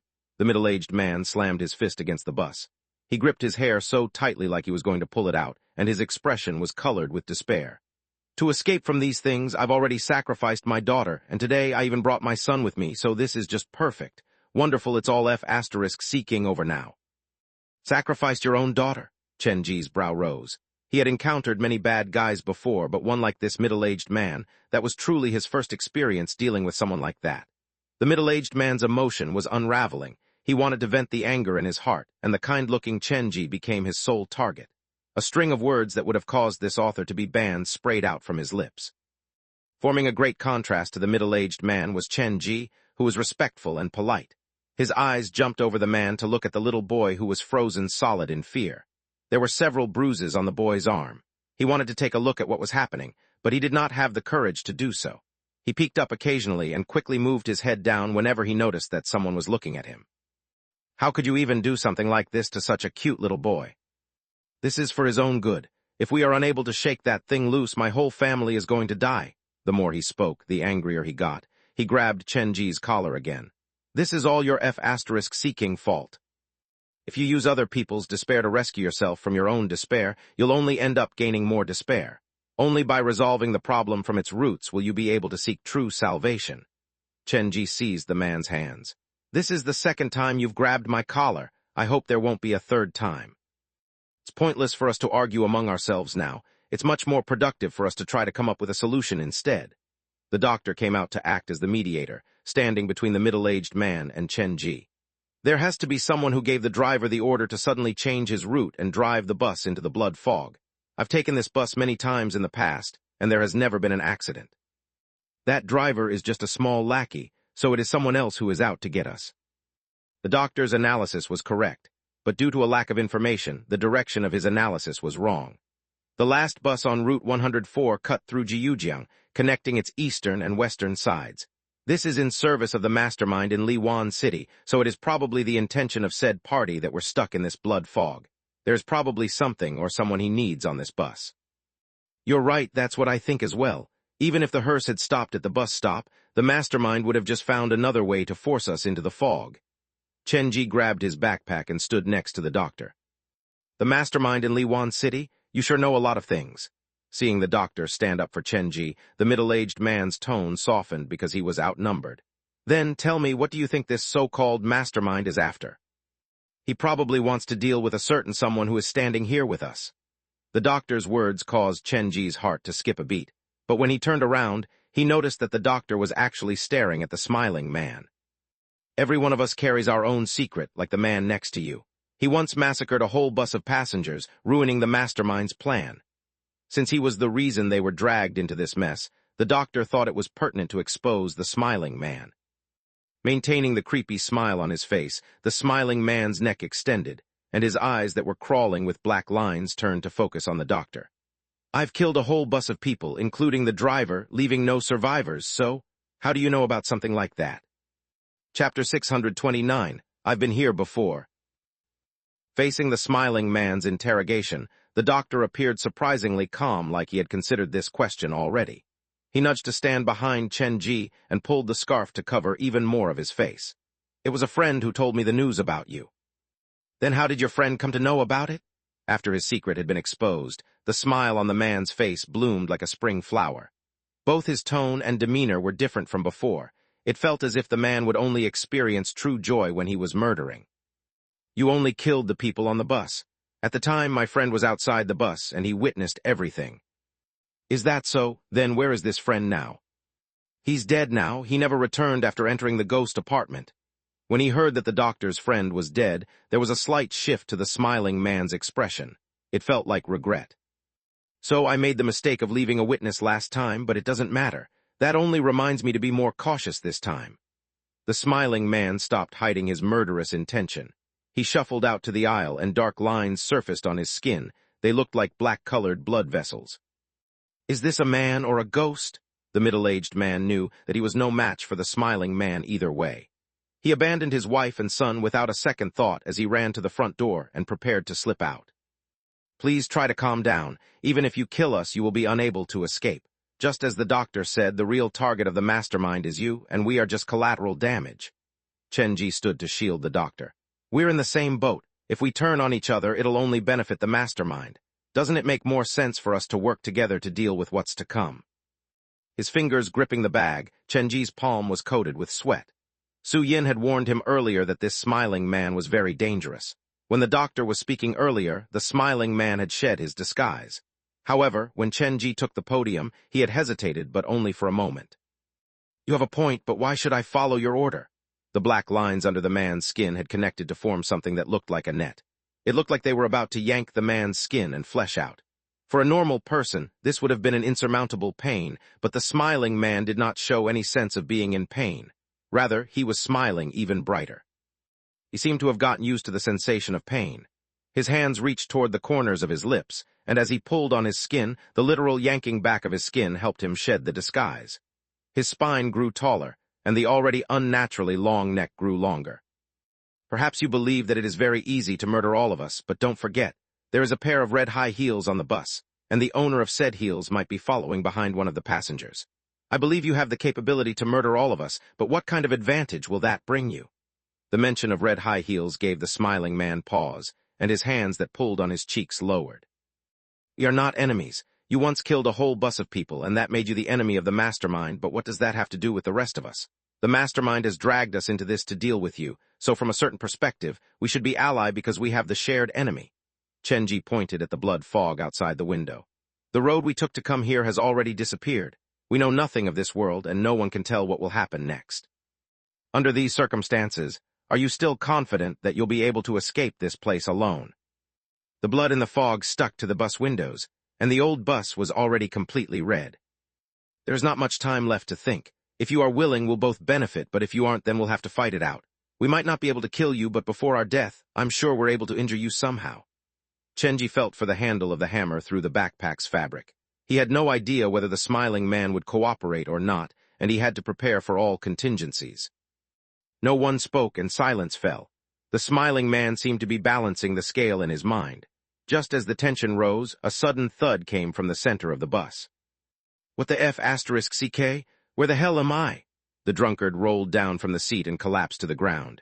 He glanced out the window, and when he saw the thick blood fog covering all the buildings, he woke up instantly. The body gag from the drunkard softened the mood inside the bus. The black lines under the smiling man's skin slowly disappeared, and his body returned to normal. It was as if everything earlier did not happen, and the smiling man returned to his seat. What is going on? The drunkard pinched his cheeks. I just took one nap, and where have you people taken me? Where's the driver? The driver has already deserted the bus. We too have no idea where we are, but one thing, for certain, it is very dangerous here. Chen Ji sighed in relief when he saw the smiling man return to his seat. The fact that they did not resort to violence was good news for Chen Ji because, after all, he still planned to borrow the smiling man's power to deal with the shadow. The driver has deserted the bus. Wait a minute, this is so messy. Let me sort through it for a moment first. The drunkard counted on his fingers. First, I had a bit too much to drink, then I waited at the bus stop for a bus. I appeared to have fallen asleep on the bus, and there's nothing wrong with that. The haze of alcohol surrounded the drunkard. He spoke with a heavy nasally voice, and he slurred his words. By the way, why did the driver desert the bus? Did we get hijacked? Why didn't you wake me if something like that happened? If there was anyone who dared to hijack Chenji's bus, then they were truly the luckiest B***starred alive. Nothing like that happened, but then our current situation might be 10 times more dangerous than a hijacking. Chenji did not ignore the drunkard simply because he was just a normal person. There might be crazed murderer hiding inside the blood fog. If you fall into their hands when you're alone, you might end up getting dismembered. Murderers, dismembered, what the F***CK? I'm calling the cops. The drunkard yanked out his phone, but there was no signal after they entered the fog. The fog has blocked all signal. Save your energy. If we aren't able to escape from this fog, we'll all die here. Chenji consoled the drunkard and turned to face everyone else. The bus attracts too many eyeballs being stuck in the middle of the road. I think we should find a place to hide first and observe our surroundings before deciding our next step. I have no issue with that. The doctor was the first to agree, and the other passengers soon followed suit. Okay, then we should leave the bus. Staying here will make us an easy target. Chenji grabbed his backpack and the travel bag with the white cat inside, and was the first to leave the last bus on Route 104. He used yin-yang vision to scan the surrounding buildings. His expression shifted. I've seen these buildings in Xiao Bu's game before. At the time, to look for the first save point, Chenji had practically run up and down the streets in the game countless times. The game mirrors real life. This should be very advantageous to me. With the map of the city still memorized in his mind, the disturbance of the blood fog on Chenji had dropped to the lowest. Chapter 630, Thriller Paradise begins. The door in Liwan City had already gone out of control, and the blood fog had consumed half of the town, blurring the line between nightmare and reality.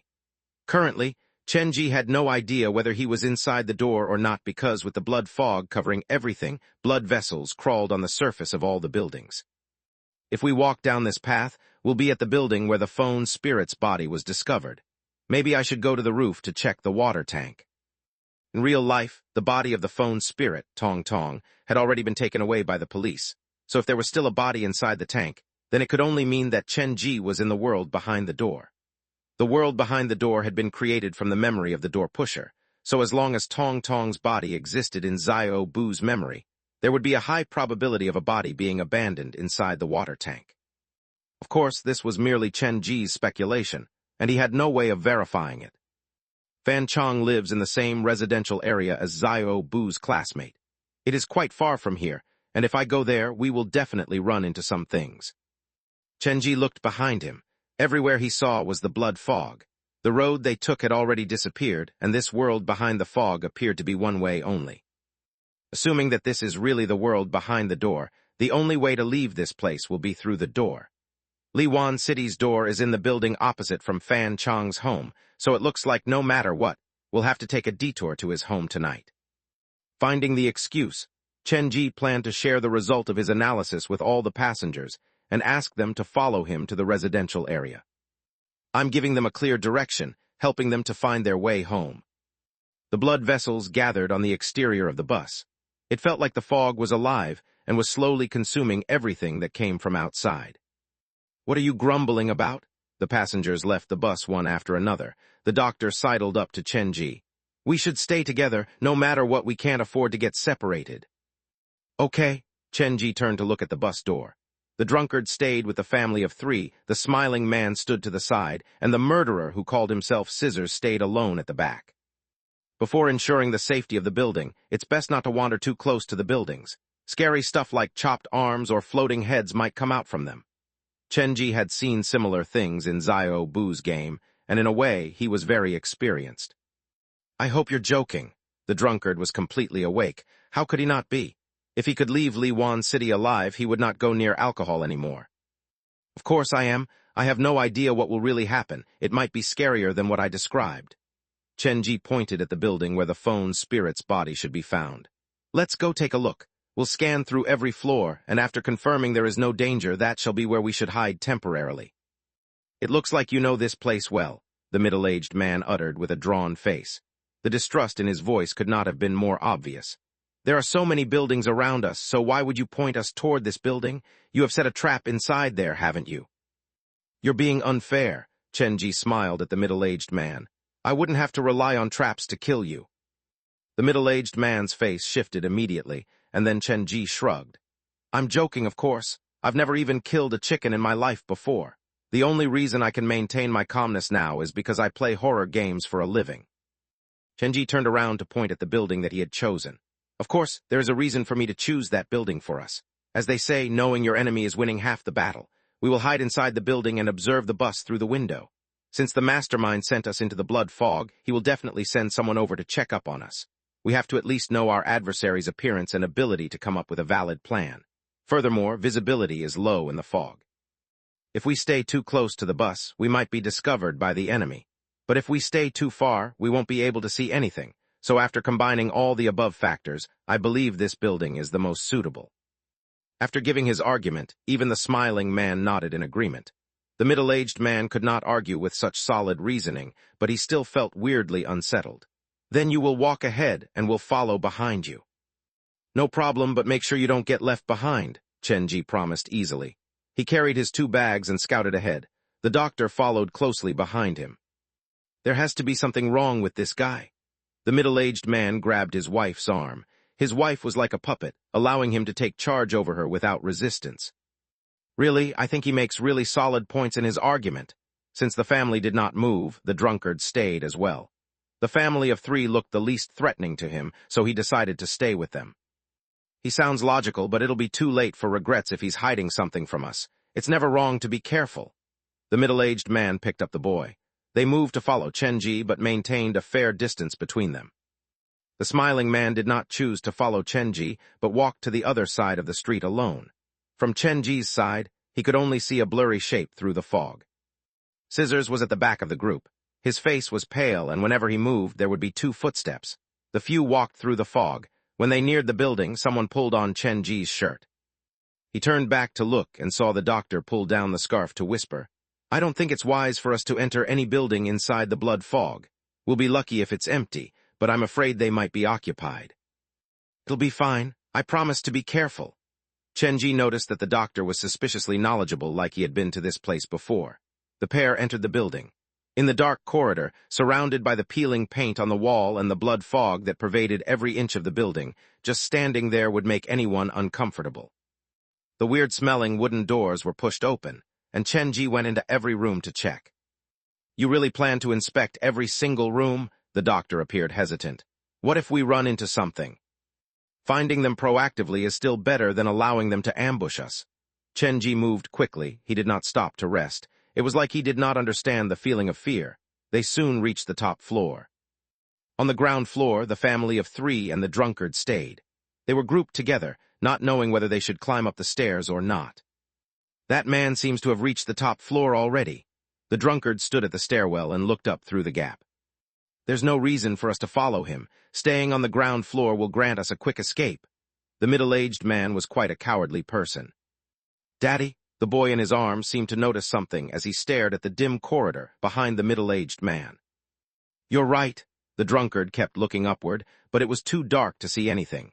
He narrowed his eyes and had a sneaking suspicion that there was something on the stairs of one of the upper floors that was poking out. He wondered if that was some kind of decoration. Let him scout the way forward. We'll just wait until he's confirmed it's safe. The middle-aged man wanted to say something else when the boy whispered again, Daddy. Yes, what is it? I can hear you just fine, shush. There is a doorknob in the corridor that's moving. Look there. The boy raised his hand to point at a spot deep inside the corridor. Chapter 631, Danger Ahead.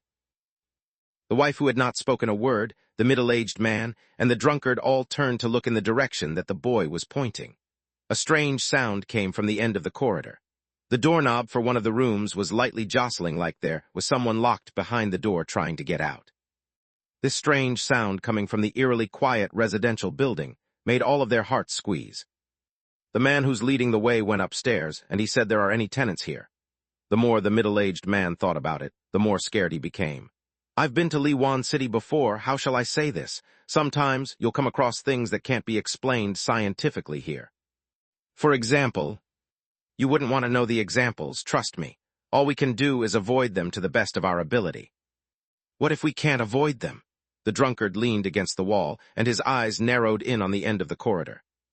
If we can't avoid them, then we'll have to pretend not to see them and act as normal as we can. Keep telling yourself it is just a part of your imagination. The middle-aged man's face paled like he was reminded of some horrible memory. Cold sweat poured out from his forehead, and he looked like he was about to puke. The Liwan city I visited back then was not like this Liwan city. Back then there was no red fog. It seems like things have changed since then. Stop trying to scare me. F***CK, how come it feels like someone is blowing into my ear and there's a woman speaking? The drunkard turned to look behind him. The murderer who called himself Scissors walked past the corridor.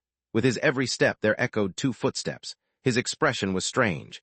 It was supposed to be a man's face, but once one looked at him longer, one would feel like they were looking at a woman. The person did not follow them into the corridor, but continued to walk ahead. Is that a man or a woman? This strange feeling made the drunkard extremely nervous. He patted the middle-aged man's shoulder. Just now, someone walked past. Really? When the middle-aged man turned back to look, the blood fog had already covered the whole corridor, and he could not see anything. Ignore him, we have to take care of ourselves first.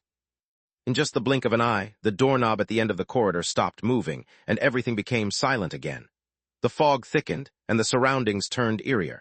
Occasionally, there was the sound of wind howling, and that worried the group even more. Has the person behind the door given up? The drunkard grabbed the rails of the staircase. He was standing at the mouth of the corridor, preparing to run should the situation require it. Perhaps or maybe the thing has already escaped from the room. The middle-aged bent over to retrieve a phone from inside his pocket. The drunkard noticed that the model used by the middle-aged man was from many years ago. He adjusted the brightness of the screen to its highest. He raised it before him, and it appeared like something else had joined them in the corridor. However, they were too far away to see what it was. This is strange. The middle-aged man used his elbow to nudge the drunkard. I feel like this corridor is different from before. Come and take a look. As the wind caressed the tips of his ears, it felt like a madman was whispering to him. The drunkard accepted the man's phone and looked closer. It really does seem like there is something that wasn't there earlier. He stepped involuntarily forward with a frown on his face upon surveying the decrepit ceiling, closed doors, and trash that crowded the cramped corridor. The drunkard's attention was suddenly caught by something. What did you see? The middle-aged man rushed over to look at what the drunkard had found. He could not see anything out of place. There was no ghost or dead body. I'm not sure. Wait a minute. The drunkard returned the phone and took out his phone to activate the flashlight function. The light refracted in the fog, and that meant that they still could not see things clearly. It was this door that made the sound earlier. The drunkard suppressed his fear as he moved forward with his neck pulled back, his arm holding the wall. After several steps, he finally saw the additional thing that had not been there earlier. A mop. There was a mop that had been added to the corridor, the kind used in everyday life. He wondered who tossed that there. It's just a mop. Why are you trying to scare me like that? The middle-aged took a deep breath as he placed the boy on the ground. His arms were getting sore. The drunkard sighed in relief, and he scratched his head embarrassedly. I guess I was being too nervous, but was there a mop in this corridor earlier? There probably was. I can't remember anymore. The middle-aged man stood with the drunkard, and they looked down the corridor with the lights coming from their phones. The drunkard, who wanted to move forward, suddenly stopped. He asked the middle-aged man next to him with some uncertainty, Did the mop move? Wasn't it back there earlier? I remember it was leaning against the door of the third room from the back. How come it feels like it has moved one door ahead? Really? The middle-aged man turned to look at the mop. Under the two's scrutiny, the mop suddenly moved, and the black trails of cloth started to shake to slowly reveal a human face underneath. The drunkard and the middle-aged man did not anticipate something like this happening. Their limbs were cold, and before they reacted, the mop started to slither toward them. When it got closer, the people saw clearly that it was not a mop but a person with long hair. Run! The drunkard held the phone and turned to run away. The middle-aged man abandoned his wife and child and followed the drunkard.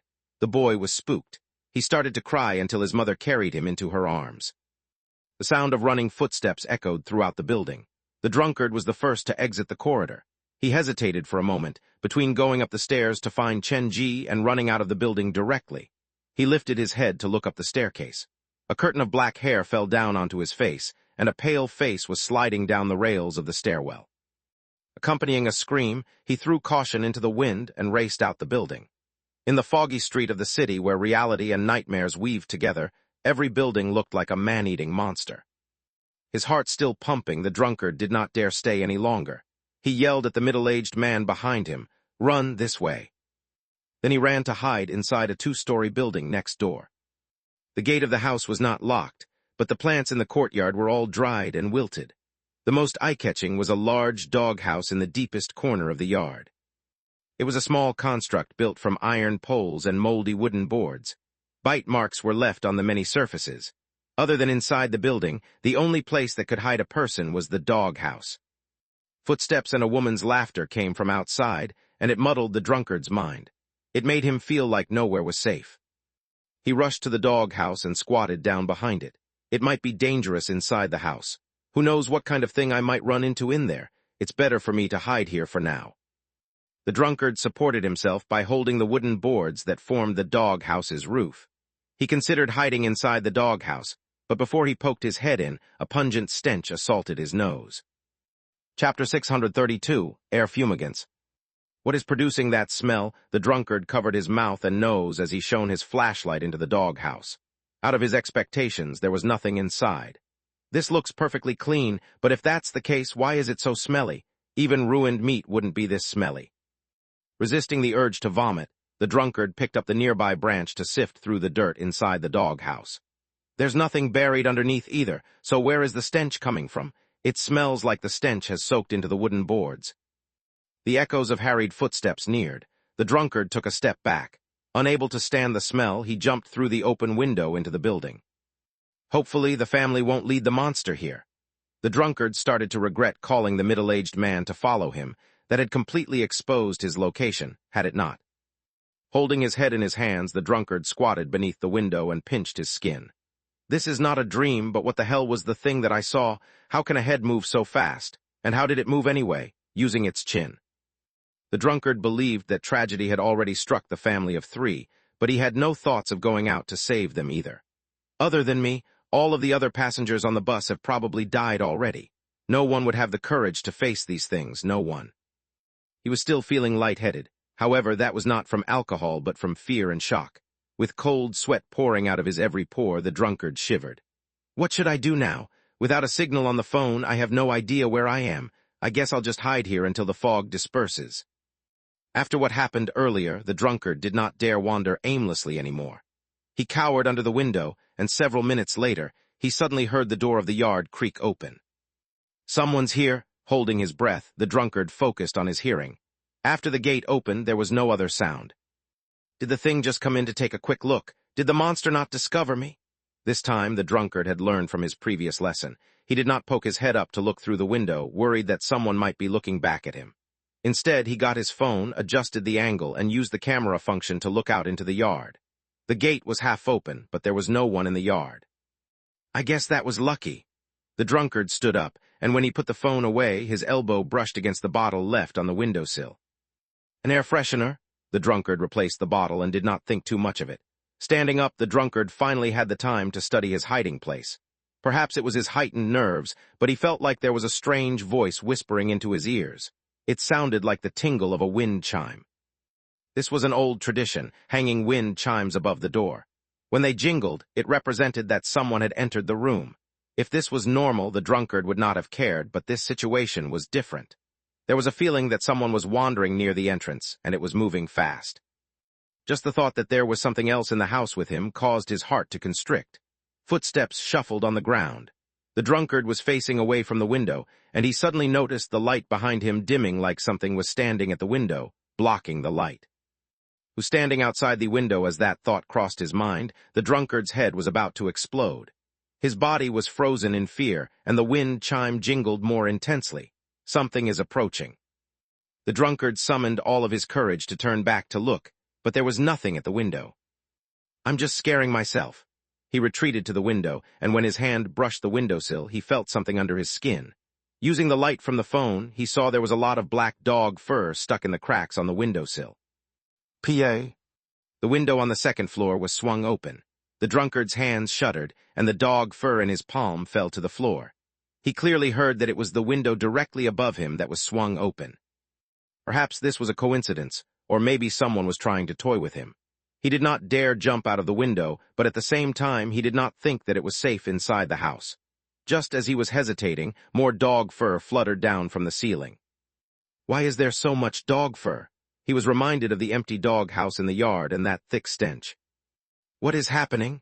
The drunkard did not dare look up. He had no interest in finding out what was staring at him from above. At that moment he just wanted to be left alone. I can't stay here anymore. I need to leave. Just as he made that decision, the gate in the yard was pushed open again, and in the dark, something that looked like a mop went to block the front door. Seeing the face underneath the hair, the drunkard's heart was plunged into ice. He did not even close the window and ran away from this room that was closest to the yard. F***CK, when did it show up? The drunkard ran into the corridor, and the sound of the wind chime came from the end of the corridor. Pairs of old slippers littered the ground, and the place was quite a mess. The dog fur floated down from above, so there must be something scary on the second floor as well. I mustn't go up there, and I need to stay away from the stairs. The drunkard took a deep breath to make himself calm down.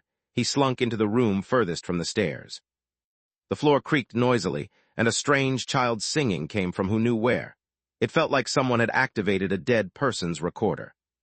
I saw slippers for both adults and children in the corridor, so there might be more than one thing occupying this house. The more he thought about it, the more afraid he became. The drunkard's back was wet and his body was cold. Hopefully they won't come in here. After silently closing the door, the drunkard noticed that there were empty cans left behind the door. They looked similar to the one he found on the windowsill. Why are there so many air fresheners in the house? He tossed the cans aside, and then came to notice that there were many perfume bottles and packs of deodorant abandoned in the corner of the room. Why are there so many fumigants in this house? What happened here? The drunkard kept getting reminded of that stinky doghouse. The doghouse is well kept, but it is disgustingly smelly. The rooms for human beings are such a mess, but they smell fragrant. Something must be wrong here. He looked around and discerned that he was in a young man's room. There were fashion magazines and bodybuilding magazines strewn on the bed, and there were dumbbells and weights underneath the table. The room could not have looked more normal, but for some reason the drunkard felt very uneasy. He opened the drawers of the study table. In the bottom drawer he found a stack of pictures recording scenes of animal abuse. It made the hair on his back rise. However, that was not the scariest. As the drunkard continued to flip through the picture, he noticed, for the first quarter of the pictures, it was a faceless teen who was torturing animals. However, for the remaining 3/4 of the pictures, it was the teen who was being tortured in return. Chapter 633, Nowhere to Run. Is this animal abuse or human abuse? The cruelty and savagery that the pictures portrayed made the drunkard uncomfortable. He shoved the pictures back into the drawer without looking through all of them. As he pulled his hands back, he suddenly felt something wet and sticky on his palm. Using the phone to see, the drunkard's eyes jumped. His palms were wet with reddish-black blood. But I haven't touched anything other than the pictures. Could the blood have seeped out from the pictures? Standing alone in the strange room, with things scurrying in the corridor, the wind chime singing, and a mop-like monster blocking the front door. Even if the drunkard had 100 times his courage, he would not have left the room. The monster that threw the dog fur out of the window was on the second floor, and this room was the furthest from the stairs, so it should be the safest room. He did not dare to leave, worried that the monster would be right outside the door once he opened it. However, he could not help but panic, staying inside the room. But why would the pictures leak blood? I should have accidentally brushed against a certain part of the drawer, or maybe there's a hidden compartment inside the door. Summoning his courage, the drunkard yanked the last drawer off its hinges and placed it on the ground. This time, he clearly saw that there were indeed the pictures inside the drawer. Wait, so did the blood really come from the pictures? His assumption was overruled, and there was a sudden urge for him to escape from the room.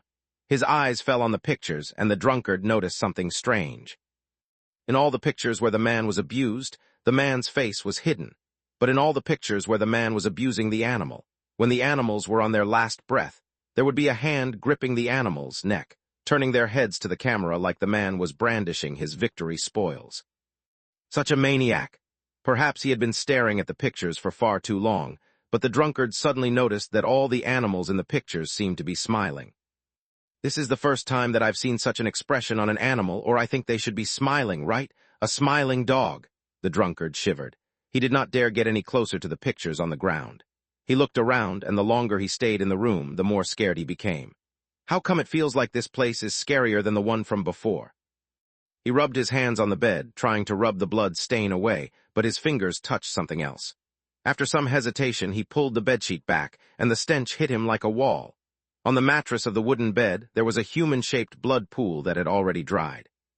From the shape alone, he could tell the victim must have been in great pain before he perished. The blood splatter exploded around the stomach. It looked as if the victim had been pounced on by some kind of beast, and the beast had torn open his stomach and neck. The drunkard was a salesman. He had not experienced something like this before. His body petrified, and his brain went into shutdown. His scalp was numb, and a blast of air was rushing out of his lungs. At the last minute, he bit on his own hands to stop himself from screaming. Someone has died in this room. This bed is his last resting place. This conclusion came easily. He did not dare stay there any longer. For a man who lived in a peaceful world, this was the first time the drunkard had come so close to an actual murder. His eyes darted about, and he finally came to after a long time. The first thing he did was toss the bedsheet away. His eyes moved to his feet, and the animals' faces seared into his mind. That dog is smiling. He is really laughing. I'm not mistaken. The drunkard was a bit crazed from all the scares, but this was not his fault. After waking up inside the bus, it felt like his whole world had changed. He had not experienced anything like this before, not even in his nightmares. I need to leave this place. I cannot stay here anymore. The drunkard leaned against the wall and walked to the window. He gripped the curtain, but he did not have the courage to pull it back, worried what he might see behind it. His heart was gripped by hesitation, and his legs were shaking. As Murphy's Law stated, what one wished would not happen would always happen.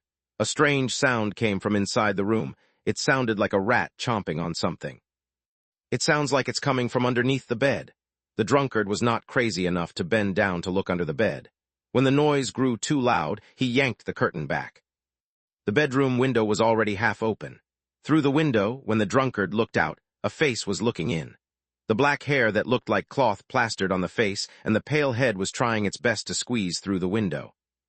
"PA." The drunkard used all of his strength to slam the window shut, creating a loud noise. His brain was drawing a blank, and it was his body's reactive nerves that compelled him to slam the window shut. The head slithered up the thin glass of the window. Its lips opened and closed slowly, and the last few remaining teeth ground against the glass as if it was saying, "I've finally found you." After locking the window, the drunkard felt like he had exhausted all the energy he had. He collapsed to the ground and looked up at the head at the window. Before he could recover, he felt something wet staining his pants. The sudden cold sensation made him uncomfortable. With a shuddering gaze, he turned his head down to look. He had fallen on top of the pictures, and blood was spreading on his pants. Other than that, the drunkard noticed that all the animals' head had gone missing from the pictures where the animals were abused. The reddish-black blood was seeping out of the stumps where their heads should be. The drunkard felt the air being sucked out of his lungs, and he crawled swiftly away. Bang, bang. The human head knocked against the window, but the drunkard was not going to take a look. He forced himself up and ran back into the house. Help, help, where are all the other people? He crawled back into the corridor, intending to find a different room to hide. But once he got out, he saw a shadow leaning at the corner of the stairs leading to the second floor. It looked like a dog, but also like a man. What is that? Too afraid to get close to the stairs, the drunkard turned and hid inside the closest room. He closed the door without even realizing what kind of room it was. He locked the door and gasped hungrily for air while leaning on the door. For a normal person, he was already quite mentally strong considering the experience that he had been through. No, I can't die here. I need to leave and group up with the rest. The drunkard now realized how important it was to stick together. He moved the table to block the door and started to observe his surroundings. A stove, a fridge, and a large kitchen cupboard. Is this the kitchen? The drunkard looked around and realized that this was not good for him. He had entered the kitchen, and the worst thing was that there was no window in this room. It's over. There was the sound of glass shattering coming from outside, and the wind chime in the corridor screamed even louder. The drunkard refused to give up. Compelled by a strong will to survive, he started to rummage through the kitchen to look for anything useful. Chapter 634, One Ghost Story to Every House. The kitchen could not really be called big, and the most conspicuous object in the room was the cupboard. There were many delicious-looking dishes placed inside, but strangely enough, all of them were wrapped inside plastic wrap, and most had been left there for so long that the rot had started to set in. Why would they use the cupboard to store the food when there's a perfectly fine fridge? The situation was too urgent for the drunkard to stop to figure out a question like that. He rushed to the stove and noticed that the exhaust fan that was installed on the wall. This fan, perhaps it was special design, or maybe it was the family's peculiar habit, but the exhaust fan installed in the kitchen was larger than normal, and it was just large enough for a child to fit through. There's no window in the kitchen, so to help ventilation, a large exhaust fan is installed. The drunkard stepped on the chair and yanked the fan down forcefully. He looked at the hole and his expression was colored with hesitation. The hole was too small for an adult. If he was stuck inside, he could not imagine what would happen. What should I do now? Just as the drunkard was hesitating, he saw the cleaver that had been left on the chopping board. Blood and bone chips were stuck to the blade. He looked up at the hole and looked down at the cleaver. A strange idea appeared in the drunkard's mind, like everything so far had been cleverly arranged by someone. The hole was too small for a normal adult, but if one chopped off their scapula and sheared off their hip bone, they should be able to fit through the hole easily. Holding the cleaver in his hand, the handle was sticky, and it made the drunkard uncomfortable. As if trying to rush him, he heard the sound of the doors behind opening in the corridor, like someone was opening every single room to check them one by one. If I escape from here, who knows what kind of crazy thing I'll run into next. Only a real idiot would harm themselves. He held the cleaver in one hand. He bit on his lips, and suddenly an idea popped into his mind. I could pretend to have escaped from the exhaust fan, but actually I'll be hiding somewhere else. When the owner comes to check the room, I'll use that opportunity to escape. The drunkard looked around before walking to the fridge. The kitchen was not big, but there was a very large double-layer fridge. The drunkard opened the top layer, and it was stuffed full of various deodorants and air fresheners, some unopened, some used. What's with these things? This was the first time that he had seen such things being stored inside the fridge. He bent down to open the bottom layer, and it was filled with several black plastic bags. These couldn't be dead bodies, could they? Alas, there was no other option for the drunkard. The only hiding place large enough to fit a man was the fridge. He moved the black plastic from the bottom layer to the top layer.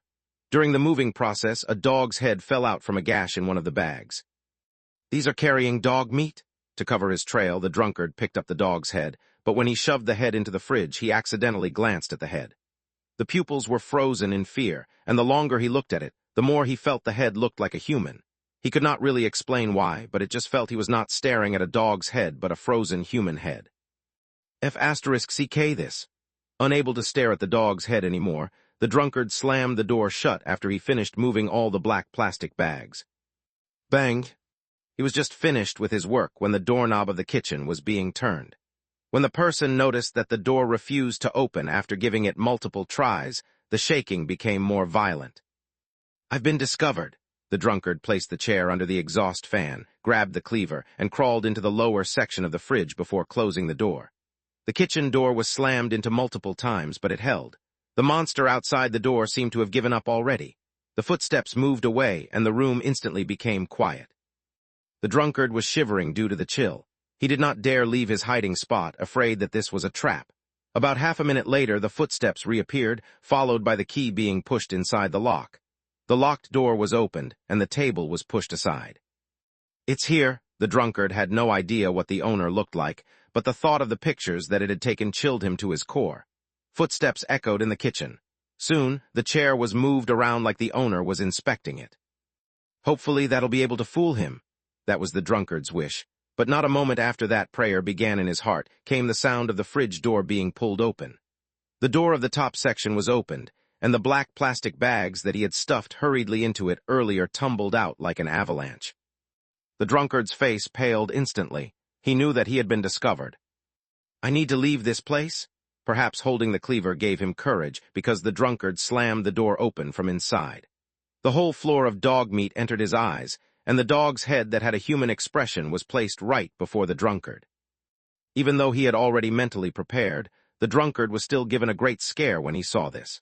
His eyes darted to the side, and he saw an ageless person standing amid the strewn dog meats. A sheath of dog fur was dangled over his body, and the expression on his face gave the drunkard a sense of familiarity. That face is the smiling dog from the pictures. His body felt soaked in cold water. Using every ounce of his energy, he crawled out from the fridge and charged toward the door. The dead dog's expression is like a human, but the living human has the smiling face of the dead dog in the pictures. Such a conclusion appeared in the drunkard's mind. If he did not see that in person, he would not have believed such a thing. The dead dog has taken over the living person's body, or have they exchanged souls? Could this be some kind of curse, the curse of the smiling dog? The drunkard could not explain the thoughts that flowed through his mind. He charged toward the first room that he had jumped into like his life depended on it. In comparison to a scarier thing, the thing that scared him earlier became less scary. As the drunkard raced into the room at the corner, he turned to look behind him. The strange man landed on his four limbs and chased after him like a mad dog. The folds of skin on his face were scrunched together to reveal a smile that was all too similar to that of the dog in the picture. Slamming the door shut, the drunkard jumped out the window. Without turning back to look, he escaped from this two-story building. Energized by fear, the drunkard did not stop running even after he left the compound. He raced for about 10 meters down the road and only stopped when he confirmed that no one was chasing him. What are these monsters? How come it feels like every single building here is harboring at least one of them? The blood fog rolled through town. The drunkard stood in the middle of the road. He looked left and right and realized that the bus that was supposed to be parked there had disappeared. Did I run in the wrong direction? Was the bus the other way? The drunkard stood by the roadside, not daring to wander too close to the buildings. Compared to the buildings, it feels safer out on the road. I should try to move down the street and remember any landmarks on the way. The bus should be around here somewhere. The drunkard followed the road, but it did not take long for him to run into someone standing ahead, waving at him. The blood fog lowered the visibility greatly, and he could only just make out the shape of a human. Chapter 635, Hide and Seek. Who is that? He looks familiar. Could he be one of the passengers from the bus? The drunkard had just been saying seconds ago that the streets should be safer than the building, but before he even finished, he had been proven wrong. He suspected that there was a pair of eyes following him from a place that he could not see, observing his every move. Is he waving at me? With the fog, I can't see his face, so he shouldn't be able to see mine either. In such circumstances, a normal person wouldn't proactively greet others. A person's potential was often forced. After going through the experience earlier, the drunkard had become noticeably more cautious, and he had more to think about before making any move.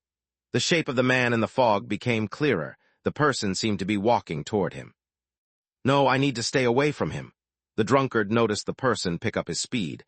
He did not dare to answer and turned to run away. If he's a living human, he should have said something. Just standing there to wave and running toward me without saying a word is too suspicious. Even the streets were not safe, so the drunkard was feeling trapped. He did not know where to run to. The most important thing now is to meet up with the other passengers. It's too dangerous for me to stay alone. The drunkard jogged for a while, but the bus was nowhere to be seen. The more he ran, the more unsettled he felt. F***CK, I think I'm really lost now. The buildings here all look almost the same, and the bus is my only frame of reference. He could still see the vague shadow behind him in the fog. The man who had waved at him was still behind him, maintaining a safe distance between them. And what the hell is this? Why is it following me? The drunkard ran faster and did not stop until he reached the next junction. He still could not find the bus, and as he was hesitating over which route to take, he suddenly noticed the shadow that had appeared on the opposite side of the road. It was waving at him. When did the thing pass me? He should be way behind me. Despair crawled into his heart like a stubborn vine.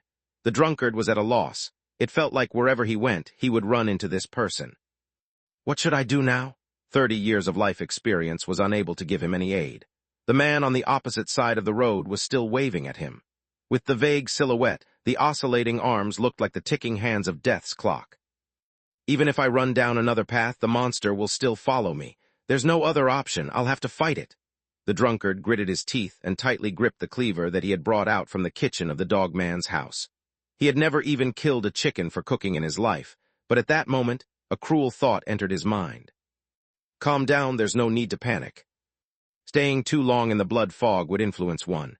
The drunkard had not noticed this himself. The corners of his eyes were red, filled with blood vessels. It looked like he had not slept for days, completely different from how he looked when he first got on the bus. Since this was his first time, the drunkard's heart raced at an impossible rate. He gripped the cleaver with both hands and used a strange posture as he walked across the road. The vague shape kept waving at him. As he got closer, the drunkard got a better look. He looked so familiar. I should have met him somewhere before. Was he a passenger from the bus?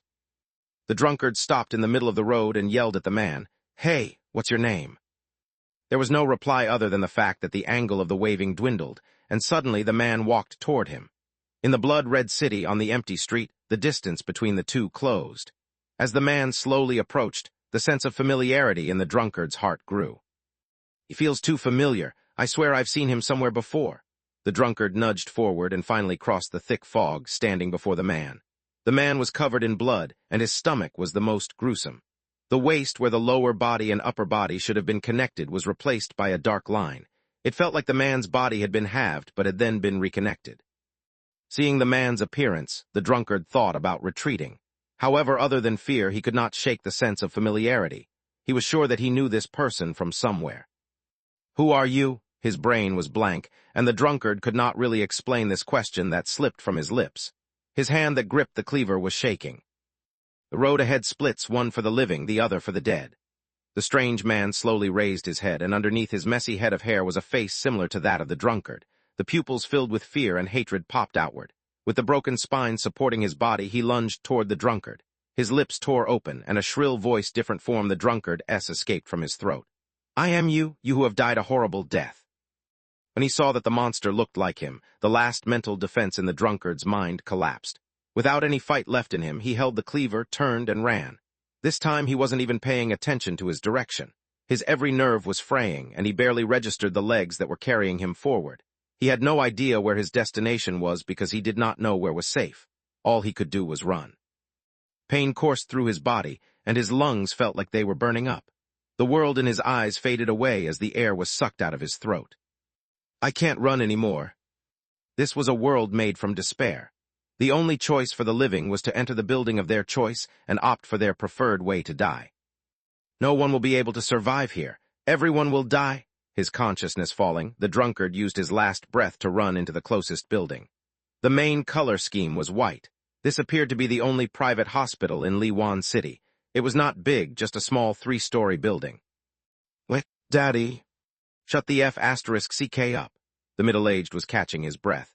He hid inside the safety corridor and kept turning to look behind him. Several minutes later, when he could not hear the footsteps anymore, he leaned against the wall and slowly slid down to the ground. "I've seen uncooperative passengers being sent into a door inside the ghost apartment. The world behind the door is similar to this place, suffused with blood fog. This is not a place meant for the living. This is all that man's fault. If there's a chance, I'll definitely repay this favor."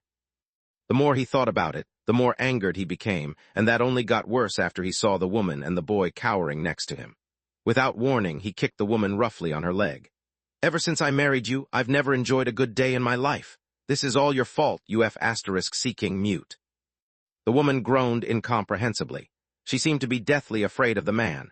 Covering her legs, she moved backward and still made sure to shield the boy from his father's vengeance. "Daddy." "Stop calling me you little F***seeker. You're sounding more and more like my debt collector." The middle-aged man looked around and his face was drawn. "We were much too focused on running to notice we've ended up inside the hospital. This place is definitely cursed somehow. After that monster leaves, we'll need to get away from this place." "Daddy," even though he had just been scolded, the boy kept calling his father. Finally, the middle-aged man noticed something was wrong. If this was normal, the boy would have apologized or gone quiet once his fire started to burn. The boy would never go against him. "What?" "Earlier, there was a little big brother who stuck some paper on your back." The boy pointed on the man's back. "On my back," the middle-aged man shivered involuntarily. He reached behind him and pulled off a patient's record. The record showed that the patient had died, but on the back of the paper, someone had written in uneven handwriting, "It's your turn to come and find me." Chapter 636, Come and Find Me. When did this get there? The middle-aged man held the medical history, and his eyes were bulging. He had no memory of this at all. The boy was deathly afraid of his father, so he cowered behind his mother. "Why aren't you speaking now? It's time for you to speak, but you choose to be silent." The middle-aged man yanked the boy out from behind his mother. He grabbed the boy's shirt and shook him. "When was this stuck there? Where were we at the time? What did the person who left this look like?" "On the first floor, when we passed one of the sick rooms, the door was left half ajar. I saw a hand reach out and place the paper on your back." It was unclear whether the boy was more afraid of his father or more afraid of that hand. "I wanted to tell you at the time, but then a face showed up behind the door. His skin was ashen, and he whispered to me to not reveal the secret because this was supposed to be a fair game of hide-and-seek.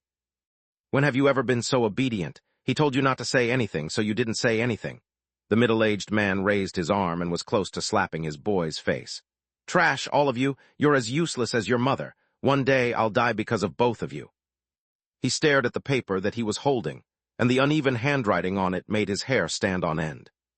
It's my turn to come and find you? Only an idiot would follow that order. The middle-aged man crumpled the medical history into a ball and tossed it on the ground. Perhaps it was a coincidence, but the picture of the patient poked out from the ball, and it happened to stare right at the middle-aged man. So damn unlucky. He stomped angrily on the ball of the paper. The middle-aged man glanced down the corridor. The monster from the road didn't chase us into this place. It should have given up already. We should venture deeper into the building. When we ran in here, I remember seeing a back door on the other side of the building. After hearing what his boy had to say, there was no way the middle-aged man was going to retake the route that they had taken earlier. He looked at the sick rooms that lined the corridor on both sides, and his palms were sweating. Aren't we going to find that big brother? Asked the boy cautiously as he raised his head. Find him? Do you want to die that much? The most urgent thing we need to do now is leave this godforsaken place. The middle-aged man grabbed his wife's shoulders roughly. Look after him carefully and don't let him wander off. The people inside the ghost apartment have two different attitudes dealing with adults and children. As he spoke, he moved forward, but the edge of his pants were pulled back by the boy. What is it this time? Daddy, he's playing hide-and-seek with us. F***CK, of course, I know that. The middle-aged man kicked the boy back. Do you really plan on playing hide-and-seek with a ghost in this ghost-ridden place? But if we didn't go and find him, he'll come to find us instead. The boy used a serious tone to explain the game's rule. However, his innocent voice transmuted into an indescribable sense of terror when it fell into his father's ears. The ghost will come and find us? Based on the rules, there was indeed a chance of that happening. The middle-aged man's face fell immediately. Whether it was looking for the ghost or being looked for by the ghost, both of these things were something hard to accept for him. No, this has to be a trap. Even if we find the ghost after the role changes, it will still come and find us. We need to leave this place. We cannot stand here anymore.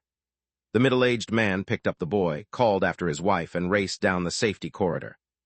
What? Holding the sharp scissors in his hands, the murderer who called himself Scissors stood alone on the first floor of the city hospital. Weak animals move in a herd. Only a beast moves alone. Therefore, a murderer is always alone. The backs of Scissors' hands were pulsing with veins, which showed how nervous he was. A small city covered in blood fog. This is completely different from the entry in my big brother's diary. Did he get the description wrong, or did I get off at the wrong station? Scissors touched his face. When his fingers brushed against the wound, he grimaced from the pain. When the man was alone, he acted completely different from how he had when he was on the bus. To not become the prey, one has to act like the hunter. I cannot make the same mistake my elder brother did. Scissors walked forward several steps. The hospital at night was much scarier than it was in daylight, and if the lights were not turned on, the terror factor would multiply several more times. I can't panic. The most dangerous place should be the safest place. Going against the grain is my only option of survival. That was what he told himself, but he found it difficult to even move his feet. His body was resisting this instinctually. Do not be afraid. The more scared you are at those things, the higher the probability for them to come and haunt you. Along the way, people's screams and wails kept coming from other directions, but I personally have not run into anything, so this is proof enough that my theory is correct.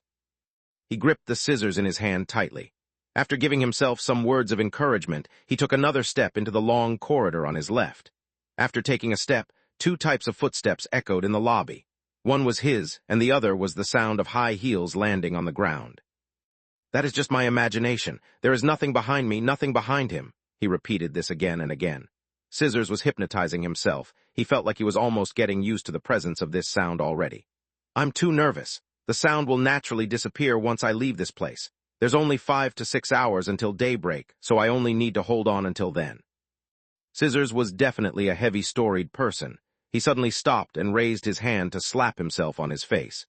You came to find your elder brother. How can you only think about yourself at a time like this? His older brother's image flashed across his mind, and Scissors burnished with determination. I've prepared for 5 months for today. I still have so many trump cards up my sleeves, so there is no reason for me to panic. He forced himself to stop being afraid. He held the scissors in his left hand and the bag that had already stopped leaking in his right hand. My whole appearance looks unapproachable. There was a passenger on the bus earlier who looked similar to me. He should be someone with a story as well, but his preparation is not as complete as mine is. Scissors had great, and some might say unfounded, confidence in himself. He ignored the echoing footsteps behind him and walked down the hospital corridor. The hospital was not big, and there were not that many sick rooms. Scissors walked for a while before he heard a strange noise coming from the second floor. That seems to have come from the safety corridor. Who could that be? Licking his lips, Scissors thought back to the classical demeanor of crazed murderers that he had seen on the movies and slithered his way up to the second floor. There was a draft in the corridor, and the doors for a few of the sick rooms had been left half open. Since there was no light, all the rooms were dark, and standing outside, there was no way of telling what was inside. Is someone here? Scissors was cautious with every step. When he passed one of the sick rooms, he suddenly noticed something. The footsteps that had been following him had disappeared. Why did the sound stop? Now that it was gone, he felt weirdly uncomfortable. Turning back to look, he realized that someone had stuck a piece of paper on his shoulder. Come and find me. Chapter 637, We Found You 2 in 1. Want me to go and find you? Have you lost your mind? The uneven handwriting on the back of the medical history made him feel a certain kind of way. He was currently on the first floor of the hospital, standing in the middle of the corridor. Even though the drafts had stopped, the doors that were left half ajar moved back and forth, creaking noisily. Showers of dust fell from the old ceiling, and there was occasionally the sound of paper brushing against the ground filtering into his ears. Standing alone in that situation after midnight, it would be a lie to say that one was not afraid. Scissors held the pair of scissors in his hand tightly, and he forced himself to appear as unfazed as he could be. When did someone place this on my back? Turning back, Scissors studied the few sick rooms that he had just passed. The person who was behind this prank should be from inside one of the rooms that I've just walked past. He was very afraid, but fear had not taken control of his rationality or sanity yet. He reminded himself consciously that he was currently playing the role of a cold-blooded, maddened killer, and he needed to keep his cool no matter what. The weaker I appear, the more I'll be bullied by the ghosts, so I cannot appear weak. I can't show any trace of fear. He folded the medical history neatly and placed it inside his pocket. Scissors carefully pushed open the half-closed door that was closest to him. Inside the sick room, the bedsheet had been shredded into pieces, and the mattress was toppled to the side. It was as if the bed was once the home of some feral beast that needed to be detained. Is this a hospital or some kind of mental institution? Scissors did not enter the sick room and only observed it from beyond the threshold. The bed was not big, and the only space to hide someone was underneath the bed or inside the dresser. The person behind the prank is not here. He could see clearly into the space under the bed, and the doors of the dresser were hanging open. It was empty inside, all contents had been taken away. He should be in the other sick rooms. Internally, his heart had been quivering like a leaf, but it did not translate to his expression. With unnaturally frigid limbs, Scissors retreated out of the room and moved toward the other sick room. This one is empty. No one is here either. Scissors moved quickly through the rooms until he reached the sick room that was closest to the hospital entrance. After I entered the hospital, I walked straight into the corridor. I've only passed these few sick rooms since then. As all the other sick rooms were empty, then he has to be hiding inside this last room. The hand that held the scissors was sweating profusely as he slowly pushed the door of the sick room open. A strong, pungent smell wafted out from inside the room, a mixture of blood and disinfectant. Someone has died here before? The scene inside the room gripped and shook his head. The blood-dyed bedsheet had hurriedly been shoved under the bed, and from the window that was installed with anti-theft webbing hung a patient's garb that had plenty of torn holes on it. A long wig stood inside the dresser, and the scariest thing was, on the snow-white wall, someone or something had written in fresh blood, "Guess where I am." After comparing the handwriting, he noticed that the hand that had written the blood message on the wall and the hand that had jotted down the message on the back of the medical history were different. This discovery unsettled Scissors even more.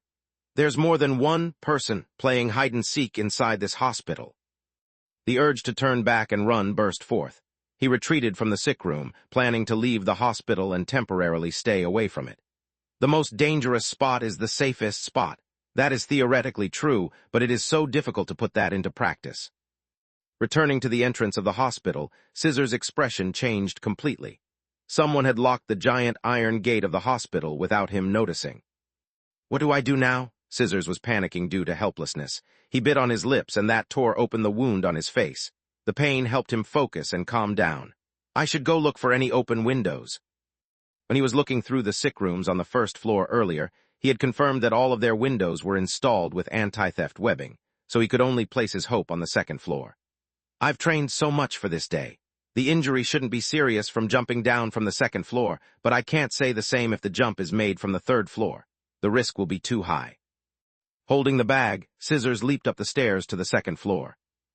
By then he had completely given up on the idea of playing hide-and-seek. Then again, it had never been his intention to play games with ghosts. Running up the stairs 3 steps at a time, when he turned around the corner of the stairs, he spotted a pair of gray-colored feet from the periphery of his eyes. The pair of feet was slightly above his head. He instinctively turned to look up, and a pair of ashen legs fell into his sight, but when he looked up even further, the thing had already disappeared. What the F***CK? The surprise came so suddenly that it caused Scissors' legs to weaken. He did not expect the thing to be so close to him. In fact, there were only several steps separating them. He was just around here. Perhaps he has been watching me from some hidden corner. Stopping at the landing in the middle of the staircase, Scissors was unsure whether he should continue to move upward. He had gotten a good look earlier. The thing had indeed been waiting for him upstairs. All the windows in the sick rooms on the first floor are locked behind anti-theft webbing. There is no way I'll be able to escape from them. So the only way to leave this cursed place is through the windows on the second floor. Devoid of other choice, Scissors forced himself to walk up the stairs. Please do not show up again. Reciting a silent prayer to himself, Scissors jogged to the first sick room on his left. He shoved the door open with hope in his heart, but that hope deflated when he looked toward the window. Pieces of torn clothes were stuck inside the iron anti-theft webbing. Even the windows on the second floor are installed with the webbing. His lips drying, Scissors' heart was slowly festering with despair. He walked to the window and reached out to shake the webbing roughly. The metallic webbing cut into his fingers, and the pain that came from it was so real, but the blood fog right outside the window felt so surreal. If this is a nightmare, I hope I'll be able to wake up soon. The anti-theft webbing was secure, so there was no way he was going to open it without tools. Scissors let his hands go and prepared to leave. But when he reached the door, footsteps echoed down the safety corridor coming from the other end. It sounded like people were running. They sound like they are coming this way, and there are so many of them. Without hesitation, Scissors closed the door and locked it. He moved to stand behind the door, hoping to inspect the situation outside through the window on the door. The footsteps came closer and closer. Scissors could see several shadows flashing down the corridor, seemingly heading his way. I cannot allow myself to be discovered. It's over for me if I'm stuck inside this room. The shadows were incredibly close to his location. Scissors scanned the room behind him and, in the end, grabbed his bag to hide inside the dresser. The hospital was privately operated, and the amenities were different from the ones provided by big government hospital. The space inside the dresser was separated into 2 with a wooden board, and after removing the partition, the dresser was just big enough for a person to hide inside. The footsteps drew close from afar before completely disappearing outside the sick room. They've stopped outside the door. Is it because they've discovered me? Scissors did not think it was wise for him to leave lest he was captured by those things once he showed himself, so he decided to stay hidden inside the dresser. Hide and seek, I have not even found them yet, so why have them come to find me already? Could it be because they have detected my intention to escape? Holding the rhythm of his breathing, Scissors changed into a more comfortable posture, but as he adjusted his position, his shoes knocked into something. His heart froze, and cold sweat poured down his forehead. Scissors forced himself to maintain his calm as he searched for his phone from his pocket. Activating the phone, background on the screen showed the picture of 2 young men taken in front of the entrance of a children's home. One of the young men had a goatee, very tall and buff, while the other one looked exactly like Scissors. At the time, he appeared to be quite camera-shy. When the picture was taken, he raised his hands like he was trying to shield his face from the camera. You have been taking care of me for so long, it is time for me to take care of you. Scissors let out a deep sigh and increased the brightness of the phone screen to its maximum. Then he shone it underneath his feet. The thing that his shoes brushed against was a patient's garb, and poking out from underneath the clothes was a diary. It was because Scissors had read his older brother's diary that he had decided to take the last bus on Route 104 to come to Liwan City. Now that he had come across another diary on his journey, he picked it up without much hesitation and started to flip through it. Liu Feiming, that's the name of the diary's owner. As he flipped through the diary, he noticed a medical history chart slit inside the pages. The patient's name was indeed Liu Feiming, and according to his diagnosis, both of his legs were broken due to a fall from a high location. How come it feels like it's narrating my future? The only solution to escape from this haunted place is to jump down from the 3rd floor. With more than a trace of anxiety, Scissors started to read through the content of the diary. 1st June, I'll definitely go and settle the debt with that limping guy once I leave the hospital. Even though he's limping, his heart is still as dark as sh*T. At the very least, I've worked in his team for so many years already. He planned to get me to shut up with a few hundred RMB after I fell from the 3rd floor, suffered from heavy injury, and went unconscious. No way, this will not be the end of this. 2nd June, due to the injury to the nerves and bones, I'll need to stay in this hospital for at least 100 days. I wonder when will I be able to leave this place. It's so boring staying here at the hospital. I wonder how my family members are doing. I hope my buddy, Brother Lee, hasn't told them about my injury. I don't want to worry about me. 3rd June, how come it feels like the nurses are purposely trying to avoid me? They leave the moment they finished changing the drip. It is like I'm some kind of evil god. Is it because they look down on poor people? They'll regret this when I strike it rich. 4th June, oh God, I'm so bored. There's not even a single person to talk to. The doctors and nurses have stopped coming. Weren't they saying that they're lacking empty beds? There is an empty bed right next to me, but they leave the patients out in the corridor instead of placing them next to them, letting them share the same room with me. What kind of discrimination is this? This bunch of people with eyes that grew on the top of their heads. 6th June, what is going on with the patient next door? How does he plan for other people to fall asleep if he keeps up the noises through the night? The service at this old hospital sure is horrendous. I plan to write an anonymous letter to the relevant party to expose them. 7th June, at 2 a.m. this morning, the patient next door started to act up again. I really wonder if they have locked up a mental case next door. Why else would there be the sound of people ramming against the wall? 8th June, I finally lost it and yelled back at the neighboring patient tonight. I thought they would roar back at me, but they're a bunch of wusses. There was not a peep from them in return. Actually, I was rather thankful for the distraction. After getting bored out of my mind for so many days, the yelling was quite a relaxation. 9th June, when I woke up this morning, there was a child lying beside my bed. It gave me quite a fright. After I asked him, I realized that he was the child of the patient next door. His parents sure are brave to allow a boy as young as him to wander about like that. Then again, the boy is quite cute, and he's not afraid of strangers. I've stayed here for so long, and this is the first time someone's approached me willingly to talk to me. 10th June, I became friends with the boy, and he was clever than he appeared. To evade the discovery of the nurses, whenever someone was about to enter the room, he would go into hiding, and so far he had not been discovered. 13th June, I've completely familiarized myself with the kid. He likes to play hide-and-seek and comes to visit me in the middle of the night. Isn't it surprising for someone like myself to be loved by kids? I promised him that once I can get out of bed, I will play hide-and-seek with him inside the hospital. By the way, the kid's parents must be good people. At least they don't seem to look down on me like the nurses and doctors at the hospital. I wonder what kind of illness they're suffering from to still be hospitalized after so many days. 14th June, tonight, a cancer patient in room 305 died. Many doctors and nurses came and went. But strangely enough, I noticed they still gave my sick room a wide berth when they had to pass it to go downstairs. They'd rather take a longer journey in this case of emergency and refuse to walk past my sick room. Is it because I'm on some kind of blacklist? 15th June, it's finally the day to remove the cast, and here I thought the doctor had forgotten all about me. It's a windy day today, so I think I'll just stay indoors. 15th June, something is not right tonight. How come I still hear a familiar sound coming from next door? The voice sounds similar to the old man who died yesterday. I asked the boy about it, but he didn't wish to tell me anything. All he wanted was for me to play hide-and-seek with him at night. If I can find him, he'll tell me the answer. My legs are still recovering, and if I wander out at night, I will definitely give the nurses on duty a big scare. 16th June, oh God, what is happening to me? Today I woke up early in the morning and went outside with the crutch. When I wanted to go next door to visit my neighbor, I realized that I was leaving in the first sick room on the left of the staircase. Beyond my room was the storage room, and there was no sick room beyond mine. But I could hear the conversation every night in that boy, F***CK.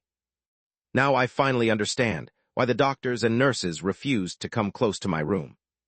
16th June, the doctor refused to let me leave, After all, I still owe them plenty in medical bills. None of my friends can be trusted. I don't care, I have to leave this place tomorrow, but the biggest issue is, how am I supposed to survive tonight? Will that boy appear again? 17th June, no way, I need to leave, I need to go. Last night the boy has returned and asked me to join him in a game of hide-and-seek. He stayed in my room and ran about. Have I lost my mind? Why did I promise to play with him earlier? I cannot stay here anymore. Even if the hospital forbade me from leaving, I will find a way out. If I stay here any longer, they will eventually claim my life. 17th June, what do I do? What do I do? I think I've finally lost it. When I wanted to leave this afternoon, I stood on the top of the stairs and I suddenly felt there was someone behind me. I turned and saw the boy. He asked where I was going and demanded to know why I hadn't played hide-and-seek with him. 18th June, none of my colleagues have returned my calls and the leader has already escaped. The hospital refused to let me go and the medical bills are piling up. Even if I survive, the debt will crush me to my death. However, I don't care anymore. Escaping this place should be my highest priority. 18th June, when I was running down the stairs, someone pushed me from behind and it caused my legs to break again. The doctors said that according to the surveillance, I threw myself down the stairs on my own, but I saw it with my own eyes that it was the boy who pushed me. He did not wish for me to leave. I'm telling the truth, but why won't anyone believe me? What? 1st July, this should be the last entry in my diary. Both of legs are broken, my eyes have been poked blind, my throat burns from the acid, and my digits are bent. There is no way I can run from this place anymore. I know the boy is staying by my side. There is no sick room next to mine. They are all inside this room with me. I found them, but that means I'll never be able to leave anymore. Reading through the last page, Scissors' heart was cold. There is no sick room next door. They are all inside this room. A chill ran down his spine. Scissors refused to stay a second longer in the room, and he pushed the door open. After rushing out the dresser, Scissors looked toward the door next to him, and his brain instantly drew a blank. In the glass window of the door, many pale human faces were peering in. We found you. Chapter 638, Ghost Stories Scarier Than Mine, 2 in 1. Hiding inside the fully quarantined hospital room, reading the horror-filled diary that was left behind by the victim, and having the terror described in the diary appeared right before his eyes the moment he closed the diary, Scissors could not keep up his pretension anymore. He believed that anyone would have lost their mind in a situation like that. The small window on the door was crowded with multiple pale faces, and even through the door, Scissors could clearly see the expression that these human faces were wearing. They're all looking at me? Scissors had trouble breathing. It was as if a pair of cold hands had reached into his chest and squeezed on his windpipe. Energy left his body, and he realized that it was very difficult to make the smallest movement. Found you? That creepy voice echoed in his ears once more. Scissors' legs were quivering. His entire focus was distracted by the faces outside the door, to the extent that it took him a long time to realize that the voice that he heard earlier did not seem to come from outside the door. Fear seared his every nerve like a flash of lightning. Scissors' eyes bulged out of their sockets, and he almost instinctively turned to look behind him. Squatting inside the dresser that he had been hiding in earlier was a man in a patient's garb. The man was not tall, and he had casts on both of his legs. His left eye had been poked through by a pencil, his nose was broken, and his 10 fingers were hidden inside his sleeves. Scissors, footprints, and the blood that dripped from his scissors could be found on his patient's garb. Obviously, the man had been hiding inside the dresser. Found you? The tone was robotic and detached, sounding more like a puppet than a person. The expression on his face was very unnatural. He was happy with some measure of excitement, like a child who had been given a new toy to play with. The ghost had been staying inside the dresser. Thinking back to the time that he had been spent inside the dresser, Scissors' body was covered in goosebumps. The patient who wrote the diary appeared before his eyes, but the man should have died long ago. Scissors stood between the owner of the diary and the sick room's door. He was stuck between a rock and a hard place. Calm down, do not panic. You've watched more than 10 horror films and played more than 10 horror games before coming here. You've done all the preparation you could, so there has to be a solution to this problem. His brain turned quickly, but he could not find any inspiration from either horror movies or games. This was because there was not a scene in those films where the main character was forced to choose between a ghost and a group of ghosts. The cold sweat on his forehead kept falling, and his heart could not stop racing. There's a ghost behind me, and a bunch of ghosts in front of me. Normally, it should be safer by staying inside the room, but if I don't escape from this room, it'll be a slow death, slowly losing my autonomy until I'm unable to seek death even if that is your wish. At least, that was the destiny of the diary's owner. His eyes were poked blind. His legs were irreparably broken, and in the end, he could only stay behind to play with the rest of the ghosts here forever. Considering the possibility that the fate described in the diary could befall him, Scissors shivered involuntarily. Since I still have my mobility, I need to try my best to escape. His rising chest slowly returned to normal. He held his breath and turned to look at the window on the door. There's no choice. I'll have to fight them. I'll cut my way to the 3rd floor and jump out of this place from the window. Scissors felt like he had chosen the best solution considering the despairing options that he was given. He gripped the scissors, and with the patients watching, he suddenly roared and charged toward the door. Just as he made his move, something else happened coincidentally. Footsteps came from the other side of the corridor.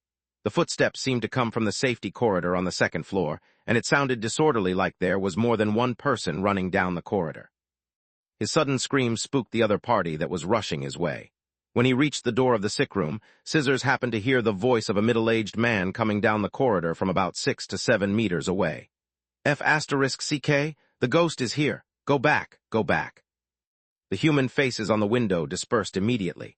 Scissors abandoned his caution. He charged out of the room, waving his scissors wildly as he made a beeline toward the 3rd floor.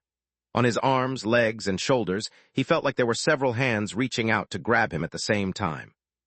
Let me go. He aimed the scissors in his hand at the bag that he was holding. He poked through it, and something inside the bag was pierced. A large amount of reddish-black liquid burst out from within. Like a maddened patient, he waved the blood inside the bag around, splashing all over his body and the space around him. As he showered the liquid around him, he laughed madly. He might not have lost his mind for real, but in terms of presence, Scissors had managed to hold the patients who wanted to play hide-and-seek back. After pouring out the blood, Scissors did not spot for a second and charged toward the 3rd floor.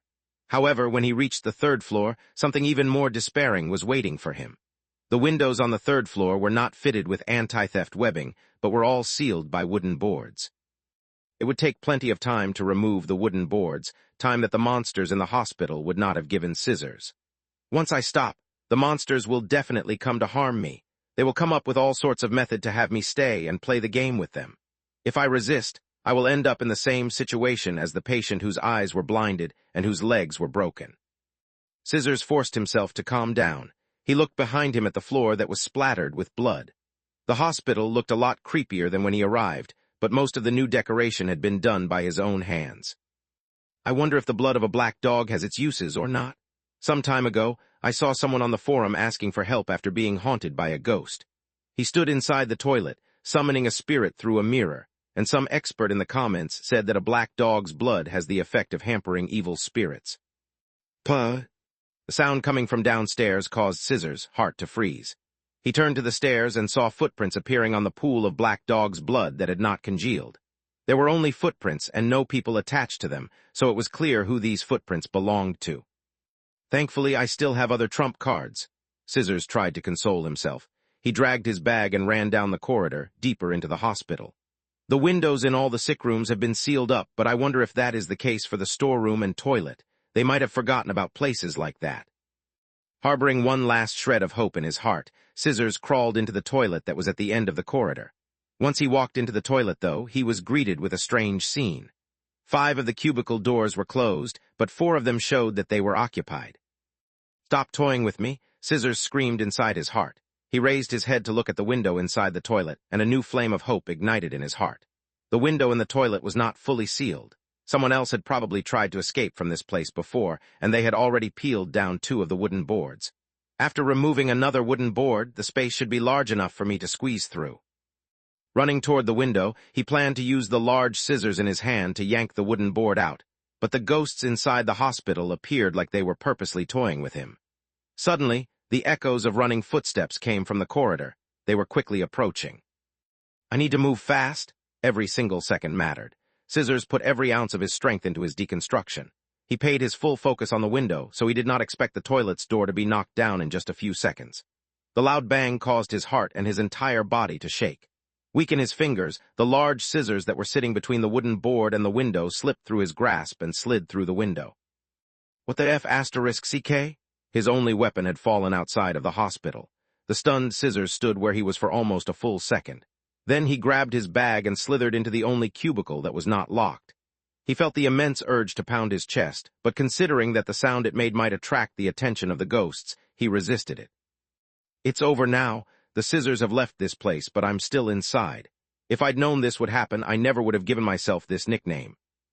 Gritting his teeth, the muscles of his body was tense. Scissors covered his mouth and nose, afraid to breathe too loudly. He chanted inside his mind madly, "Please don't discover me, please don't discover me." However, when he looked down, the despair in his heart only grew. Earlier, when he was showering the corridor with a black dog's blood, it had landed on his body as well. Therefore, he left a bloody footprint with every step. His trail had been completely exposed. As long as the ghosts were not blind, they would definitely find him. This is completely different from my expectation. What did I do wrong? His face was blanched. Scissors had completely given up. He was now just waiting for death to arrive. Unfortunately, I failed to locate my elder brother. He hid inside the toilet cubicle for several minutes, but even so, no one came to get him. They failed to discover me, but that's impossible. The footprints that I inadvertently left pointed to the fact that I'm hiding inside this cubicle. Even an idiot would know that I'm hiding here. Scissors nudged his body slightly forward. He wanted to open the door, but once his fingers landed on the cubicle door, he immediately bounced back. No, wait, they are probably just outside the door. Once I open the door, several faces will squeeze inside the cubicle. They're just waiting for me to surrender and open the door. Yes, that has to be it. I cannot leave. I'll just wait here. If that can earn me another second, then so be it. Scissors maintained his posture to the best of his ability, not even daring to move his head. As long as I cannot see them, they are not real. Black Dog's blood stained his body, but Scissors, holding the old bag with both of his hands, did not feel dirty or disgusted. The toilet is a common set inside any horror film. It is a very dangerous place, but let me think, have there been any characters that managed to escape from a toilet before? He scanned through the films in his mind for a long time, but the longer he thought, the more afraid he became. The toilet in horror films was definitely a death location. He failed to come up with a way to escape, but instead, he was reminded of the few scary scenes inside the toilet from several famous horror films. All the doors of the cubicles next to mine are locked, which means that there are definitely people inside them. Damn, that is exactly the plot for one of the ghost stories I've seen. In the bathroom at night, a hand reaches into my cubicle, asking me whether I need blue toilet paper or red toilet paper. Cold sweat slid down his face. He was living the scene inside the horror movie, and the plot that he imagined could happen at any moment. What should I do if a hand reaches inside my cubicle asking me which type of toilet paper I want? Tell him I'm actually a girl wearing a boy's clothes, so I'm sitting because I need to? I don't need any toilet paper. But will the ghost fall for a stupid reason like that? Bang! The toilet's door was knocked open again, and the sound was much louder than the one before. It sounded like something scarier had entered the room. Scissors immediately stopped his wandering mind. He held his mouth shut, and he was shaking in nervousness. Bang! The door of the first cubicle was knocked down by brute force, and Scissors' heart tightened with that thud. It's inspecting the cubicles one by one. Please don't come here, please don't come here. Naturally, things did not go the way that he had hoped. All the doors of the previous cubicles were consecutively taken down. In the end, the footsteps stopped right outside his own cubicle. God, it is really over this time. What? A scream floated up from downstairs, and the doctor stopped moving. He told Chenji, who was in front of him, "This place is not right. Why don't we go back down? It'll be safer if we stick together." Being together with them is how tragedy will happen. Don't forget that the smiling man is still downstairs. Perhaps it was him who reached out to harm the other passengers. Chenji came to the highest floor, and under the doctor's quivering gaze, he removed the hammer from his backpack and broke down the door that led to the roof.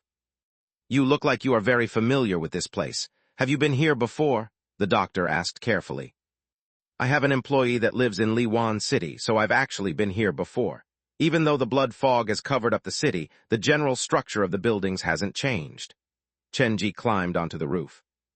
"Your employee?" "Yes, I'm a prop maker at a theme park. This hammer here is one of my creations. It looks scary, but it's more style than substance." Chenji walked directly toward the water tank. He opened all of them and failed to discover the phone spirit's body. We should still be residing in the real world. The door had gone out of control, and the blood fog from behind the door floated out to slowly consume this small town. Probably after some time, Liwan City would be completely taken over and transformed by this blood fog, becoming a link between the real world and the world behind the door. What are you looking at? The doctor walked forward to join him. I wanted to check if there's any obvious sign of danger around us, but the fog is too thick for me to see anything. Chenji came up with a random excuse. Let's go back down. Returning to the ground floor, the bus was still where it had been, but none of the passengers could be seen. There should be something inside the building, but we were lucky enough to have not run into it. The doctor's heart was shaking. He stood next to Chenji, and after a moment's hesitation, he opened his lips to say, "Actually, I've come to this place before. The blood fog. We'll continue this conversation later. I think I heard screaming coming from that way." With his heightened senses, Chenji grabbed his backpack and travel bag before running down the street. Hey, be careful. The doctor's advice fell on deaf ears. Unable to do anything else, the doctor chose to continue trailing behind Chenji. Running down the street, Chenji came across a vague shape waving at him from a junction, but the shape was facing away from him. Finally found a local. He jogged faster, but the waving silhouette slowly disappeared into the fog. Chenji was unwilling to let the person go so easily. He chased after it for a distance before finally stopping when he passed a hospital. Why is this man lying here? Chenji came across the drunkard shaking spastically outside the hospital with white foam on his lips. It looked like he was about to leave the world soon. It appears like he was given a great shock. The doctor shook his head. I'm a physician, and this is not my field of expertise. I'll try my best, but it'll depend on his luck whether he'll wake up or not. Hold this. Chenji passed the backpack to the doctor. I have more experience with this. He unbuttoned the drunkard's collar and loosened his belt. He leaned the drunkard's head back so that he was lying flat on the ground. Then he massaged the man's temples in a steady rhythm, and that was followed by a steady press on his chest. There was no flaw to his resuscitation technique. It was as standardized as if it was copied directly from the textbook. 3 minutes later, the drunkard slowly recovered. He did not scream when Chenji's face came into his eyes, but after realizing where he was, he started to get nervous. He pointed in a direction and said, "Don't go into that house. There's a smiling, human-faced dog in there. It's a bloody curse." "Don't worry, let me send you back to the bus."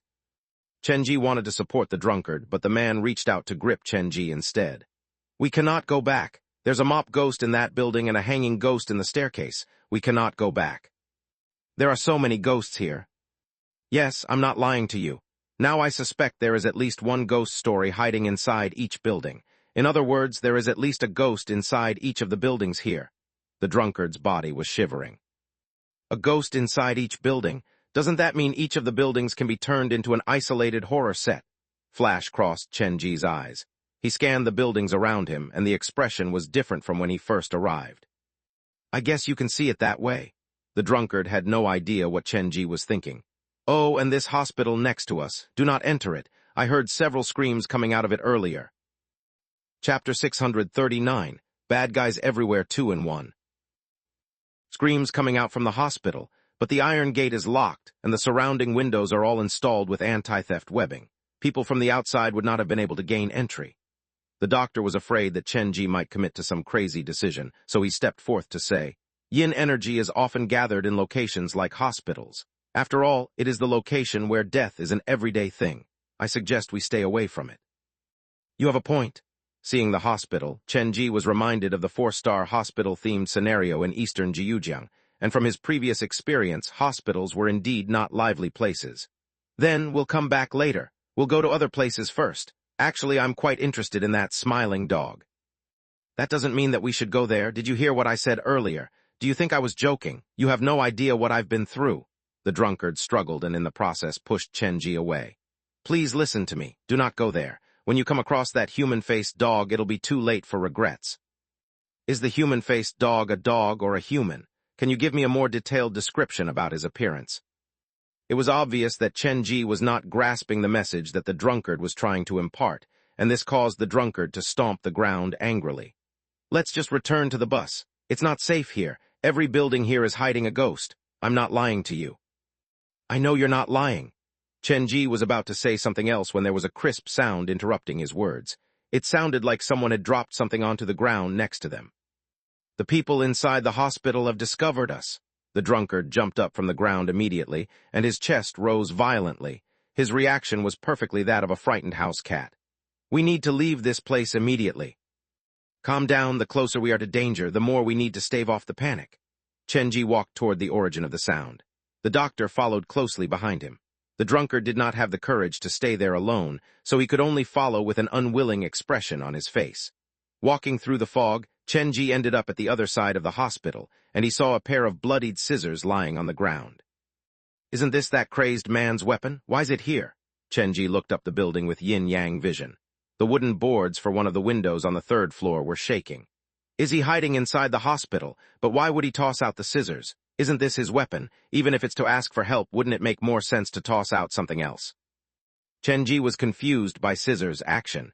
He kept the scissors for himself and returned to the front door of the hospital. "Let's go before it is too late. I don't want to get stuck here." The drunkard squeezed next to the door. "Earlier, I forgot to tell you about another ghost that I saw. Even the streets here aren't safe. When you cross a junction, there will be a ghost waving at you. He'll keep on following you as he adopts your facial feature. When he appears, you'll see how you look like when you're dead." The drunkard tried his best to persuade Chenji to change his mind, but it did not affect the latter at all as he tried to wiggle the iron gate of the hospital alone. "What is he doing?" The drunkard touched the doctor's arm. "Perhaps he's if to see whether the iron gate is sturdy enough to hold the ghost inside the hospital in," the doctor guessed with a bitter smile. He also had trouble understanding what Chenji was doing. "Wait, do you guys still think I'm rambling in a drunken haze? Do you think what I saw earlier was part of my drunken imagination?" The drunkard grabbed the doctor's shoulders with both hands. "I'm not lying to you, I swear. Please trust me. I'm trying to save you here. Every building here is home to at least one ghost." His emotion was running wild. He turned toward Chenji and tried to forcibly lead the man away. "Stay away from that door. You'll get pulled in if you get too close." The drunkard had just finished when he saw the sunny-looking young man take out a scary-looking large hammer from his backpack. The four eyes met, and the drunkard's eyelids twitched. "You can tell me the rest after we get into this place." Chenji raised the hammer high and slammed it down on the lock. Bang! Due to the oppressive presence of the blood fog, the sound did not echo far into the distance. Knocking at the same spot 3 times, Chenji finally got the lock to break. "Stick close to me. If you wander too far, I might not be able to guarantee your safety." When the doctor heard Chenji say that, he started to follow without much hesitation. "Hey, what's going on? Why are you carrying a hammer with you when you're just going to ride on a bus?" The drunkard held the doctor back by his shoulders. "Have you two been to this place in the past?" He used to make props for a theme park, so isn't it perfectly normal for him to carry a hammer on him? The doctor rattled off the same excuse that Chenji had given him earlier to the drunkard. A prop maker? When the drunkard was trying to tie up the relationship between a hammer and a theme park, Chenji and the doctor had already entered the hospital. "Hey, wait for me." Standing on the first floor, Chenji activated the recorder, held both bags in one hand, and carried Dr. Skullcracker's hammer in the other. The sharp edge of the hammer elicited a creepy sound as it ground against the hospital floor. Chenji narrowed his eyes to take a better look as he stared down the corridor on the left. "Did you discover anything?" The doctor seemed to know it was very dangerous there and stuck close to Chenji. "Few visitors have recently been to this hospital." Chenji pointed at the footprints on the ground. "Due to the heavy rain from earlier, most of the passengers on our bus were drenched, so these footprints must have been left behind by them. Then you take a closer look at the size and shape of these footprints. 4 large ones and 1 small one, so they should belong to the family of 3 and the madman who called himself Scissors." Chenji's observation was precise and accurate. All the footprints pointed to the left side, so they must have entered the left corridor. "Jesus Christ, you sure have amazing eyesight. How can you see these things so clearly even though it's practically pitch black in here?" The drunkard had a renewed admiration toward Chenji. "Follow me." Chenji entered the left corridor. He placed the white cat on his shoulder and took out his mobile to activate the flashlight function. There are sick rooms lining both sides of the corridor. The doors are left ajar, so I suspect that something might come out from them at any moment. Be cautious of everything. "Big brother, please don't scare me." "I'm not trying to scare you, I'm just telling you the truth." Chenji stooped lower. "Come and take a look at these footprints." At the start of the corridor, they were evenly spaced, but after crossing the 3rd and 4th sick room, the footsteps started to overlap and randomize. This means that something unexpected happened to them when they were passing the 3rd and 4th sick room. They probably stopped here for a while. "In other words, you're trying to say that there might be something inside the 3rd or 4th sick room." The doctor grasped Chenji's intention instantly. "There's a great possibility of that, but that does not preclude other possibilities. Just be more careful when you're crossing these 2 sick rooms." Chen-ji looked at the two doors that had been left half ajar. Through the dark gap, it felt like some scary monsters would poke their head out at any time. Try to keep up and make sure you don't get left behind. Chen-ji dragged the hammer and walked down the corridor. This place was eerily quiet. When they passed the first and second room, Chen-ji did not notice anything out of place. However, when he got near the third sick room, the white cat on his shoulder meowed and curled behind his neck. At almost the exact moment when the white cat gave him the warning, Chen-ji raised the hammer in his hand and slammed into the half-open door of the third sick room without any hesitation. The door swung heavily from the force and slammed into the wall. Bang! It exposed the shadow who was originally hiding behind the door. He was wearing a patient's garb. He had ashen skin, and underneath his pair of messy bangs was a pair of stunned eyes. He froze where he was, holding someone's medical history in his hands. The uneven handwriting on it read, "Come and find me." "Why are you hiding here? Are trying to play a game with me?" Chen-ji revealed an interested smile. He needed to come up with more games to increase the playability of his haunted house to attract more visitors. The patient behind the door seemed to have noticed something. He wanted to drop the medical history in his hand, but Chen-ji was not going to give him the chance.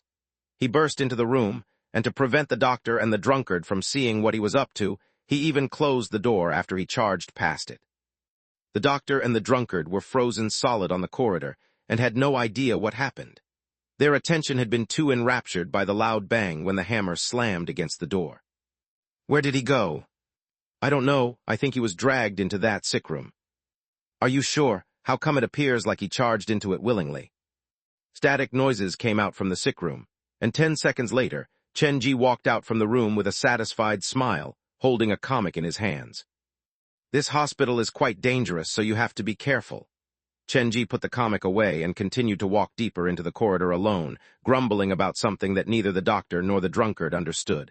"So, a game of hide-and-seek? This is quite interesting. Fine, I accept your challenge. I'll definitely find all of you." The group stopped moving when they came to the second floor. The area before the first room right after they turned out of the staircase was splattered with fresh flood. Even a crime scene would not have looked this bloody. The doctor frowned. He was a professional, and he was feeling uncomfortable by the sight. The drunkard, on the other hand, had his hand over his mouth because he had started to dry heave. "The ghosts in this hospital only like to play games, and they normally wouldn't injure people, so why is there so much blood in the corridor?" Chen-ji bent down to study the blood pattern. He looked exactly like an experienced forensic doctor. "The blood splatter has no uniformity to it at all, and there is too much. No matter which part of the body was injured, there is no way for one to create a crime scene like this." Chen-ji brushed the blood with his pinky, and he put it under his nostrils after rubbing it on his fingers. "This does not smell like human blood."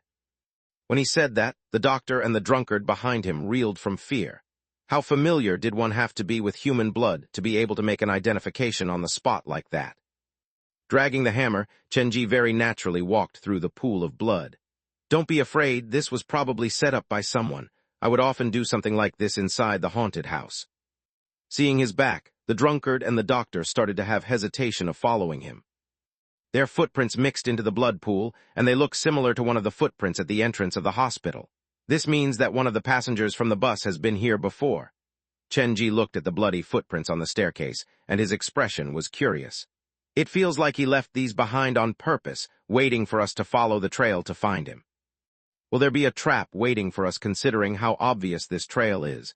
Or could it be that someone has taken his shoes to lay down this trap for us?" Chen-ji was very calm. After giving it some thought, he decided to follow the footsteps up to the third floor. After the footprints got to the third floor, they ran directly into the toilet. The footprints went only one way. There was entry and no exit. In other words, an idiot would be able to tell that the owner of the footprints should still be hiding inside the toilet. "This is too obvious. I suspect this is really a trap. The two of you should wait out here." Chen-ji gripped the hammer and entered the third-floor toilet alone. He slammed the doors of the front few cubicles open, but there was nothing inside them. The footprints disappeared into the last cubicle, and the scissors fell from the third-floor toilet. Chen-ji was on high alert. He did not break the door of the last cubicle directly, but crawled on the wall of the cubicle next door and peered inside. Scissors, who was covered in blood, gripped the old bag tightly. He was collapsed inside the last cubicle with his hands tightly squeezed over his mouth and nose, afraid to make even the smallest voice. The man before Chen-ji was so different from the scissors that he had met on the bus. This man's courage is small to an unimaginable level, but he dared to come to Liwan City for the sake of his older brother. With enough training, he will be incredibly useful. A trace of admiration flashed through Chen Ji's eyes. He slowly retreated from the wall and out of the cubicle. He did not expose Scissors, but knocked lightly on the door of the last cubicle. Is someone in there?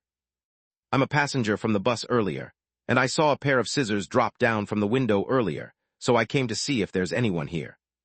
When the familiar voice entered the cubicle, to Scissors, who thought it was already over, the voice was like the first ray of a new spring. It pushed back the fog and melted the frozen river. Strange noises came from inside the cubicle, and Chen Ji recognized that as Scissors smoothing down his clothes and putting on his appearance. He did not disturb the man. Whether you are a fellow passenger or not, I'm sorry to have interrupted you at this sensitive moment. Chen Ji walked backward, purposely letting Scissors hear that he was retreating. Moments later, the door was pushed open, and an insidious voice came from within. You managed to find me. The bloodied Scissors walked out from the cubicle. He carried a maddened smile on his otherwise expressionless face. He kept up the habit of licking the wound on his cheek, even though he could barely suppress the grimace of pain that came from it. We'd better leave this place. There are many strange things inside this hospital. You should have seen the blood splatter on the second floor, right? That was my doing when I cut a bloody path through the crowd of ghosts that surrounded me. His eyes were rolling with anger, his expression scary. Chen Ji looked at the Scissors before him, and he had a hard time reconciling this man with the weak and helpless little soul that he had seen inside the cubicle earlier. Stop staring into my eyes, it's very dangerous. Scissors grabbed the bag with one hand and issued a cruel laugh. Perhaps because he had been squatting too long inside the cubicle, his legs were wobbly like noodles, and it gave him a limping gait while he walked. I understand, we'd better leave this place then. Chen Ji did not move forward to help Scissors. Murderers were often lone wolf, and lone wolves did not need help. Here, your scissors, I found them outside the hospital. Taking back his weapon, Scissors' gaze sharpened even more. Very good. If not for the fact that the cunning ghosts caused me to lose my scissors during the last struggle, they definitely would have regretted running into me. Understood, I believe you. Chen Ji dragged the hammer and walked out the toilet. It grated against the floor and made a spine-chilling noise. Actually, we are not so different. We both have a past that we do not wish to bring up, and I'm also here to find the two most important individuals in my life. Chapter 640, Secret of the Hospital 2 in 1. Chen Ji's words resonated greatly with Scissors. He had grown up at an orphanage. He was a loner that preferred his own company, and the only friend that he had ever had was his older brother. When he was bullied, when he was treated unfairly, when he could not find the meaning to live caught in a web of pain and despair, his elder brother would step forth to lend him a hand, to shield him from the ravages of life. For Scissors, his older brother was the most special person in his life, and it was due to the connection that they shared that, after his older brother disappeared, Scissors would stop at nothing to come and investigate. Looking at Chen Ji, who was wandering away, Scissors was reminded of how Chen Ji had appeared when he was forced into the corner by those things inside the hospital, when he was at the brink of giving up. That warm and kind voice had pulled him up from hell right into heaven. It was such a roller coaster ride of emotions. Even though Scissors did not voice it out, internally, his heart was gushing with appreciation. Due to the appearance that he needed to maintain, he did not openly thank Chen Ji, but he made a promise to himself that should he survive this ordeal, he would stop at nothing to repay the man's kindness. Those who appeared distant on the surface often had a blazing heart. Since their warmth was normally encased within a thick layer of ice, only when that layer of ice cracked would they reveal their real emotions. Licking the wound of his face lightly, Scissors turned around to spit out the black dog's blood on his lips. He followed behind Chen Ji, and for a moment, he saw his older brother's shadow overlap over his savior. I should calm down. He still might be a real murderer. It'll be better if I don't stay too close to him, but I should be there to lend a hand should he get into any trouble. Scissors' impression of Chen Ji had changed drastically. He silently moved to follow behind Chen Ji. Realizing that Scissors had become more honest, Chen Ji's lips curled into a grin. From his perspective, Scissors was quite a hard-to-find talent. It was fine that he was in reality a coward. The most important thing was that he had the courage and determination to put everything on the line should the situation call for it. Chen Ji turned his head around to ask Scissors, "By the way, I spotted different types of footprints downstairs. Other than yourself, there should be other passengers trapped inside this hospital. Did you see them earlier?" "I came in here alone." Scissors grumbled internally, "What is this about footprints?" When he entered the hospital, he had not paid attention to that at all, but since Chenji had brought it up to maintain his appearance, he could only follow the thread of conversation. "I've noticed the footprints that you mentioned. Yes, if I'm not mistaken, when I was caught in a deathly bout with the monsters on the 3rd floor, I heard echoes of footsteps coming from the 2nd floor security corridor, so they might have run down that direction earlier." Chenji nodded as he stared at Scissors, giving him a once-over. "What are you looking at?"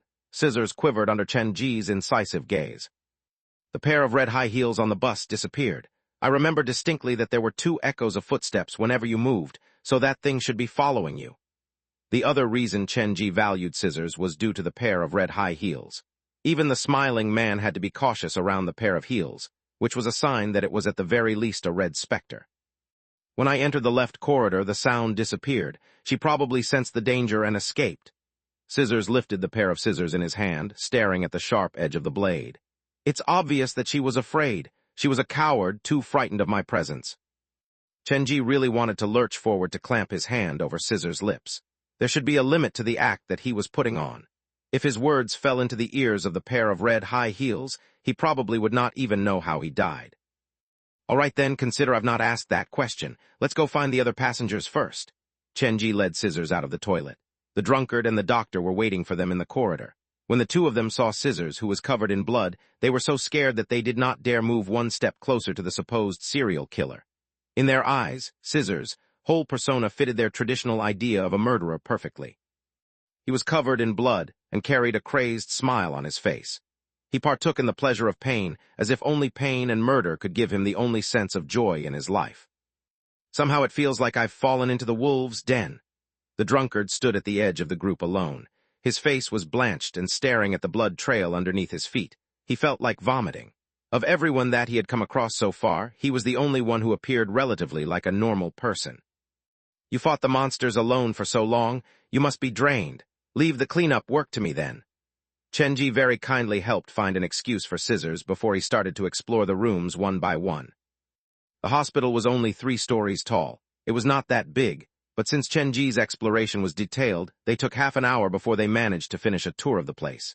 They found the footprints for the family of 3 and the pair of shoes for a boy at the 2nd floor security corridor.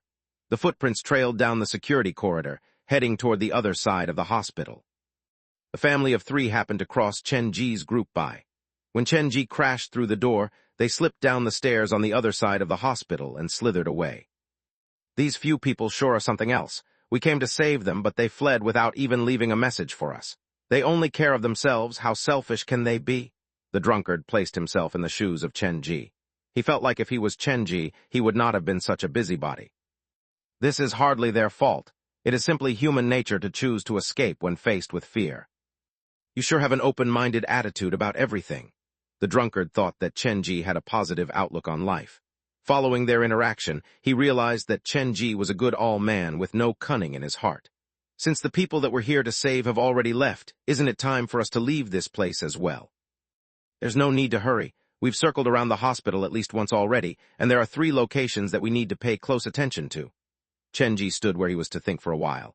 In the first room on the left after turning up the stairs on the 2nd floor, there's a diary. It recorded how a patient was forced to the brink of insanity by the ghosts inside the hospital before becoming a ghost himself. That should not be an isolated case. Naturally, Chenji knew that was not an isolated case. The poor spirit whose legs were encased in plaster and had his eye poked blind was currently residing inside Yan Danian's comic. With the guidance from Scissors, he had rushed toward the dresser once he stepped into the sick room, and it did not take long for Chenji to locate the spirit that possessed the diary. "But what does that have to do with us?" The drunkard had a bad feeling about the hospital. It felt like it was more dangerous than the doghouse that he had stayed in earlier. If the patient decides to play the game of hide-and-seek, they will be trapped inside the hospital, becoming a part of the game after they die. However, have you ever considered this question? Who was the first person who started this game of hide-and-seek? Chenji turned to look at the other passengers. There has to be a person who came up with the idea of the game, only then would the string of ghost patients follow. The few passengers looked at one another. This question naturally had not crossed their mind before. Chenji gave up completely on asking for their opinions. The perspectives that they adopted were completely different. The way that they viewed this strange world was too different to reconcile. Like I said earlier, there are 3 locations inside this hospital worth noting. The first location is the room where the diary was found, and the second room will be the filing room. Just now, I've looked through the information regarding the problematic sick room roughly, and I noticed something weird. Basically, any patient that stayed in that room would encounter a less than peaceful ending. And because of that reason, that sick room, room 201, became the room that should be avoided among the doctors and nurses. Ignoring the response of the other people, Chenji continued his analysis. The files recorded very clearly that the first case in room 201 happened 5 years ago, and coincidentally enough, it was within that same year that this private hospital accepted a patient that was transferred over from another hospital. He took out a case file from his backpack, and it was stained dirty. Most of the content could not be read anymore, and the name of the patient's original hospital was conveniently smudged. Only the term "Hai" could be roughly discerned. Do you know any hospital that has this character in its name? Chenji turned to look at the burn unit doctor.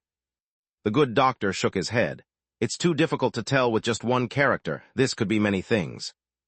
The last time we took the bus, there were a few female patients wearing hospital gowns.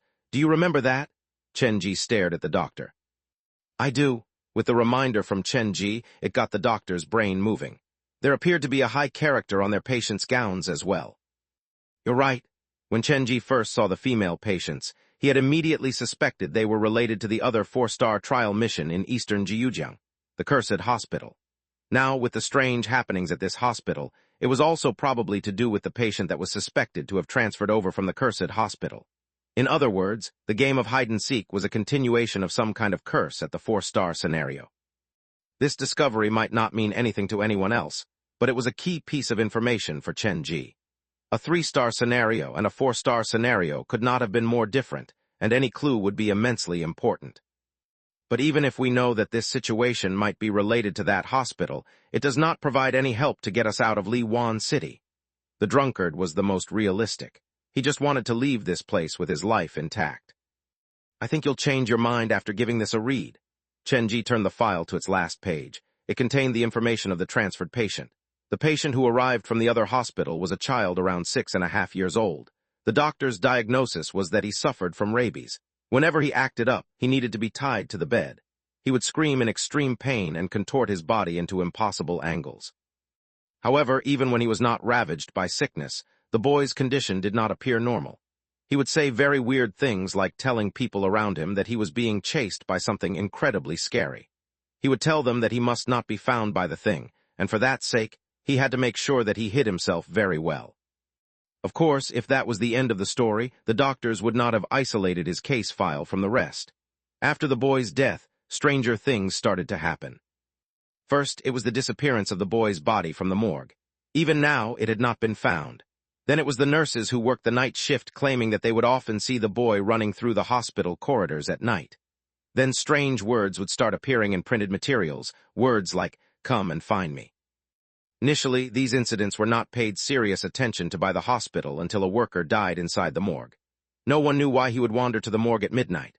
However, the police found a medical history sheet stuck to the back of the body, and written on the back of the piece of paper were the words, "Come and find me." They were written unevenly like they came from the hands of a child. After the death of the worker, a tale spread within the hospital. Anyone who had that paper stuck on their back would need to play the fatal game of hide-and-seek with the child. The file had probably been sealed around that time. The file did not describe the action taken by the hospital, and that was pretty much all the information the file could provide on the child. Closing the file, Chenji's gaze swept the rest of the group. Some of you have had the paper stuck on you before. If we do not undo this curse, you'll still be in danger even after you leave Liwan City. Then what do you think we should do now? Scissors started to panic. He distinctly remembered seeing something like that being stuck on his back. I say we go to the third location of interest now, the morgue. That was where the worker was found dead and where the boy's body disappeared from. We should be able to find some useful information there. Chenji patted the white cat on its head and led the way forward holding the hammer.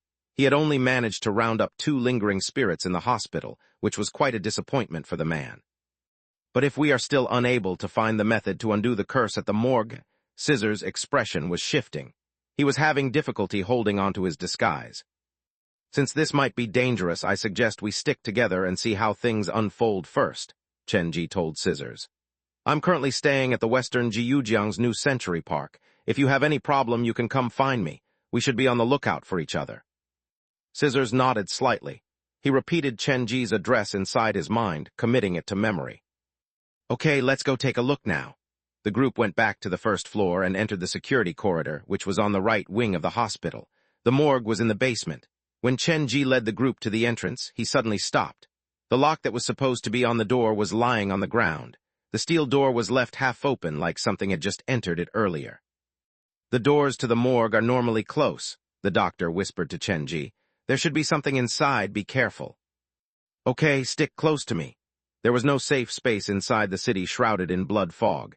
Chenji did not wish for any accidents to befall his fellow passengers, so he had them follow him closely. Pushing open the door, the chill swamped them from all sides. Chenji studied and memorized the layout of the morgue inside his mind. He realized that he might need to recreate this location for his haunted house in the future. Big brother, do we really need to do something like this? This was the drunkard's first visit to a hospital morgue. He gripped the doctor's arm tightly. We can't be fearful if we want to break the curse. Chenji once stayed the whole night inside a sprawling underground morgue, so this was nothing for him. Walking deeper into the morgue alone, Chenji noticed traces of a recent brawl. Many iron platforms where dead bodies were supposed to be placed had been flipped over, and some white clothes littered the ground. What happened here? Chenji noticed a few of the white clothes had stains of blood left on them. He laid the clothes according to the shapes, and they eventually combined to form the blood-red silhouette of a person. Looks like the shape of a 6- or 7-year-old boy. Chenji studied the pattern. It appears like someone pulled up the boy and slammed him against these white clothes, and that caused this blood silhouette to be left behind. But who would do something like that? This boy that I suspect to have escaped from the cursed hospital should be the scariest presence inside this private hospital, the source of the hide-and-seek game. So who would be powerful enough to assault him like this? After more detailed search, Chenji found a strange, bloody footprint on another white cloth. It appeared to have been left behind by a pair of female heels. The pair of red high heels stopped following Scissors because she turned directly to the morgue. She personally dealt with the boy haunting this hospital. Chenji noticed that one of the windows at the back of the morgue was broken, and there were sticky blood vessels that were gyrating around the broken glass. They left through here. Looking at the broken window, Chenji realized that he had greatly underestimated the power level of the red high heels. The fact that she was able to deal with the boy so easily meant that she should be quite powerful even among red specters. It's unfortunate that I arrived too late. I only found 2 lingering spirits. Hopefully the red high heels will spare the boy. I still hope to get some information about the 4-star scenario from his lips. Chapter 641, Black Dog 2-in-1. Watching the shuddering blood vessels around the window frame and the white clothes nearby that was stained with blood, Chenji had the impression that this was a one-sided slaughter. To be able to become the scariest presence at the Liwan City's hospital, the boy at the very least should be a half-red specter, but before the red high heels, he was so fragile and weak. The blood on the windowsill and the white clothes should have been left behind by the boy. I was wondering why the hospital was so quiet, so someone dealt with the biggest threat before we arrived. Chenji's face was filled with regret, and this caused the 3 who followed him to frown.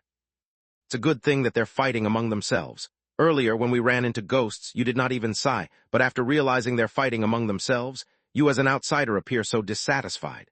The drunkard could not understand Chenji's thoughts at all. He had no idea that Chenji had already seen this place as his property. At least before Yan Danian's comic pages were filled up, he would not allow any of the ghosts to escape. The ghosts here aren't evil by nature. Unfortunately, they have fallen under the influence of the evil mastermind. It is out of kindness that I feel like they deserve a better home. Chenji looked around some more and confirmed that there were no more spirits in the hospital, so he left with the group. Where should we go now? The drunkard, doctor, and Scissors followed closely behind Chenji. They knew that separating was not a good idea, so they decided to just move as a group.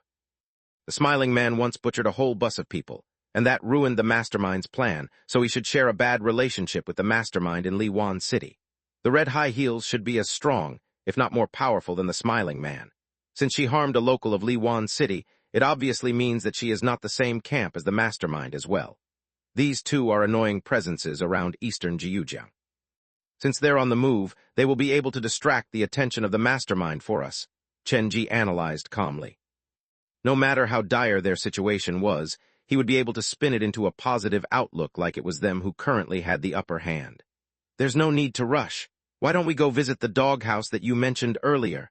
I wish to see for myself this so-called smiling dog. You still want to go? If I knew this, I wouldn't have told you about it. The drunkard unwillingly led the way for the group. The doghouse was very close to the hospital. When they neared the building, the expression on the few passengers were completely different. The drunkard was anxious, the doctor was cautious, and Scissors was pretending to be calm. Chenji wiggled the hammer in his hand and walked ahead, looking like a boy excited to go on the ride at theme park. Is this the place? Chenji pushed open the gate of the courtyard. Before he even stepped into it, the white cat called out. It was acting very nervous, like there was something that it hated greatly residing inside the building. Are cats afraid of dogs? But that shouldn't be. Chenji patted the white cat's head, trying to calm it down. Big brother, you'd better be careful. This monster is very feral. I've run into it once. It was moving with its limbs on the ground like a hunting hound. The drunkard still had more to say, but when he saw Chenji already walking into the courtyard, his lips sealed instantly. This man is too brave for his own good. Chenji actually was more cautious than the group realized. They merely could not see his safety precautions. With protection from Su Yin and the warning from the white cat, Chenji was as protected as he could be. There is really a doghouse here, and it is incredibly well made, but... Chenji carried his backpack and stood at the corner of the yard. He studied the doghouse that was radiating the horrible stench. This size is already big enough for a human being, so there is a chance that this isn't made for a dog. I also felt that way when I first entered this place. The whole house is filled with air fresheners. It was a place meant for humans, but it was decorated like it was meant for a dog. But the place that was supposed to be for the dog was built for the size of a human being. The drunkard was rambling. Just the thought of what happened to him earlier caused his body to involuntarily shiver. His mind was buzzing dully like he could collapse at any moment. For a normal person, having this kind of reaction was totally acceptable. Seeing these reactions from the drunkard, Chenji nodded slightly. He was not agreeing with the drunkard per se, but he had finally confirmed that the drunkard should be a normal person. Chenji had been silently observing the passengers from the bus, and so far, the people that he could take off his suspect list, the people that he was sure had no problem, were only the drunkard and Scissors. It's fine, if you're really afraid, just stand together with them. Chenji walked through the yard and felt something itchy on his neck. He reached out to scratch it and realized that he came back with black dog fur in the middle of his palm. It was hard and prickly. Where did this come from? Lifting his head up, Chenji narrowed his eyes and saw a man's face in the window of the second floor. The man was wearing dog skin and carried a creepy smile on his face. This was the first time that Chenji had seen a smile like that as well. It did not appear to be human-like in any way. The musculature involved in that smile was completely different from the pull of the muscle when a human would smile. It caused the whole face to poke forward, looking extremely uneven. Staring at the human face on the second floor when it first appeared, Chenji's heart did start to race for a while, but 2 or 3 seconds later he returned to normal. Raising his arm, he waved at the smiling face and returned a smile of his own. Stay right there and don't move. I'll be there to get you in a minute. It was supposed to be a man standing on the second floor, but Chenji could not get even a sense of a living human from him. Liwan City is so big, and I don't think I will have the time to look through the buildings one by one. Chenji entered the 2-story building. Just as the rest of the group moved to follow him, he raised his palm to say, "Why don't the rest of you stay outside and wait for me? We should stick together. Now is not the time to act like a hero." The drunkard knew how powerful, or rather how scary, the monster was, and he was worried for Chenji. "I guess you're right, but the space inside the house is rather cramped. Try not to stay too close to me. I'm afraid of accidentally injuring you." The unexpected reminder from the drunkard comforted Chenji. His impression of the man improved greatly, and he swore to try to keep the man alive until the end. "Understood, we will be sure to not create any trouble for you." The drunkard glanced at the skull-cracker's hammer that Chenji was holding, and he sighed internally. This man before him was definitely one who treated his life with less importance than he should. The group all entered the room. They walked down the small corridor and were about to head upstairs when the sound of a wind chime entered their ears, and the half-open doors slammed shut on their own. Damn, the drunkard and the doctor looked behind them at the same time. Their exit had already been cut off. The few stopped where they were. Scissors' face was unnaturally white, and he whispered darkly, "This is the most common scene in a horror movie. The doors close on their own, and not long after this the ghosts will appear. In fact, they might already be hiding somewhere close by watching us already." "This is why I said we shouldn't rush into things." The drunkard was panicking. We should find a room to hide inside first. As long as we stick together, the ghost probably won't assault the four of us. You have a point. The doctor nodded in agreement. After the few finished their discussion, they all turned to Chen Ji, wishing to get his approval. What are you guys talking about? Why should we go into hiding? If the door is closed, then why don't we open it? Chen Ji shook his head slightly. He really had trouble catching up to the thoughts of these passengers. Hearing Chen Ji's reply, the drunkard wanted to say something else, but Chen Ji did not give him the chance. He charged to the door and raised the hammer to slam into the door. That created a loud boom that echoed through the entire building. After the door was slammed open, Chen Ji did not stop. He aimed the hits at the hinges until he removed the door from the frame completely. Now he won't be able to close the door even if he wants to. He kicked the warped door to the side. Dragging the hammer, he walked back to the group. Don't just focus on running or hiding. You have to learn to analyze the situation. Chen Ji thought that Scissors had quite the immense potential, so he decided to pass down some knowledge to him. The man that I saw earlier was on the second floor, but since the door on the first floor closed on its own, it probably means that there is more than one ghost in this house. This supposed classic scene from a horror movie can give us plenty of information about the ghosts that we're dealing with. We need to learn to make use of them to come up with analysis that is beneficial to us. Hearing the wind chime that was still going as if there was someone pacing up and down the corridor, Chen Ji turned to look at it and said, "Sometimes, the ghost will try to increase the fear in our heart through the usage of everyday items in our lives. For example, that wind chime. But the solution to that problem is actually very simple." Chen Ji walked to the door to remove the wind chime and placed it inside his backpack. After the wind chime was removed, that strange sound disappeared completely. It's that simple.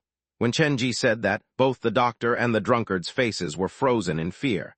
They both pointed at the space behind Chen Ji. "Big brother, behind you." It came out from inside the wind chime. There's a ghost. Chen Ji turned back to see a face filled with hatred and anger. Interestingly enough, this man's face was similar to the face that he had seen on the second floor. At the moment, the man's lower body was trapped inside Chen Ji's backpack. The upper body tried its best to crawl out, but endless hands reached out from inside Chen Ji's backpack, holding him into place before roughly pulling the man back into Chen Ji's backpack. After the man's pained spirit disappeared, Chen Ji turned back with a smile, telling the rest of the passengers, "That was merely an illusion. This is the second point that I wish to tell you. Ghosts often rely on tricks of the sight to toss us into self-suspicion." The other passengers were silent. Honestly, when the male ghost showed up, they had been afraid, but when they saw the ghost struggling and screaming before it disappeared behind Chen Ji, their scalps were numb, and even the blood in their veins curdled. "If you're really that afraid, then just stay on the first floor." Noticing the air fresheners that littered the ground, Chen Ji did not give the others much time to think as he headed up the stairs alone. The man inside the wind chime looked exactly like the man on the second floor. Chen Ji suspected that the male ghost should be the original owner of the body, but due to some strange reason, the soul of the man and the dog had been swapped, and it was now the dog who was possessing the body of the man. This sure is an interesting ghost story. As the chairperson for the Ghost Stories Society, Chen Ji felt a responsibility to collect all the ghost stories he had come across. After reaching the second floor, he summoned Su Yin to stick by his side. He was ready for a battle, but the scene that unfolded by his eyes surprised him. The strange man who was smiling at him from the second floor earlier was now standing in the middle of the second floor corridor. He was still wearing dog skin and that strange smile on his face. Strangely enough, Chen Ji could not feel any hostility from him. It was just like Chen Ji had met this man before, and more than that, they were old friends. "He chose to show himself earlier because he spotted me wandering in from outside." Chen Ji's alert went up since this was so out of the ordinary. Chen Ji had Su Yin test the man, but the man did not resist at all. In fact, he looked at Chen Ji with confusion in his eyes like he was asking, "Why are you attacking me? Aren't we supposed to be friends?" "This man used to know me? That's impossible. This is my first time meeting him, or is it the effect of the title Spectres Favored?" Chen Ji walked closer to the man, and the latter did even try to evade. He was very obedient like a tame pet. "This sure is curious." Chen Ji was one who was more conducive to persuasion than force. The fact that the man was so pliable and did not even resist any possible attack from Chen Ji confused the heck out of Chen Ji. He tried to use the comic on the man, but it had no effect. The man had the body of a living human, so naturally he could not be pulled into the comic. In other words, the man was actually still alive, but he had survived using the soul of a dog. Chen Ji tried to communicate with him, but unfortunately no communication could be formed. What is this man up to? Chenji had Su Yin look after the man while he walked into the room next door to conduct his exploration. He found something in the room where the man was staying in earlier. One of the walls in the room was full of pictures. It recorded the life story of a man, or rather, a dog. The start of the pictures recorded a young man torturing various kind of animals. He used all sorts of cruelty, and the pictures were an indelible record of his sin. This continued until one day he came back with a black puppy.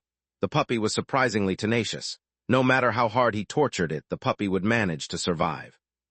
The man saw the potential in the puppy to become a permanent vent to release his stress, so he kept it as his own. While torturing the puppy, the young man did not stop his assault on other animals. The puppy saw the string of his master's torture of other animals with his own eyes until he one day grew up. One time, after the man went through another session of cruel torture, he thought that he had finally managed to kill the dog, so he did not chain it back to its doghouse.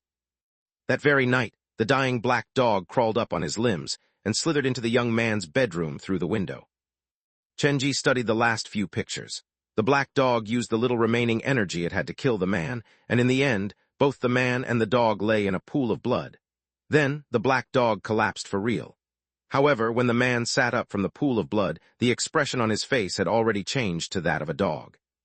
Seeing the pictures, Chenji finally understood why the man would act this way, but there was still one more question that remained unsolved. Why would the dog act so friendlily around him? Going through the pictures again, Chenji believed that he had found the answer. When the black puppy first appeared, other than the young man and the puppy, there was also a shadow that looked suspiciously like his own. He inspected the rest of the pictures, and almost every single picture had the shadow's presence in them somewhere. The reason the black puppy was able to survive so much torture is because the shadow has been protecting it.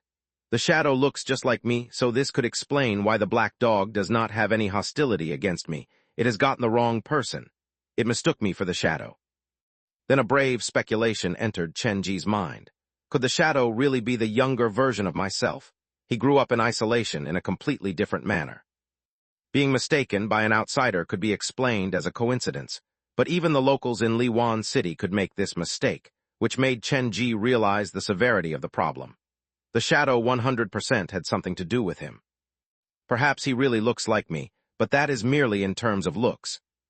Looking at the pictures on the wall, Chenji could see the similarity. He had once rescued a tortured animal before. The white cat on his shoulder was the perfect example. From this angle, he was indeed similar to the shadow, but the way their personality differed could also be seen from how they dealt with the extenuating circumstance. After saving the white cat, Chenji gave it a home at the haunted house. But after saving the black puppy, the shadow not only did not save it, but allowed it to be continuously tortured until it was pushed to the necessary outcome of murdering its own order. Hatred, pain, despair, and hostility. From the way the shadow aided the black puppy, one could discern his personality. This thing is too dangerous. Chenji replaced all the pictures and walked out from the room. The man was still squatting on the ground. He titled his head to the side as he studied Chenji. It was as if he had finally noticed something was wrong. I should keep this poor soul with me. The shadow can morph into many different shapes and disguises. Perhaps I may be able to use the black dog's help to help me ascertain the real identity of the shadow. If possible, I wish to sit down for a serious chat with that shadow. Chenji stooped down before the man. Using yin-yang vision, he stared into the man's eyes, capturing the soul that was hiding underneath the skin of a man. It's time to come out now. You need a new home. After a lengthy persuasion from Chenji, the expression on the man's face slowly changed. Several minutes later, a seriously wounded black dog struggled to claw its way out of the man's body. Using the comic, Chenji collected the black dog. The moment that happened, the black phone in his pocket vibrated. He took out the phone to take a look. There were in total 5 unread messages. Chapter 642, Forced Trigger of Trial Mission. When the bus charged into the blood fog, Chenji had felt the vibration from the black phone, but he did not look at it due to the sensitive situation that he had been in. Currently, he was standing alone on the second floor with no one around him. He could finally read through the black phone without worry. Clicking the screen, Chenji's eyes narrowed as he read the messages on screen. Congratulations, Spectre's favored, for obtaining a rare ghost, Black Hound. It is made up from 90% dog spirit and 10% human spirit. It was a specter formed under unique circumstance due to influence from unnatural forces. Special power, mania, can enter a living human's people to cause said person to lose their mind and turn them into a mindless beast of aggression. This power can only be activated once every 7 days, and every usage will contribute to irreversible wound on the Black Hound's spirit. The first 2 messages were related to the black dog. Chenji was surprised that this pet dog that did not appear so powerful would be given such high praise by the black phone. Wait a minute, why would the black phone directly treat the dog as an employee at the haunted house? I didn't really tame it. All I need was to come into contact with it. Is there a mistake with the black phone? Or when then Black Hound saw me, did he immediately imprint me as his new master?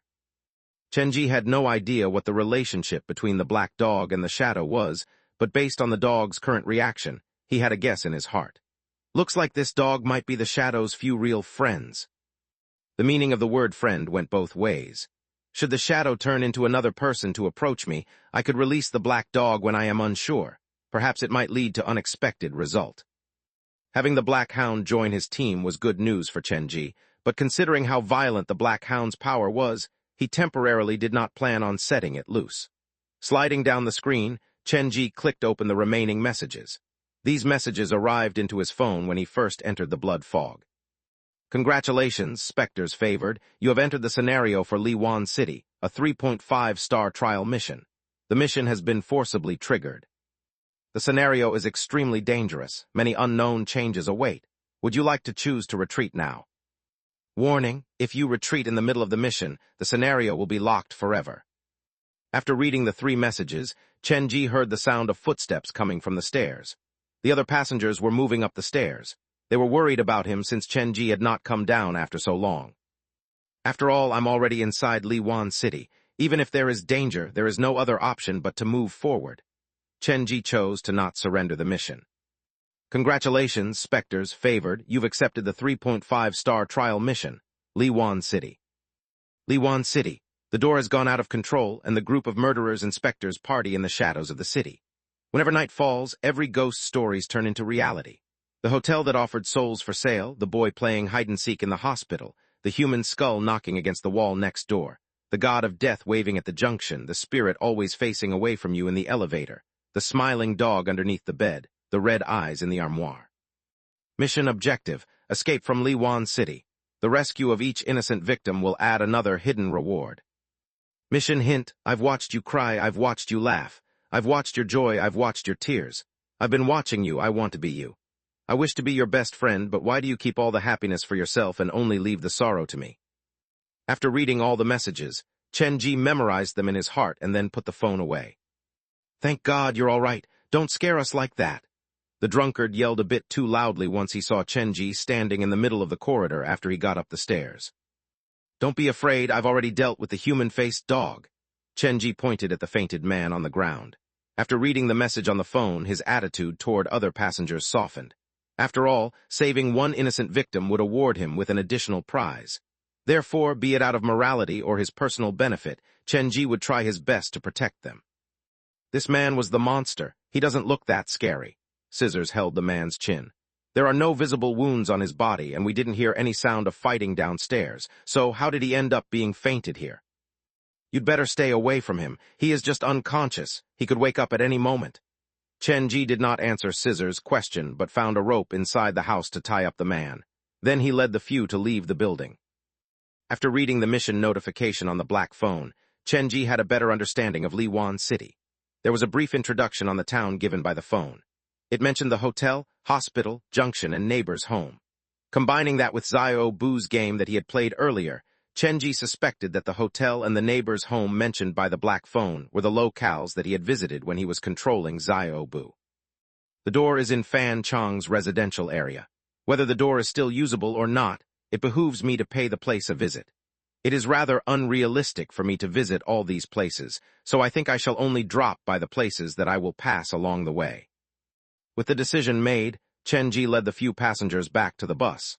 The exterior of the bus was completely covered by the blood vessels, and the engine could not be activated. I have a friend who lives in Liwan City, so I'm quite familiar with this place. Stay close to me. If we're lucky, we might be able to escape before dawn. Chenji was not lying. There was no sunlight or hope in the world shrouded in blood fog. The sun would only greet them when they managed to escape. That could be considered Chen Ji's special power, which was to view the most despairing situation with a positive outlook, to reintroduce hope and brightness into the situation. To save time, Chen Ji did not enter every building, and to that end he felt like it was a waste.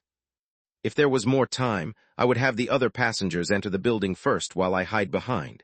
If anyone dares to harm them, I would instantly jump out. Using other people as bait when he fished for the reward, Chen Ji had already planned everything. Many dangers hid behind the blood fog, but to their surprise, not many things stood in their way. Can we stop for a moment? I wish to take a look inside this residential area. Chen Ji suddenly stopped. He looked at the apartments next to them and showed an unreadable expression. He was familiar with the buildings there because this was the place that Xiao Bu and her stepfather had lived when she was inside the game. This doesn't look safe. The place is so dark and eerie. The drunkard was the first to veto the idea. Based on our previous experience, the larger the building, the scarier the monster hiding inside. Therefore, there has to be a very scary monster using this place as its nest. The doctor grabbed his scarf and did not want to move either. I do not deny the danger, but as long as you listen to my orders, I can guarantee that you'll be safe, Chen Ji said and walked away. Hey, you have to be more careful. The drunkard could not help but grumble. How come it feels like you're walking around your house in this place where you could lose your life at any moment? Such a coward, I really don't understand what you're so afraid of. Scissors wiped away the fresh blood from his lips. This place is filled with ghosts, murderers, and monsters, and you're asking me what I'm so afraid of. Even so, the drunkard summoned his courage. Although he was afraid, he refused to leave Chen Ji's side. Be quiet, I have something to tell you. Chen Ji interrupted the drunkard and pointed at the bush close to them. There is a murderer chopping up his victim inside there. Try to keep your footsteps light when you walk past. Do not alert him to our presence. Hearing Chen Ji's words, the few passengers looked at each other. Chen Ji was speaking normal words, but when the words were strung in the manner that he arranged them, they had no idea what Chen Ji was trying to express. Murderer chopping up his victim, don't alert him, what is going on here? The passengers' minds were befuddled. The murderer will come into use later. There's no time to explain, so just follow my lead. Chen Ji moved ahead and purposely moved far away from the bush. The murderer inside the bush is still here. I wonder if the raincoat murderer is still inside the elevator or not. Chapter 643, Making Lures 2 in 1. Slowing down their footsteps, the group followed Chen Ji's order as they moved past the bush. How did he know that there is someone in there? When Scissors passed the bush, he turned to look out of curiosity. There were inconspicuous traces of blood seeping out from the deeper end of the bush. There was no wind, but the bush was lightly swaying. Afraid to stay for long, the few quickly followed behind Chen Ji and entered the apartment. I need you guys to step away for a moment. Someone might come out from the elevator in a bit. There are so many of us, and we might unnecessarily spook him. Chen Ji was very cautious. He saw the changing number that was above the elevator and signaled for the rest of his group to go into hiding. If the person can be spooked by us, they probably aren't that powerful. Why don't we attack in unison to apprehend them? The doctor was calm, and he offered his own opinion. We can't do that yet. I have need for this person during the next step of my plan, and the plan requires each link to perform their required deed. Chen Ji pushed the doctor slightly backward. There are scary things in this residential area. We should try to keep a low profile whenever we can. If you told us to keep a low profile, just how scary are the things hiding here? The drunkard was the first to request a retreat. Let's go. I don't think we should be stopping here anyway. When the few were arguing, the elevator was about to reach the first floor. Chen Ji stopped wasting time with the other passengers and shoved them into the security door that led to the stairwell. After the few went into hiding, Chen Ji turned to look at the elevator door. The bad guy inside the elevator is targeting Xiao Bu because Xiao Bu is extremely weak. For these madmen, torturing and bullying the weak is a form of enjoyment. If I come off too powerful, they might hesitate to attack me. But if he does not follow me upstairs, then the rest of the plan cannot be put into motion. Chen Ji decided to follow the guide that he had perfected in Xiao Bu's game. The plan was to turn the ghosts and monsters at the apartment against each other. Theoretically, his plan was perfect, but there were many extenuating factors when he wanted to put it into motion. The number on the display finally turned into 1, and the stained old elevator door opened to unload its passenger. A man wearing a black-colored raincoat stood in the middle of the elevator, and he was holding a large black bag in his hands. The bag looked heavy, and it was hard to tell what was being carried within. The man did not seem to expect there to be someone outside the elevator. He reached out to pull the rim of the hoodie attached to his raincoat down to fully cover his face. "Hello, how are you?"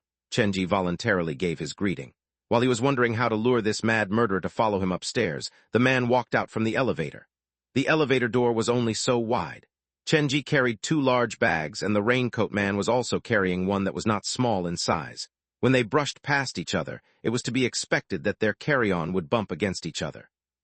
Blood leaked out from the man's bag. Both Chenji and the raincoat man noticed the blood stain that was spreading. Chenji's expression shifted. His brows scrunched together, his calves shook, and he leaned back. All of his actions implied that he was trying to escape.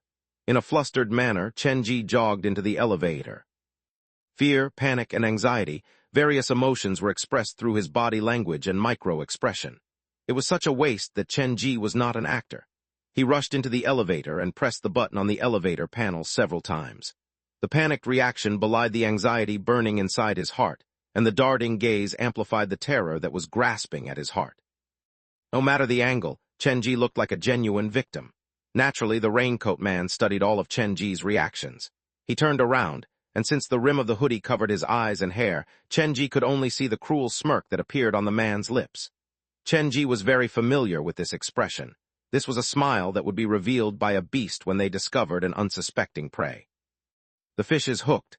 As the elevator door slowly closed, Chenji allowed his expression to relax, and he sighed in relief internally. If I'm not mistaken, he would catch up to me. As the gap between the elevator doors narrowed, and Chenji was trying to come up with the next step of the plan, he suddenly saw a pale hand reach into the gap of the elevator doors. The doors that were closing reopened, and the raincoat man stood outside the elevator with his head lowered. The atmosphere in the lobby turned oppressive, and the smile on the raincoat man's face became more manic. He lifted his legs slowly and walked into the elevator. This was an unexpected change. When he was playing Xiao Bu's game, the raincoat man had not gone after Xiao Bu immediately, and that had given Chenji the time to come up with a course of action. The dim light in the elevator showered down on the two's faces. The raincoat man stood next to Chenji, and an uncomfortable presence radiated from the man. It was as if he was not a living human but a beast trying to reign in his feral nature. The elevator started to move upward. Inside the completely enclosed space, there was no chance for Chenji to evade any incoming attack. To introduce clarity into his line of sight, the raincoat man yanked off the hoodie of his raincoat. That action exposed the wound on his forehead and the birthmark that was near his left eye. These disfigurements took away from the man's charm. Sensing the raincoat man's movement, Chenji nudged deeper into the elevator. However, the space inside the elevator was only so big, so realistically, where could he possibly retreat to? "Earlier you saw the stuff inside my bag, didn't you?" The raincoat man turned to address Chenji. The birthmark on his face was torn from the movement, and it looked quite scary. "No, I didn't see anything." Chenji was telling the truth. He only saw the fresh blood that leaked out from the bag. "Is that so?" The raincoat man dropped the bag to his side and took out the knife that he had hidden on his back. "It's fine if you haven't seen anything. When I shove you inside it, you'll have plenty of time to work out what is inside the bag." He looked at Chenji with a wicked smile and enjoyed the despair that swirled in Chenji's eyes. He lurched forward with the blade, aiming at Chenji's body. He was prepared to hear the pained wail coming from Chenji's lips, but when his knife was half a meter away from Chenji, he saw the young man before his eyes grip the edge of his backpack and try to swing it heavily at him. He had no idea what was inside Chenji's bag, just like Chenji had no idea what was inside his bag. With a moment's thought, he guessed that there was nothing more than everyday objects inside Chenji's bag, and that it would be fine for him to suffer a blow from it. After all, it was different for his blade. One thrust from the sharp blade, and someone's blood was bound to flow. The expression on his was twisted by hatred.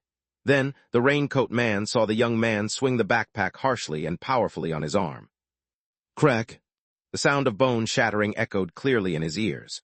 The raincoat man's focus was completely on Chenji, and until then he could not discern where that sound came from. A large force toppled him to the ground, and the blade fell from his fingers and clattered to the ground. Intense pain shot through his body, and that triggered the bestial nature in the raincoat man. Like a savage animal, he tried to reach toward the knife with his uninjured hand. The sharp blade was just right before his eyes, but when his fingers curled around the handle, a shoe stepped firmly on the blade. The raincoat man looked up, and he saw the young man open the zipper of his backpack with a despairing expression. Even though the guide has proven its usefulness, it appears like I cannot rely on it fully. Chenji lowered his head to look at the raincoat man, and his face bloomed into a smile. All the fear, terror, and panic on his face disappeared instantly. He mimicked the tone adopted by the raincoat man before. Earlier, you saw the stuff inside my bag, didn't you? No, wait. The zipper opened, and Chenji grabbed the handle of the scary-looking Dr. Skullcracker's hammer. He proceeded to lift it out from his backpack. It's fine if you haven't seen anything. When I shove you inside it, you'll have plenty of time to work out what is inside the bag. Wait a second, help. What? The elevator returned to the first floor. Chenji dragged the fainted raincoat man out of the elevator. He looks quite thin, so why can't he fit inside it? Is it because there are too many unbroken bones? Oh well, at least he's lost his mobility. I'm not going to break all of his bones. That is too much of a waste of time. All the other passengers jogged over to regroup when they saw Chenji walk out from the elevator. When they saw the raincoat man foaming at the mouth, mumbling incoherently, all of them shivered uncontrollably. You saw it yourself. It was him who insisted on following me into the elevator. I was merely defending myself. Chenji dragged the raincoat man and his bag to the pile of trash near the entrance and hid them with the bags of garbage. What shall we do next? The few passengers could not understand Chenji's thoughts at all. Since we've already been exposed, it's time to adopt a different strategy. Chenji dragged the hammer as he walked toward the bush that was not far away. Follow me. The chilly wind caressed the back of their necks. Chenji did not slow down even as he entered the bush. A spine-tingling noise came out from inside the bush. Someone was busily at work. Slowing down, Chenji, who was covered in blood stains, finally caught a look of the murderer inside the bush. The man looked a lot scarier than the raincoat man. His body was covered in many ashen-gray spots. It appeared like he was suffering from some kind of skin disease, but upon closer look, Chenji realized that they bore startling similarity to cadaveric spots. Gray skin? Staring at the gray spots on the murderer's body, he was reminded of the few monsters and humans that he had met so far at Liwan City. They all had the same similarity on their bodies. Their skin was unnaturally gray. These people appeared to have stayed too long in Liwan City and had been corrupted by the world behind the door at Liwan City, causing this strange transmutation to their physical body. Those gray spots are moving. After using his yin-yang vision, Chenji saw that the gray spots appeared to have their own consciousness. They seemed to be treating the human body as their warm bed to proliferate and spread. These should be the negative emotions that are accumulated behind the door. These emotions attach themselves to these people, causing their mind to go out of control. Negative emotions could slowly drive a normal person crazy, and the scarier thing was that the living humans themselves could be turned into a vessel to contain these emotions. They used their skin to feed these gray spots, and as this continued, the entire human being would be taken over by these gray spots. Having entered the world behind the door, Chenji understood the horror of that world. If he was unable to resist the negative emotions, he would eventually fall under the effect of these negative emotions, becoming their puppets and turning into the resident behind the door. Based on the information given by the door, the shadow once sent endless despairing passengers into the world behind the door. This murderer before my eyes should be one of them. These people with the last trace of hope came to the city, not expecting that the thing awaiting them would be a chasm with even deeper despair. The shadow never wanted to rescue them in the first place. He only saw these unfortunate people as nutrients to sustain the world behind the door. The man inside the bush noticed Chenji as well, but probably because he saw the hammer Chenji was holding, he did not act rashly. He might be murderous, but he was not an idiot. He could sense an indescribable horror coming from Chenji. Wow, there is really someone hiding here. How did you know from so far away? Scissors followed behind Chenji. Just in terms of appearance, he might not lose to the man in the bush. At least, the first impression that he gave was quite scary. He gripped the scissors in his hands, and he did apply Chenji's advice and held the blade at its middle and not at its edge. F***CK, this is too much. The drunkard only poked his head out to take a look before cowering behind the doctor. Stop hiding behind me every time? The scarf covered his face, but one could see the doctor's brows creased together. The sudden appearance of 4 people startled the murderer. He had not experienced something like this before. He felt like an animal at the zoo being looked at. He took a deep breath and silently reached for the tools that he was using earlier to cut up the body parts. His eyes were filled with sin. If he had the chance, he would not hesitate to kill the group of people before him. Don't worry, I just want to ask you a few questions and also ask you for help. Chenji tossed the white cat aside and pressed the button on the recorder. Even though the man before them was a living human, perhaps he had stayed here for too long. His body was seriously corrupted by negative emotions, such that he appeared more like a monster now. How long have you been here? And how many other humans are like you living in this small town? Have you seen the person who is responsible to look after this city? Chenji was about to ask the fourth question when the man took advantage of the quick moment. Chenji blinked and sprung toward him. He raised the weapon in his arm, aiming at Chenji's neck. His speed was conspicuously faster than a normal man. Thankfully, Chenji was already prepared for an ambush. He reacted fast and used the hammer to block the incoming attack. However, the hammer was very heavy, and it was not that easy to operate, especially during moments that required speed. In the end, Chenji only managed to raise the handle to block the attack. To Chenji's surprise, though, when he was attacked, Scissors next to him did not retreat from fear, but raised the weapon in his hand to help Chenji block the incoming attack. Nicely done, but you're still too slow. Chenji jumped backward to introduce some distance between them. Then he gripped the hammer with both hands and slammed it at the murderer in the bush. In terms of presence, it was a landslide victory for Chenji. I just want to ask you a few questions, and you wish to take my life. The two raced through the bush. Chenji held the hammer and chased the murderer 3 laps around the apartment before the latter collapsed under the strain of exhaustion and was detained by Chenji. You're still too weak to contest me in terms of endurance. Chenji's body was very well trained. Of course, it had plenty to do with the ghosts that he needed to escape from daily.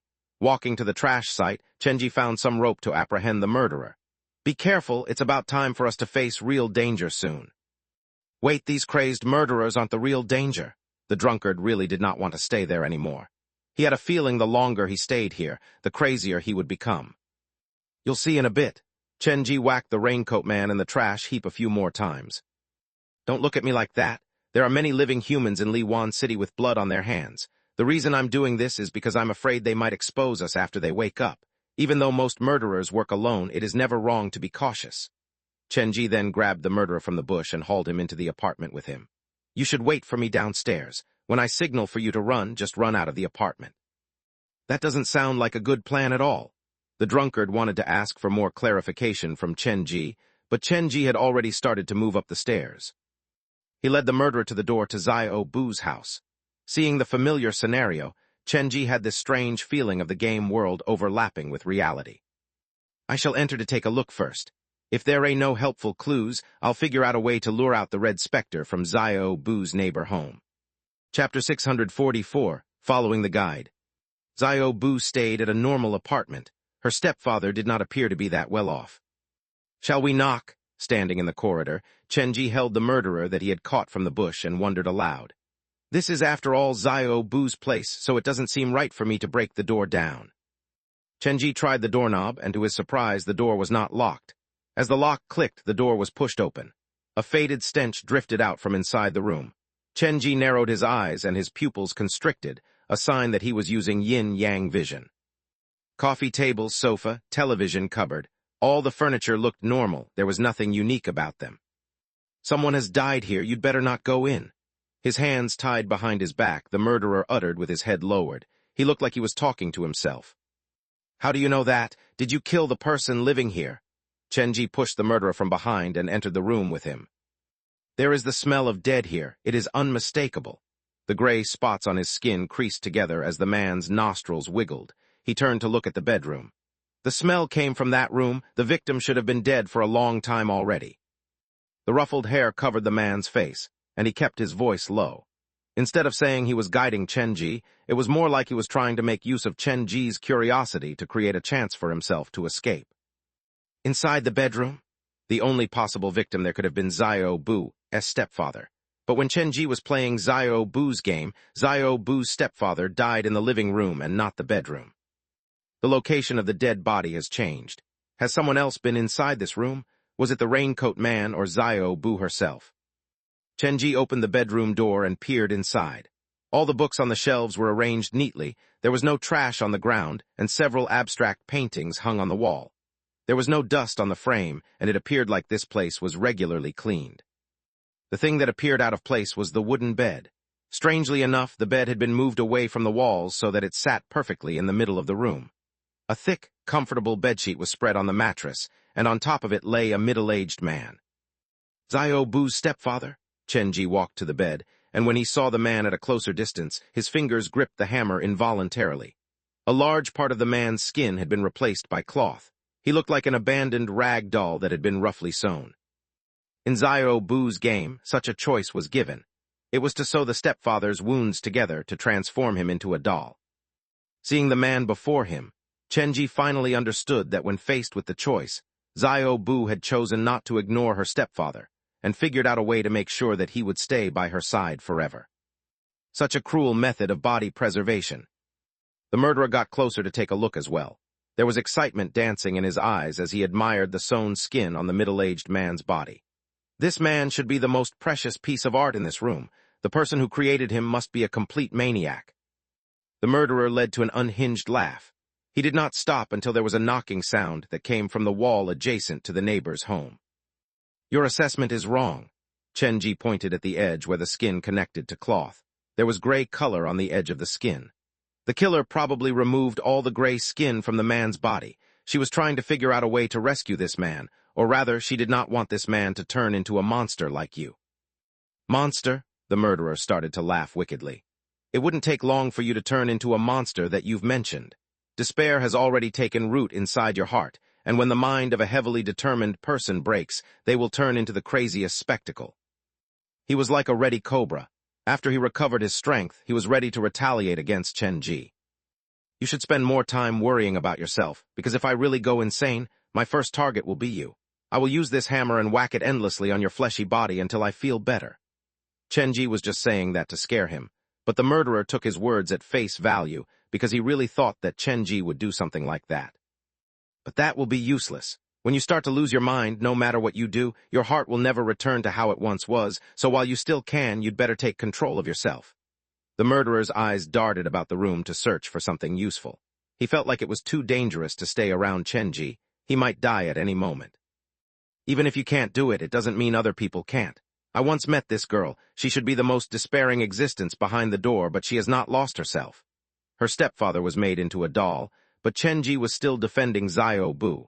He desperately wished that the child who was threatened by the shadow retained her kindness. Dong dong. A strange noise came from the wall. It was not loud, but it had attracted Chenji and the murderer's attention.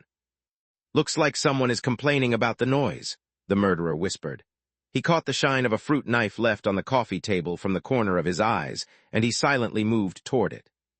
If you ask me, I think you're complaining that you've lived for far too long. Chenji smiled at the murderer. He did not tell the man what this knocking sound represented. The bed was placed in the middle of the room, away from all the walls. This strange arrangement hinted at many things. The knocking sound grew. Chenji calculated the time in his heart and started searching for useful things in the room. After a few minutes, he felt like the headless woman next door was about to go berserk already, so he grabbed the murderer and raced out of Xiao Bu's home. What are you doing? A bad feeling entered the murderer's heart. The neighbor kept knocking on the wall. They might be asking for help. We should go take a look. Even if the whole family is dead, what has it got to do with you? Stop minding other people's business. There are no innocent people here. All your kindness will only be repaid with sinful retribution. The murderer's heart was racing due to a reason that he could not understand. There are no innocent people here? Chenji was suddenly reminded of the mission requirement on the black phone. By saving every innocent life, he would be given an additional mission reward.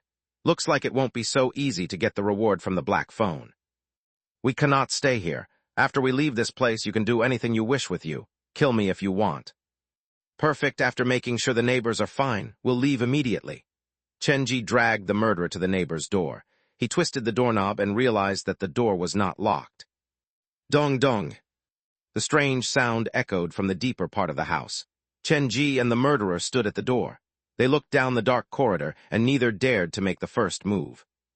There appears to be something inside this house. The murderer started to mumble, and that caused Chenji to become tense.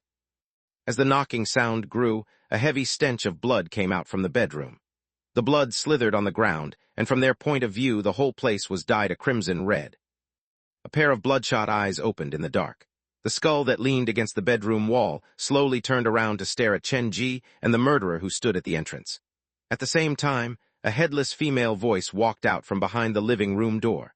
Her clothes were completely drenched by blood, and the red was blindingly stark in the dark. A red specter. When they saw the woman, Chenji had already turned around and run. When the murderer recovered from his shock, Chenji and his hammer were already 5 meters away. The blood weaved into a net, and it dragged the murderer into the room. Several seconds later, that scary female skull rolled out of the house. Covered in blood, it started to move toward Chenji. Afraid to take the elevator, Chenji burst through the security door and flew down the stairs. He yelled loudly at the passengers who were waiting for him, dull-eyed. "Run! Turn left once you leave the residential area, hide inside the hotel." The murderer only managed to buy a few seconds for me. This is completely different from the game. That red specter is also impossibly powerful. With only Su Yin, I won't be her match. There's no other choice now but to lure her to the hotel. Chapter 645, Mad Rush. The red specter in Xiao Bu's neighbor's home was far more powerful than he remembered. Actually, this was partly his fault as well. He had put his guard down after spending too much time with specters, forgetting the terror that gripped him when he first came across a red specter. That extreme crimson represented danger and horror. When the female ghost showed up, the survival instinct within Chenji's bones kicked in. Before the murderer even realized what was happening, Chenji was already miles away. When Xiao Bu first pushed open the door, she should just have been a normal child. How did she manage to survive behind the door for so long? Murderers, ghosts, and gray-skinned monsters. In this city, that was no different from a nightmare. Even an adult would have problems surviving, so how did a little girl manage that? That confused Chenji. Dragging the hammer, Chenji ran for his life. He did not dare look back. The knocking sound and sound of washing water that came from behind him was enough motivation to keep him running. He knew that the red specter was just behind him. The few passengers originally stood in the middle of the residential area. They looked at the small town shrouded in blood fog and squeezed close together, afraid that in the blink of an eye, they would be dragged into the fog by some monsters. After separating from Chenji, they were like unmoored cargo, missing stability and security. "Run!" Chenji's voice came out from the apartment, and this was the first time that the passengers had heard Chenji use such an urgent voice. In their mind, no matter what happened, this man would be serenely calm like terror was something beyond him. Reality proved that they were wrong. The man was not immune to fear. It was just that, so far, he had not run into something that could terrorize him. After hearing Chenji's voice, the passengers slowly turned their heads to Chenji's direction. His left arm holding the travel bag and backpack, right hand dragging a prop hammer, his shoulder gripped tightly by a nervous white cat, Chenji arrived with his expression twisted into a grimace. His legs moved like the wind as he raced toward them. "Run to the left. Go to the hotel." The hotel. Initially, the passengers had no idea what had come over Chenji. 1 second later, their eyes looked past Chenji. A headless female carcass walked out from the dark corridor. Countless blood vessels crawled out from the stump where her neck should have been to weave into a large blood-red net. At the end of the net was an incredibly scary-looking human head. "What the F asterisk CK? What have you done this time?" "Run!" The red specter's presence was far more intimidating than a normal specter. When the passengers saw her, their reactions were similar to that of Chenji. They started to run. They could barely imagine what would happen should they are captured. Their brain was blank and only one command remained: run. Run as fast as you can. The female ghost's speed was much faster than in-game. Chenji was on a death rush, but even so, the distance between them still closed. Thankfully, I sent the murderer in to scout the place for me first. If it was me who opened the door, without the few seconds to act as a buffer, I would have been dragged into the room already. Unable to summon Zhang Ye, Chenji only had Su Yin who might be able to stop the headless woman. After completing the mission here, no matter what, I need to help Su Yin find his heart. Running through the streets, the scene from Xiao Bu's game was replicated perfectly. In the hazy street, the few people screamed wildly as they ran down the street toward an unknown destination. "I can't run anymore, my legs aren't moving," the drunkard gripped his heart. "It feels like my heart is giving up." "If you stop, that thing will personally yank your heart out of your chest. Do not stop," Chenji screamed in warning. Perhaps his encouragement proved useful as the drunkard gritted his teeth and continued charging forward. "Now I know why you told us to wait for you at the entrance. If you told us something like this would happen, we would have waited for you at the hotel," Scissors yelped. Even the scariest murderer would be scared when running into a red specter, much less a fake one. Chenji's attitude was kinder around Scissors. After all, he planned to cultivate this young man into his employee. It's fine, there isn't a big problem. As long as you can run fast enough, the ghost will not able to catch up to you. Just listen to me. We'll be safe once we arrive at the hotel. When one was caught in a supernatural event, the worst thing was to get oneself trapped inside an enclosed building. As long as he could run, then there was hope. This was the conclusion that Chenji had arrived at after his many experience dealing with ghosts. Since the ghost was already on their heel, it was too late to say anything now. The only thing to do was run. The buildings on both sides of the street elicited strange noises. It felt like things might reach out at any moment from the half-open windows. Stay in the middle of the road. Do not get too close to the buildings. Chenji still remembered the scene from Xiao Bu's game. Danger lurked everywhere in Liwan City after dark. The monsters and ghosts hiding in the building would often use the cover of the night to assault the lambs that crossed the street. Most monsters and ghosts do not leave their own building, but this rule doesn't apply to red specters. Chenji turned slightly around to look behind him. He had no idea what he had done to provoke the woman thusly. The woman refused to let him go. Looks like in Liwan City, red specters at the top of the food chain. This is probably the perfect reflection of the state behind the door as well. Chenji was a kind person because he ran alone at the back and took on the biggest risk. After running down the streets for several minutes, the doctor and Scissors, who ran ahead, finally saw the hotel that Chenji had mentioned. This was a building that combined both a restaurant and hotel. It was situated in the middle of the city and looked old, probably built decades ago.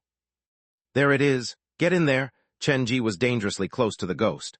The most direct effect from this was that the white cat that originally dangled from his shoulder had now moved to hide in his chest. Its claws gripped Chenji's clothes tightly, and it kept making this hissing sound. As the passengers charged into the hotel, Chenji sighed in relief. He raised his hammer and aimed it at the door. With a swing, he tossed the hammer away, then he picked up speed and narrowly escaped through the door. Close the door. The door slammed shut, and then came a loud bang. The passengers hurried to help by moving furniture to block the entrance. Several minutes later, the door stopped vibrating, and only a constant knocking sound came from outside the door. It's fine now. We can rest for a while. Chenji picked up the hammer and shoved it back into his back. He picked up the already drained white cat. The cat seemed to have its bones leak out from its body, and it leaned against the bag weakly. Brother, are you sure it's safe now? The woman outside is using her head to knock against the door. The drunkard looked through the gap. She's really using her head as some kind of object to knock against the door. Chapter 646, Boss. Don't worry, everything is under control. Chenji stood up to nudge his joints about. Compared to the state of the other passengers, one could see how physically well-trained Chenji was. This hotel is under the territory of another specter, so that headless woman temporarily won't dare barge in. Chenji patted the white cat's belly. The creature was so spooked that it did not push Chenji's hand back, which it normally would.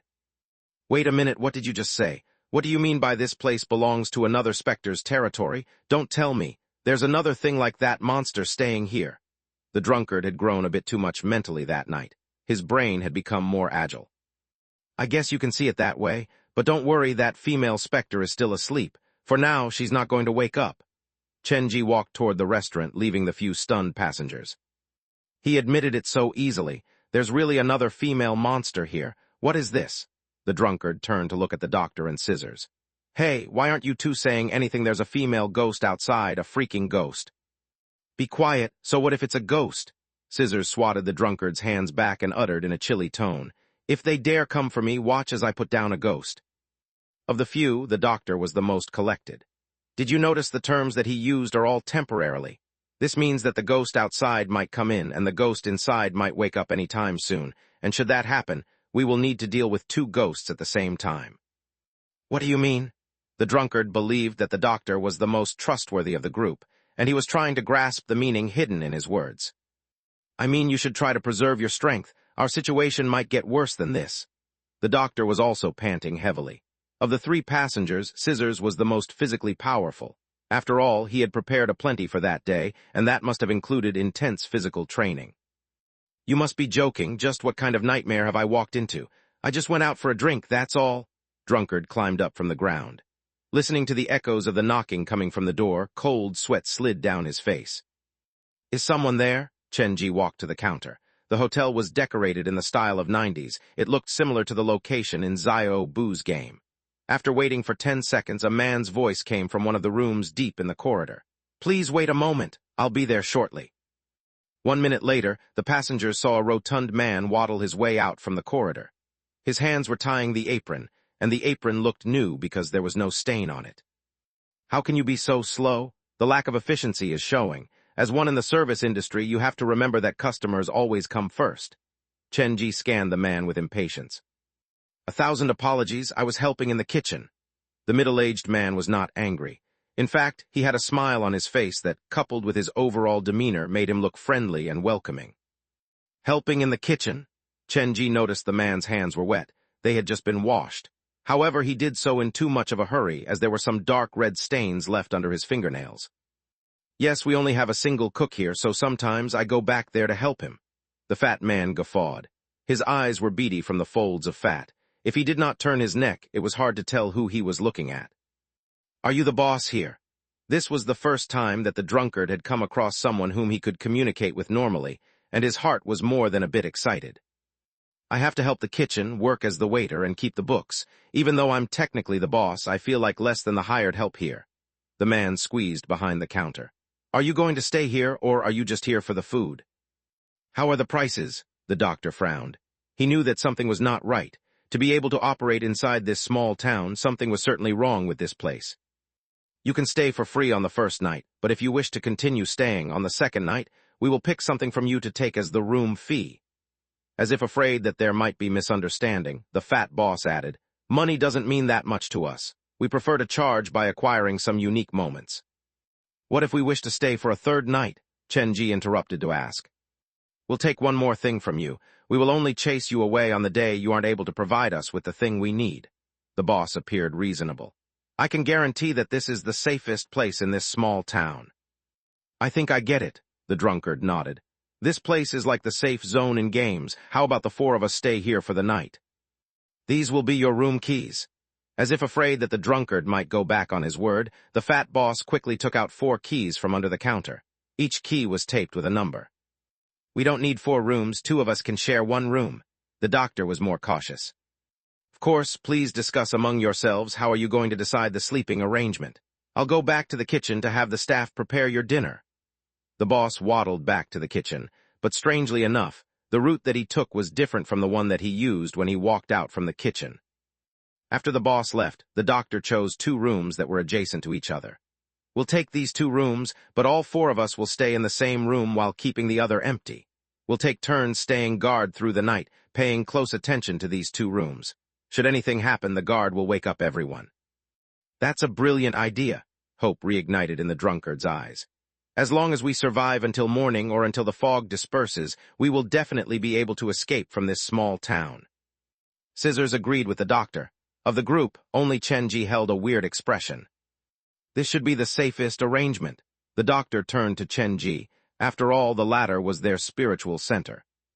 "If all of us hide inside this room, it means that we have surrendered our proactivity to others, giving them enough time to set up various traps, and we will only stay and wait inside the room." Chenji did not even glance at the keys on the counter. "Then what do you think we should do?" The others were curious about Chenji's thoughts. "It's very simple. The boss has said earlier that there is no one here other than himself and the cook." A smile appeared on Chenji's face as he reached out his hand. "There are 2 of them, but 4 of us. Compared to living through the night anxiously, I wish to be more proactive and assume the role of the boss for 1 night." "You want to take over this place?" The drunkard felt like his world was going to explode.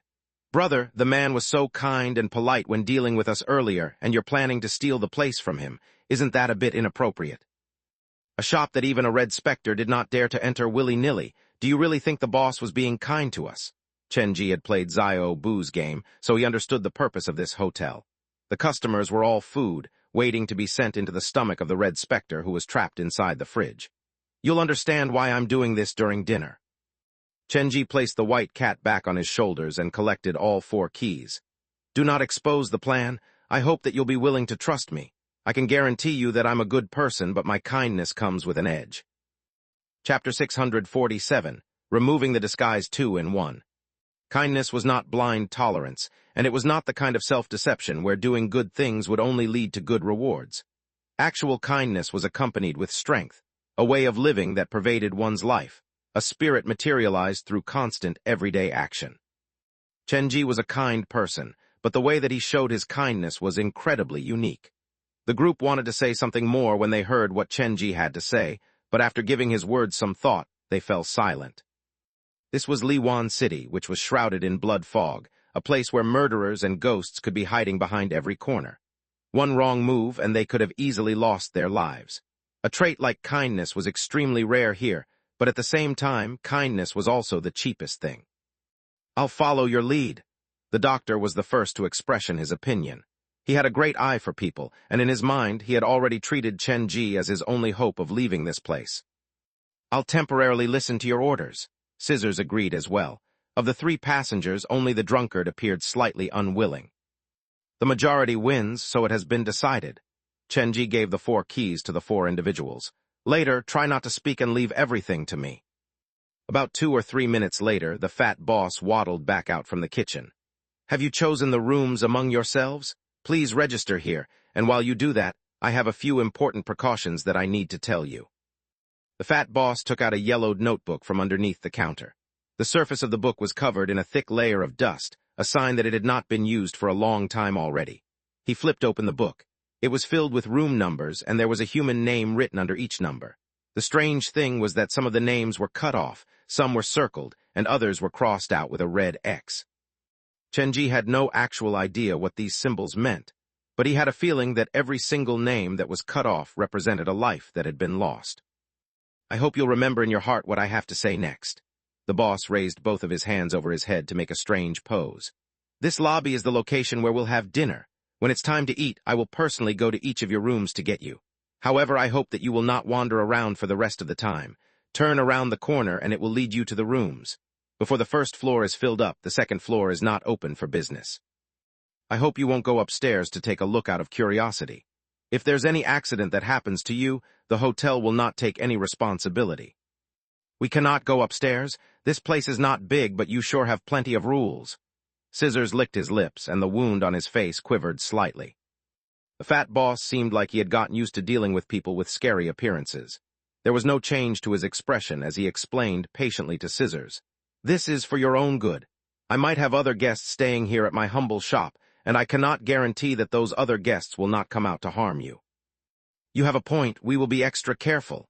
Chenji was the politest out of the group. There was no sign at all that he was planning to take over the shop. "As long as you stay honestly inside your room, nothing will happen. Other than that, I hope that you'll remember this. When you enter the room, do not open the door for anyone, not even your closest friend." The fat boss' beady eyes were covered up by folds of fat, so it was hard to discern the change to his expression, especially when it was so slight. "I'm not trying to scare you. Sometimes, those who call themselves your friend might not have your best interests at heart, or they might not even be your friend in the first place." Chenji did not take the boss' words to heart. Obviously, the man was trying to turn them against each other, to plant the seed of discord within them. "All right, that's all I needed to tell you for now. I'll get you in a bit for dinner. You should go take a look at your rooms now. The payment for the stay of the first night is free." The fat boss left after that. His gait was light, completely disproportionate to the size of his body. "There are 4 more guests. It's time to prepare more food." Chenji stared at the boss, back. He had no idea whether the last sentence the boss said was to prepare more food for the 4 of them, or to turn the 4 of them into food. "Let's go check out the room first. Relax, for now there is no need to act so awkward." Chenji was the first to walk into the corridor and use the given key to unlock the room. The interior of the hotel room was slightly different from the one in Zio Bu's game. It was much larger than the game. The old man, high schooler, woman, and police officer. I wonder if these guests would show up in real life. In the game, the police officer was the first to be killed by the boss. So if the game was a full replication of real life, it was safe to assume that the fat boss was armed with a police gun. And that was one of the reasons Chenji did not challenge the boss directly. "The rooms here are far cleaner than I expected." The doctor held the key, and he was the first to enter the room. He opened the armoire and stooped down to look under the bed. "What are you looking for?" The drunkard was confused. "I was trying to see if there's stuff like blood stain or human body parts." "Can you please not do that? We worked so hard to find a relatively safe spot to lie down for the night, and now you're making me worried again." The drunkard followed behind the doctor. "How about we share this room for the night?" The drunkard was really afraid. He was not only afraid of the potential danger coming from the other guests at the hotel, he was also afraid of the other passengers. Scissors was obviously not a normal person. His every move described him as a murderous madman. The other man with the hammer, even though he looked rather normal in appearance, the things that he did and the words that he said were definitely not those of a normal person. In comparison, the doctor was the most normal of them all. After inspecting his own room, Chen Ji grabbed the backpack and started to wander around the doors of the other rooms. The old man stays in room 1, and the teeth that can summon the red specter are inside the drawer of room 1 along with the spare keys for all the rooms here as well. When Chen Ji played Xiao Bu's game, he had been given plenty of choices when he entered the old man's room. Xiao Bu had been limited to taking only one item away from the room, but that was the game, and this was reality. Chen Ji planned to grab everything that he could use and shove them inside his backpack to help him take complete control over this hotel.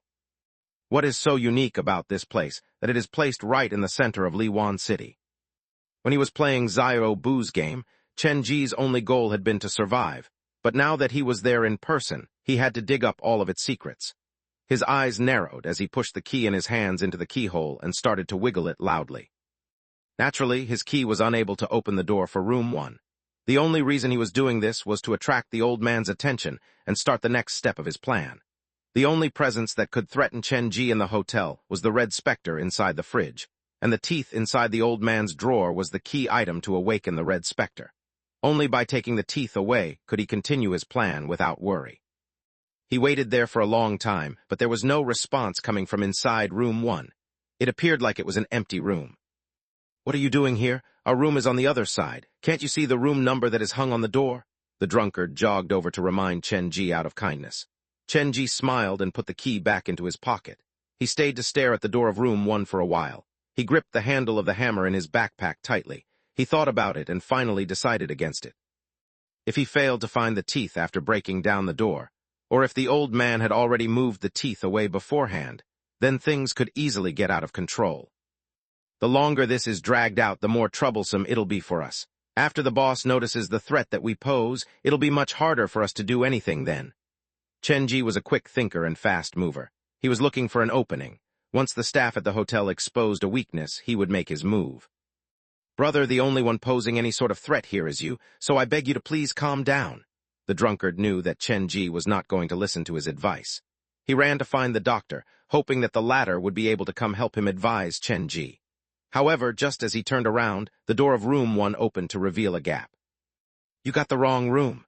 An old man's voice came from inside the room. Chen Ji narrowed his pupils and looked inside the room with yin-yang vision. The lights inside the room were not turned on, and a small and short old man was standing behind the door with his back bent. "We are so sorry. We did not mean to do this on purpose." The drunkard quickly apologized on Chen Ji's behalf. He grabbed Chen Ji's arm. "Let's go, you're creating trouble for other guests." The drunkard really wanted to pull Chen Ji away. His actions and expressions were a real reflection of the thoughts in his mind. Perhaps because of that, after hearing the drunkard's words, the old man put his guard down. The hand that held the doorknob relaxed, and the gap opened wider to expose his other hand that was hanging by his side. The other hand was covered in wounds, and it was holding a red cloth and several teeth that had been grinded smooth. "Found it!" Before anyone could give their response, Chen Ji reached out to hold the door to prevent the old man from closing it. "What are you doing?" both the drunkard and the old man said in unison. They were both panicking. "I just want to borrow something from you." With that, Chen Ji forced his way into the room and clamped his hand over the old man's mouth to stop him from screaming. "Come and help me. Pick up all the teeth that fell to the ground. Make sure that you do not miss any of them." The drunkard was stunned. Am I following a crazy person? He attacked a helpless old man without reason and without warning, and from the way he moved, it seems like he has been planning this for a long time already. The old man who was ambushed forgot to resist. A normal murderer or ghost would wait until night fell to conjure up a despairing atmosphere and then slowly close in the trap, pushing their target to the brink of despair. Very rarely would someone act like Chen Ji and start to move as soon as the door opened enough. "Big brother, the boss is still cooking dinner for us. Are you already planning to kidnap his guest?" The drunkard quickly followed Chen Ji into the room. He was afraid that they might make too loud of a commotion and attract the attention of other people. "This old man is not a guest." Chen Ji dragged the old man to the table while keeping him quiet. Then who is he? The drunkard had the impression that Chen Ji knew more than he let on, and at that moment he could not help but wonder if the old man was indeed a dangerous character. He is the father of the boss. Chen Ji opened the drawer, and like he had returned to his own home, he took out the key, teeth, and all the other things from within. His father, the drunkard had started to stammer. Then, why are you kidnapping his father since we've just met the boss for the first time tonight? Why do you have so many questions? Come and help me. Tear open the bedsheet and curl it up. We'll use that as rope to tie this old man up. Chen Ji cleared out the drawer. He placed all the teeth inside a bag and kept it inside his back. He turned to the old man whose eyes were widening and said, I will not harm you. In return, I hope you'll cooperate with us and stop with the pointless struggle. Even though the drunkard said that he was unwilling, ultimately, he was Chen Ji's ally. He followed Chen Ji's orders and turned the bedsheet into a makeshift rope to tie up the old man. All right, now that we have the teeth, we only need to be careful of the pistol that the boss might be armed with. Chen Ji sighed in relief and used the pillow cover to gag the old man. Hearing the commotion, the doctor and scissors came over. Don't look at me, he told me to do all these. Helplessness was written all over the drunkard's face.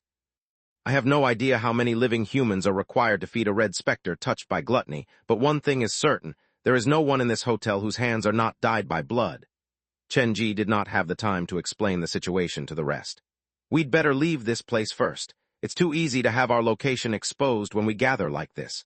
I'll explain the situation to you later. The group had just left the room when the fat boss' voice came from the kitchen. It's time for dinner. The fat boss and a large man wearing a chef's hat appeared while putting a meal cart. The meal cart was painted a rare red color. It looked quite festive, with 9 pieces of cake and a pot of red tea placed on top of it. A cake. Seeing the cake, Chen Ji was reminded of the scene from Xiao Bu's game. How are 4 people supposed to share 9 pieces of cake fairly with just a cut of the knife? Perhaps it was coincidence that history repeated itself. Chen Ji, the doctor, scissors, and the drunkard, there happened to be 4 of them. I suppose this is not dinner but supper. If you're hungry, feel free to eat first. The fat boss had no idea what had happened inside room 1 and looked at the guests with a big smile on his face. Under his scrutiny, Chen Ji, the doctor, and scissors acted like nothing happened. Only the drunkard revealed some apology on his face. Please take your seat. The fat boss was very friendly. He worked with the chef to place the cakes on the table. The doctor, the drunkard, and scissors took their seat one after another. Just as Chen Ji planned to take the seat, his heart raced because the sound of static appeared in his ears. Su Yin is warning me. Is there some problem with the chair? Chen Ji stood up again and dropped the backpack on the chair instead. None of the guests moved to touch the cake. Even the drunkard knew how dangerous it was to consume strange food at such a dangerous location. Don't tell me you think I've done something with the cakes. The fat boss chuckled good-naturedly. This is a famed establishment. Please enjoy the food without worry.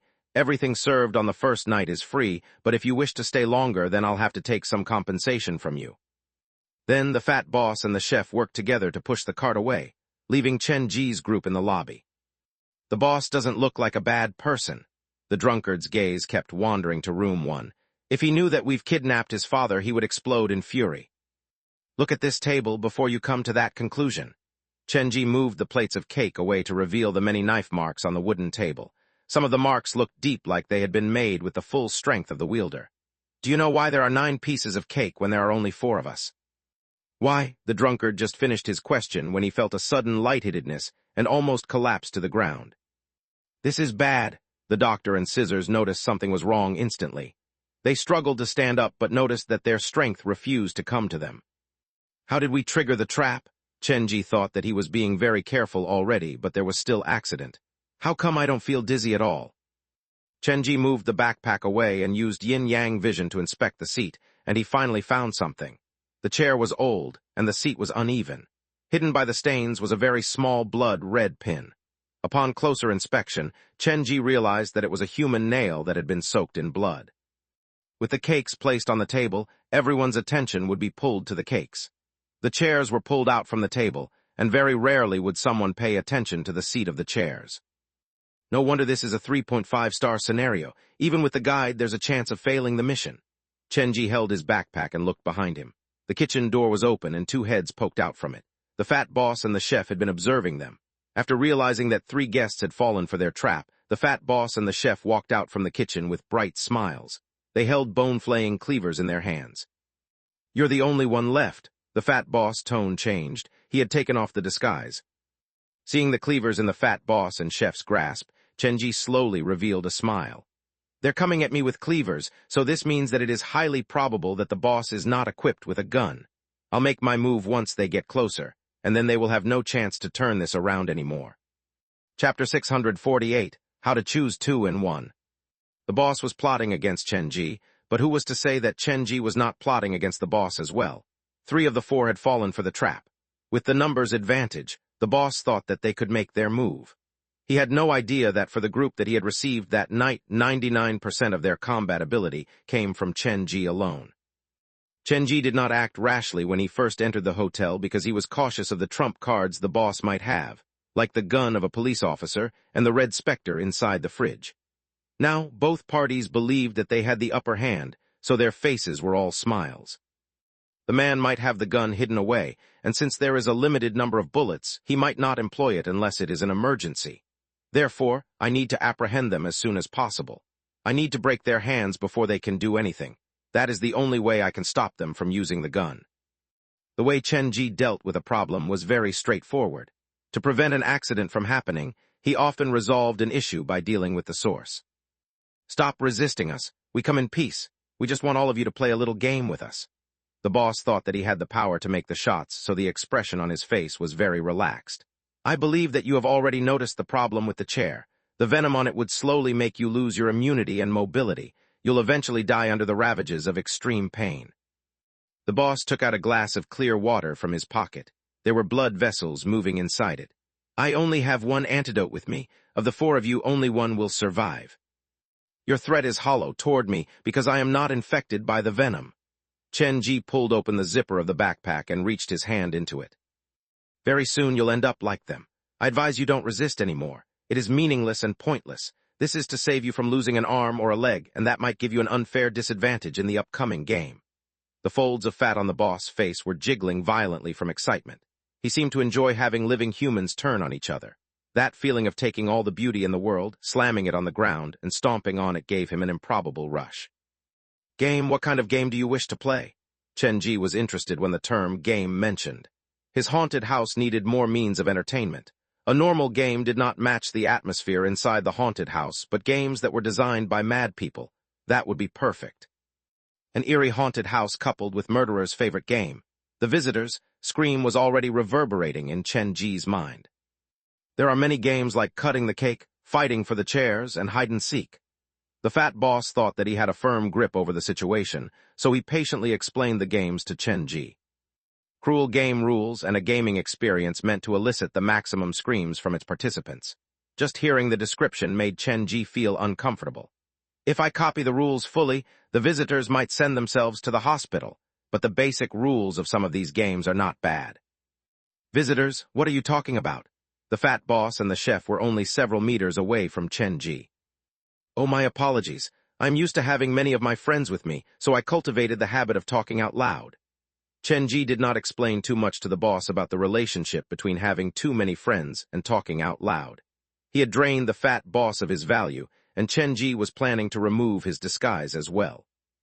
"You're bullying me 2 against 1, and both of you are armed with sharp weapons. Even though I'm on the weaker side, I'm not going to go down so easily."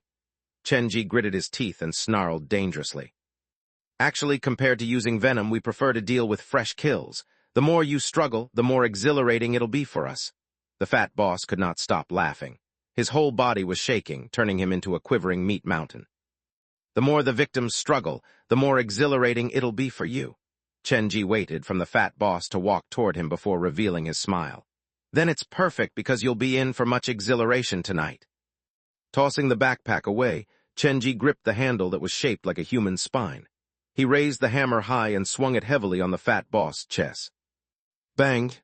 Chenji confirmed that the fat boss was a living person because the blood that he spat out was still warm.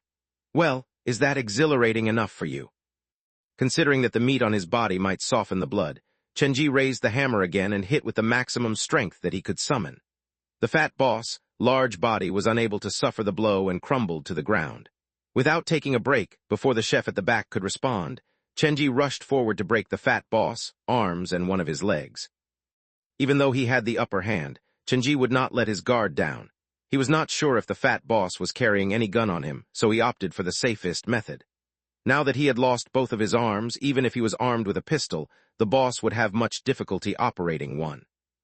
Cruel, cunning, cautious, and determined. That was the impression that Chenji had left on the chef. He was still considering the type of menu he could make with a few guests when he saw his boss being hit with the hammer until he spat out blood. Just how shameless and cunning did one have to be in order to hide such a large iron hammer inside the backpack and carry it by one's side? The chef's eyes skipped with uncertainty. The cleaver that he held in his hand looked like a child's toy in comparison to the iron hammer. He was combing his mind to come up with a solution. While he raised his head, he accidentally caught Chenji's eyes. The scary and cruel gaze caused him to shiver. Just as he thought that Chenji was about to tell him something, Chenji raised the hammer and lunged toward him. The man did not waste any time with words, and he was careful enough to not allow the chef to catch him off guard. Everything moved too fast. Before his brain could come up with a solution, the pain was already parsing through all of his body. The cleaver in his hand clattered to the ground. The chef looked as his arms weakened and his fingers released. It was an out-of-body experience. The chef wanted to say something, but Chenji was not going to give him the chance. He was too careful to allow something like that. Before he gained control of the entire situation, he would not waste time with words and allow his opponents to disturb him with their words as well. With another few whacks from the hammer, even the chef collapsed to the ground. "All right, now is the time for you to speak. Tell me, where is the antidote that can help them recover their mobility?" Chenji first grabbed the antidote away from the fat boss' grasp. Staring at the blood vessels wiggling inside the glass, he was reminded of the battle that he had a long time ago at Coffin Village with the Ghost Stories Society. At the time, Wu Fei had been holding a bottle of blood vessels similar to this one. The chef was about to say something when the fat boss yelled loudly over him, "Don't be tricked by him. I haven't even given you any promises, and other than that, I'm not one to go back on my word." Chenji squatted down before the fat boss and started to search his body. The chef held his words in, causing his face to go red, but in the end, he still did not say a worthwhile word. "If I were you, I definitely would not give this glass of medicine to them." Even though the boss' arms were incapacitated, a piece of his sternum was caved in, and blood kept pouring out from his mouth. His attitude was forceful and tough. Why? Chenji knew about the fat boss' trump card. He was probably waiting for the old man to use the teeth to summon the red specter. "Can you really trust the words of your enemy? Actually, this is a glass of venom as well. I wish to enjoy your most despairing emotions. I would have the four of you kill each other and rewarded the final victory with this antidote that is actually a bottle of venom. Then I'll enjoy the gloom of despair falling over his face as he slowly perishes from this world." The fat boss, mad raving, was loud and booming. His eyes kept flitting to the door of room 1. "This is such a coincidence because I too enjoy the look of despair on people's faces." Chenji reached his hand into his pocket to pull out a piece of black cloth. He opened it before the boss' eyes, and inside the cloth sat many smooth teeth. "You keep glancing at the room, is it because it is the place where these things are hidden?" The fat boss instantly went quiet. He tried to cover up the shock that was traveling through his body, but he was betrayed by his facial expression. "Tell me, where is the antidote?" Chenji swung the hammer around. "My patience is limited." Both the boss and the chef were silent. After 1 minute, the boss opened his lips slowly to say, "I can tell you where the real antidote is, but you have to promise to let both of us go. Take your friends and leave this place after you obtain the antidotes." "No problem. Honestly, I have no interest in either of you at all." Chenji was telling the truth. All he was doing was for the sake of the red specter inside the hotel. "The antidotes are kept at a very secure location. I'll bring you to them myself." The boss' face was filled with regret and sadness. He did appear like a man who had surrendered. "Mind giving me a hand?" Chenji had shattered both of his arms and one of his legs. He could only hop now. "Don't play tricks on me. Tell me the place first, and I'll consider whether to bring you there or not." Chenji searched the chef and discovered that he was carrying another bottle of the antidote. Perhaps these 2 bottles were prepared for themselves. "Fine, I'll tell you. They're in the drawer of the 3rd room after you turn left on the stairs leading to the 2nd floor. The fat boss cooperated fully. The chef next to him had a flat expression like he was purposely making that face to prevent Chenji from getting any information from him. "They're on the 2nd floor?" Chenji thought back to Xiao Bu's game, and he did not think that he had even ventured up to the 2nd floor. To prevent any unsightly accident, Chen-ji incapacitated the chef before helping the boss get to the second floor. The room that the boss described was actually his own room. The room was decorated with many old pictures, but strangely enough, all the pictures were of the boss and a woman. "Is that your mother?" "Yes, I have a bad relationship with my father, so I only keep pictures I have with my mother." A happy smile appeared on the fat boss' face. "My mother is very pretty, the prettiest person I know. Perhaps if there's a chance, I can take you to meet her." That sentence would have sounded perfectly normal if said by a friend, but Chen-ji was not close enough to the boss to be invited to meet his mother. Plus, Chen-ji could not tell whether the boss was telling the truth or not. The woman in the pictures might not even be his mother. "The antidotes are in here." The boss had Chen-ji open the drawer. Inside were 3 sealed glass tubes, and there were gray sediments inside them. "You sure?" Chen-ji put all the sealed tubes inside his backpack and carried the fat boss back to the first-floor lobby. He walked to the dining table and placed the 3 sealed tubes on the table. "Can you still understand what I'm saying?" "Yes, my mind is working perfectly fine. I simply cannot control my body." The drunkard had just witnessed Chen-ji take down 2 enemies on his own, so his attitude became much friendlier. "These 3 tubes were taken out from the boss' room. He said that they are the antidotes, but I don't think things are that simple." Chen-ji then took out the 2 bottles that he had found on the staff and placed them on the table. "We cannot skip over the fact that the boss might be lying, and these 2 could be the real antidotes. Unfortunately, the boss only has 3 bottles of them. I'm unable to find any extra. If we use one as an experiment, we won't have enough antidote for everyone." Then Chen-ji ran to pick up the white cat, which was looking at the scene, hiding in a far corner. He held the cat's little head in his arms. "You've consumed similar blood vessels in Coffin Village. I'll open these 2 different antidotes in a bit, and I'll need your help to identify the correct antidote." Chen-ji had no idea whether the white cat understood him or not. He first opened one of the tubes that contained the gray sediments and placed it before the white cat. A faded stench wafted out from inside the tube, and the white cat struggled to escape. Closing the cap, Chen-ji put it away and grabbed the glass with the blood vessel. Just as he opened the lid, the white cat seemed to smell something. Its ears perked up, and the dual-colored pupils stared at the glass in Chen-ji's hand. When Chen-ji fully opened the glass, a whale escaped from the glass, and the blood vessels inside started moving like they were trying to wiggle their way out. The white cat's eyes became blood red like something inside its blood was being activated. It tried to leap at Chen-ji's hand. Chen-ji quickly screwed the glass shut, and then the cat finally calmed down. These blood vessels are able to attract the white cat's attention, so they're definitely abnormal. They might be similar to the stuff the Ghost Story Society member retrieved from behind the door. Chen-ji screwed the lid tight and placed all the containers together. "My cat had an extreme reaction to the bottles with the blood. Personally speaking, I think the ones with the blood are the real antidote, and the boss was lying to us." Chen-ji voiced his thoughts, and the 3 passengers each had a different reaction, which he saw them clearly.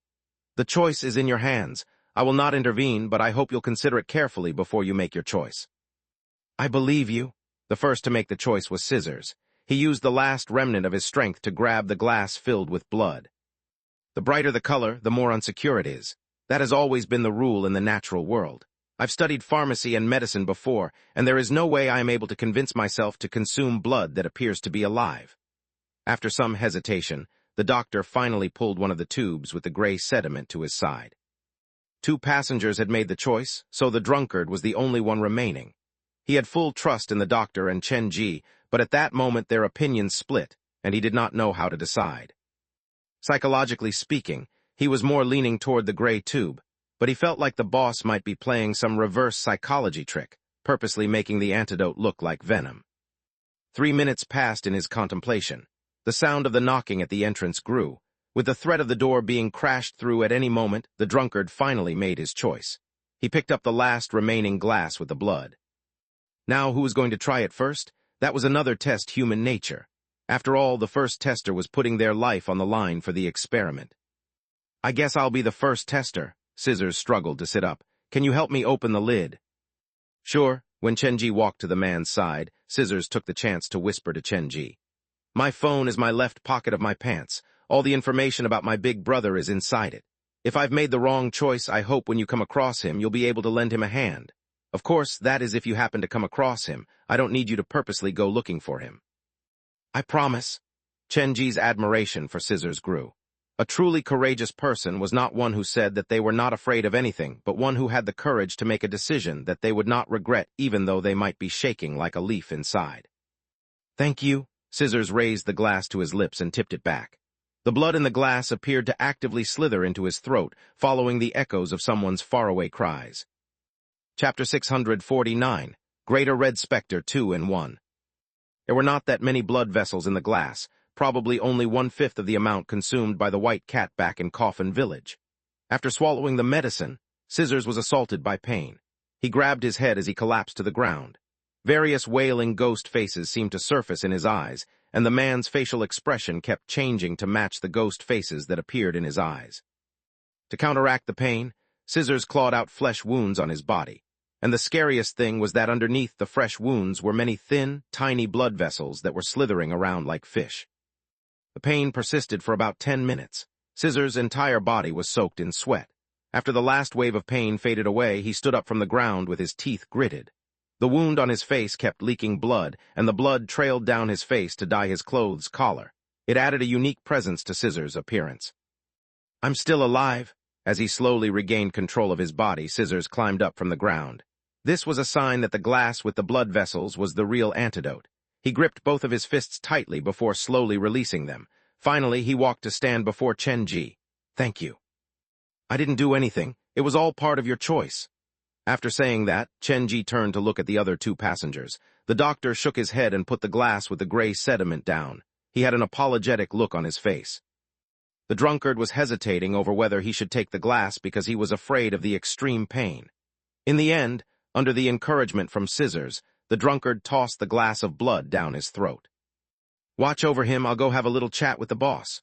Chen-ji picked up the tube with the gray sediment and walked over to stand before the fat boss. He twisted open the lid. "Inside here is the venom, right?" "This is also the antidote. I'm not lying to you." The boss still refused to admit his deceit. Chen-ji did not want to waste time arguing with the man. He pried the man's mouth open and was about to pour the tube of gray sediment down his throat. "Wait a minute, 3 of you were poisoned, and there are only 2 bottles of antidote. I'll tell you where the 3rd bottle of antidote is." The fat boss struggled violently while lying on the ground.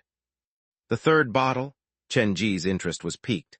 The blood vessels seemed to have had a positive influence on the white cat, so if there was an extra bottle, he could have brought it back to the haunted house with him to study it slowly. "Yes, this time I will not lie to you." The boss' forehead was covered in cold sweat as his beady eyes stared directly at Chen-ji. "Fine, I'll trust you one more time. Where is the 3rd bottle of antidote?" Chen-ji yanked the fat boss off the ground and deposited him on the chair. As the pain ravaged him, the fat boss grimaced from the impact. "Actually, I placed the last antidote inside the fridge in the kitchen. It's inside the top, the freezer layer." The fridge inside the kitchen. If not for the fact that he had played Xiao Bu's game before, Chen-ji might have believed the words of the fat boss, but he knew perfectly well that there was no antidote in the kitchen but a red specter. "If you don't believe me, you can bring me with you." The fat boss' eyes started to drift, and they kept consciously and subconsciously glancing toward Chen-ji's pocket, which carried the teeth. "You really won't ever learn your lesson." Chen-ji pried open the fat boss' mouth and started to pour the venom into the man's throat. Both of his arms incapacitated, the fat boss, who could only operate one of his legs, tried his best to struggle. He still had no idea that his plot had been seen through by Chen-ji already. "I'm not lying to you. I really keep the antidote inside the fridge. If you don't believe me, you can go to take a look. Even at this moment you still want to harm me. Your heart is completely darkened. There is no salvation for someone like you." Chen-ji raised the hammer and ruined the fat boss' other good leg. Then he found a cloth and stuck it inside the fat boss' mouth. The knocking sound from the hotel entrance grew, a signal that Chen-ji did not have much time left. "How are you two recovering?" Chen-ji looked at Scissors and the drunkard, who appeared like they had just been salvaged from a body of water. Their bodies were drenched in sweat, and they looked much worse for wear. "I've never felt better. My whole body is buzzing with energy. It's like time has been turned back to 10 years ago." The drunkard climbed up from the ground. He waved his fists, cutting through the wind. "If you're feeling better, come and help me. Go and find some rope from the hotel to tie both of them to the chairs. If there is no rope, just tear up some bedsheets to make some makeshift ones." After Chen-ji gave the 2 of them their assignment, he turned to look at the doctor. "Don't worry, I'll go look in the other corners of the hotel. There should be some other antidotes lying around." "Okay," the doctor leaned on the table weakly. You sure you're not going to the kitchen to take a look? I'm curious, how did you know the boss was lying to you? Is it through micro-expression or psychology? If you're that curious what's inside the fridge, I can take you there to show you. Chenji tied the fat boss and the chef to the chairs. Then he dragged them to deposit them at the entrance of the hotel. Once the headless ghost barged into the building, they would be the first to greet her. Once the female ghost attacked the two of them, Chenji would immediately initiate the next step of his plan, release the glutton ghost inside the fridge, and have the two red specters fight it out. Then he would stand to reap the reward in the end. The antidote is definitely not inside the fridge. We'd better make use of the time that we have left to search the other places inside this hotel. Chenji found the white cat and dangled the empty bottle that carried the blood vessels earlier before its nostrils. Then he put the empty bottles away and pointed down the hotel corridor. Remember this scent. Now go. The pair of multicolored eyes looked at Chenji with confusion, and all the white cat did was sit down and start to rest. Brother, why are you treating your cat like a dog? The drunkard helped to carry the doctor off the table. Seeing how Chenji was acting, he had a really hard time reconciling him with the crazed man earlier who was dragging the hammer around. I'm just trying to unlock its full potential. Seeing the white cat crawl under the table after much persuasion from Chenji, the latter was feeling a mounting headache. The cat had gotten a lot more easily scared compared to when he first got it. After clearing all the trash away, the group went up to the second floor. There was a sign that said no entry placed in the middle of the corridor, and there were blood stains that had not been cleaned on the ground. Following the blood trail, Chenji pushed open the door of one of the rooms. The scene inside was a bit too gory to describe. In any case, it appeared like a great struggle had once happened in there, and every surface was covered in blood. Based on the viscosity of the blood, the time of the death for the victim should be within the past 3 hours. In other words, before we arrived at this hotel, a murder had just taken place here. Chenji squatted on the ground. He had gotten used to scenes like this. The drunkard nodded in admiration, and then he lightly nudged the doctor behind him. Are you sure he's just a worker at a theme park? Could he be some kind of spy the law enforcement has placed inside the theme park? Facing the question from the drunkard, the doctor could only smile bitterly. God only knew why this young man was so familiar with the processing of crime scenes. The group searched through the second floor thoroughly. It turned out that the second floor was no different from a human meat packing factory. If the fat boss and the chef once had human nature, that had completely disappeared. Human lives were nothing but toys and food in their eyes. Let's go back to the first floor to take a look. They rummaged through the entire building, but they still could not find the antidote. The blood vessels inside the bottle appeared to be something incredibly rare even in the world behind the door. So sorry for being such a burden. How about we leave this place for now? The doctor had trouble moving his body, but his mind was still very clear and conscious. The female ghost is stalking us at the front door, so if we sneak out through the back door, she probably will not discover us. The ghost has already targeted us. The only way to leave this place without earning her ire is to get her to shift her hatred to someone else. Chenji led the 3 passengers back to the first floor. He studied the fat boss and the chef who were tied up at the entrance. His cutting gaze caused the boss and the chef to shake like leaves. This is not enough insurance. I have to figure out a way to ensure that the headless woman will attack them, or else the next step of my plan will have some problem taking off. Under the despairing scrutiny from the 2 victims, Chenji walked into the kitchen to find a large basin normally used to clean vegetables. He filled half of it up with pipe water before taking it out with him. What are you planning to do? A bad feeling curled around the chef and the fat boss' hearts. Chenji ignored them and took out the 3 glasses with the gray sediment from his backpack. He opened them and tossed all the liquid inside the basin. After mixing them with a swirl, Chenji broke down the table and used the leg of the table as a support beam to hold the basin above the door frame. Once the female ghost pushed open the door, the basin would fall, and the content would splash on the person underneath. This was a very common prank, but the target this time was a red specter. I'm sure the gray sediment is nothing good. Once she is drenched in this stuff, the female ghost will definitely go on a murderous rampage and lash out against the living creatures who are closest to her. Chenji turned back to glance at the chef and the fat boss. The despair in their hearts was already leaking out from their eyes. If they were given a second chance, they definitely would not have welcomed Chenji's group to stay for the night. If there's a devil in this world, I'm pretty sure it will look just like this. The drunkard carried the doctor to stay away from the carnage. He sighed surreptitiously in relief upon seeing the trap that Chenji was setting up. Thankfully, we're currently on the same side. After Chenji dealt with the mechanism, he waved at Scissors and the rest. Come with me. He picked up the white cat from the ground and herded everyone to the second floor. He turned into the first room on the left, and then used Dr. Skullcracker's hammer to shatter the wooden board around the windowsill. The rest of you should stay in this room and try to make more ropes from any material in the room. If there's an accident, escape as fast as you can from this window. What are you planning to do? Scissors sensed the discrepancy in Chen Ji's tone. He could not really describe it, but it sounded like a mixture of worry and excitement. Don't worry about it. For now, you won't be able to be of much help to me, so try your best to survive. Chen Ji looked out the window. The residential area that we came from earlier should be clean for now. When I signal for you to run, jump out from this window and rush to that place. Go there and wait for me. Okay, you better be careful. Don't worry. Oh, by the way, take my cat with you. Chen Ji placed the white cat inside the bedroom. He was about to turn to leave the room when he felt a heavy pressure on his shoulder. He turned back to look, and the white cat had already jumped on his shoulder and assumed its perch there. The cat's eyes looked at Chen Ji with suspicion, as if asking, "Are you going to abandon me?" If you're willing, then follow along. Just make sure you don't go running amok once the red specter appears. Chen Ji carried his backpack and returned to the first floor. He opened the door that led to the kitchen.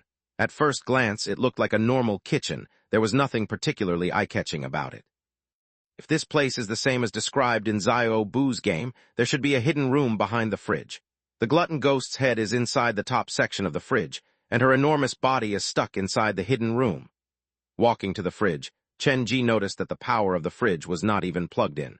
In other words, it was nothing more than a decoration. Should not be long now before the door of the hotel is broken down.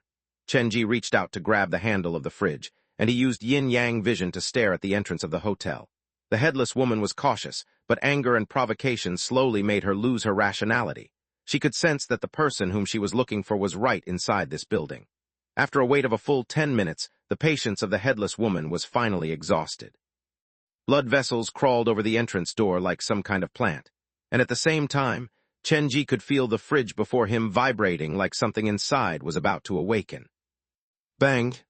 Once the blood vessels covered the entire door, the hotel entrance was finally broken down. The female ghost cradled her head in her arms and entered the hotel with fury burning in her eyes. Once she took the first step, the basin above the door naturally fell down, pulled by the force of gravity. Countless blood vessels weaved to form a web to toss the iron basin aside. The female ghost was surprised that someone was so courageous as to play such a juvenile prank on her, but she reacted with lightning-fast reflexes. The basin was shoved back, but its content mixed with the gray sediment splashed onto the blood vessel, and something surprising happened. The gray sediment seemed to have some kind of restraining power over even a red specter's blood vessels. It melted through the web of blood, and the head in the female ghost's arms echoed a shrill scream. She tore the blackened blood vessels out and abandoned them. Losing the support, the basin above the door fell down right onto the female ghost. It landed squarely on the stump where the neck should have been, and it even created a clear bang sound. What is that gray sediment? Could it be related to the black blood that the Ghost Story Society carried inside the wooden boxes?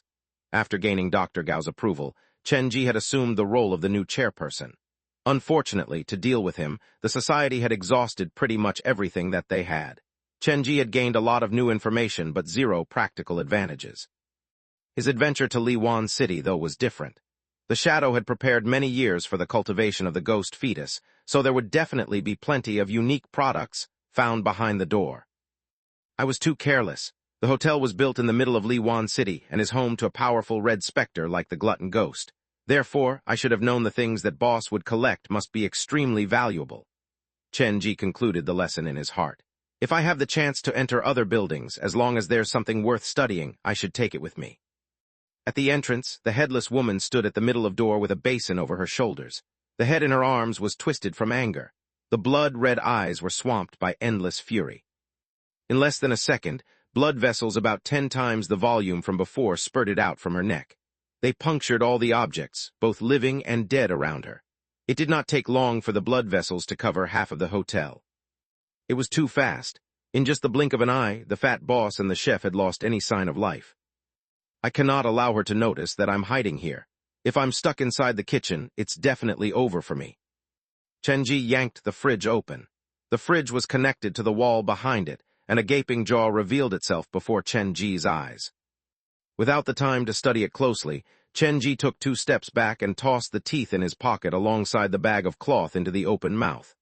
After that, Chen Ji retreated out of the kitchen. The fury of the headless woman at the entrance was still burning.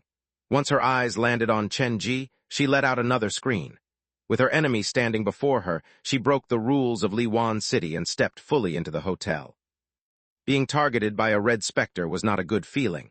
Chen Ji took a mad rush toward room 1. He had just left the kitchen when he heard the heavy breathing coming from behind him. Turning back to look, the walls of the kitchen pulsed with many blood veins. The wall that was adjacent to the fridge started to crumble and collapse. An intensely ugly blood-red monster finally showed itself. Chapter 650, It's Time for Dinner. Such a big monster? The first impression that the red specter inside the fridge left Chen Ji was her size. Her head looked relatively normal, just slightly bigger than a normal person's, but her body was large enough to fill an entire room. Chen Ji had seen many red specters before, but this was the first time that he had seen a red specter so large in size. That is also the ugliest thing of all the red specters I've encountered. Working at the haunted house, Chen Ji was used to painting some purposely horrendous makeup, so he had a high threshold for the unsightly and ugly, but even so, when he saw the red specter inside the kitchen, he still moved his eyes away after a brief glance. Pure terror and ugliness felt insufficient to describe this woman. A deranged expression hung on the basketball-sized head, and a blood haze leaked out from the gigantic body. Even though he was far away, he could smell the stench that the haze carried. Chen Ji did not dare turn back again. The extremely ugly red specter gave him a very powerful sense of danger. The woman should be at the same level as the well ghost in Coffin Village. In other words, this red specter was powerful enough to carry an entire 3-star scenario on her own. Liwan City itself is a 3.5-star scenario. Not considering the influence caused by the uncontrollable door, this monster should be the strongest red specter in Liwan City. No wonder the hotel is placed in the middle of the town. His brain was moving fast. Chen Ji's feet did not slow down, and soon he reached the door to room 1. He grabbed the doorknob, but before he could do anything else, a skull dangling from endless blood vessels flew at him from afar. The eyes were shining with red fury. The headless woman swore to kill Chen Ji.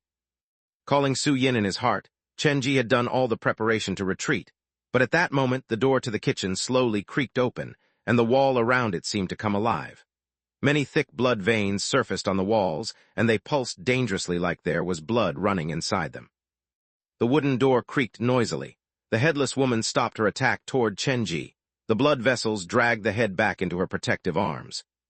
How come it feels like she's playing with her head like a kite? Chen Ji made use of this opportunity to escape. The 2 red specters had crossed paths. His goal was successful, so he only had one last thing to do. Training his focus, Chen Ji looked into his heart. Zhang Ye, are you feeling better? Zhang Ye, can you hear me? Zhang Ye, I've found you many delicious treats. Sis, it's time to wake up. It's time for dinner. Chen Ji, who did not have a shift to his expression when he faced off against the red specter, started to shiver in cold sweat. If 99% of the combat power of the 4 passengers resided within Chen Ji, then 99% of Chen Ji's confidence came from Zhang Ye. A red specter that could carry a 3-star scenario single-handedly was far beyond the strength of Su Yin. Even with Men Nan's help, it would only drag the struggle out for another few seconds. As he called Zhang Ye's name, Chen Ji rummaged through his backpack. Chen Ji had many trump cards. He had the weakest of all red specters, Men Nan, and the strongest of lesser red specters, Yan Danian. He had many friends, but none of them were powerful enough to help him stop the glutton ghost. When he was making up the plan, Chen Ji had considered many factors. He had made sure to not miss out on any details, but the only thing that he had forgotten was the contingency where Zhang Ye was unable to awaken. Once a red specter consumes too much, they will fall into a slumber. With Zhang Ye's current power level, even if she consumed an entire normal red specter, she wouldn't have fallen asleep. Does this mean that the few droplets of blood dripped out from Dr. Gao when we were inside the door contained more hatred than a normal red specter? When Chen Ji was chasing after the water spirit, he had accidentally entered a burnt building. Behind one of the doors there, he had accidentally run into the missing Dr. Gao. Even though it was just one glance, he confirmed that the monster was Dr. Gao. To interrupt the Shadow's plan, Chen Ji had even left a message for Dr. Gao to trick him to come to eastern Jiujiang's Liwan City. Now that he thought about it, if the worlds behind the door were interconnected, a large nightmare made up from endless nightmares, then there was a very high chance that Dr. Gao would come to Liwan City. Jiujiang's map appeared in Chen Ji's mind. Dr. Gao had destroyed the door in the underground morgue at Jiujiang Medical University. He had disappeared behind the door at that location, and the second time he appeared, it was at the residential area next to the rehabilitative school. After connecting Jiujiang Medical University, Rehabilitative School, and Liwan City, these three locations happen to form a straight line on the map of Jiujiang. Dr. Gao has been moving in the world behind the door, so the thing he's looking for should be in eastern Jiujiang as well. After realizing that, Chen Ji did not feel relaxed but got even more nervous. The glutton ghost was very powerful that she could support a 3-star scenario alone. But when Dr. Gao was still alive, he could already make use of the many rules of the world behind the door to create a 3-star scenario. Now, after his death, he would turn into something more powerful than a red specter. They were not even on the same level. The door in Liwan City had gone out of control, and because of that, the scenario was deemed a 3.5-star mission by the Black Phone. At the underground morgue, Dr. Gao used his living body to suffer all the despair within the scenario and consumed an entire door. The door was destroyed with an unimaginable method, but as the door pusher, Dr. Gao had gotten out of control. Chen Ji had the impression that Dr. Gao himself could be seen as a mobile 3.5-star scenario.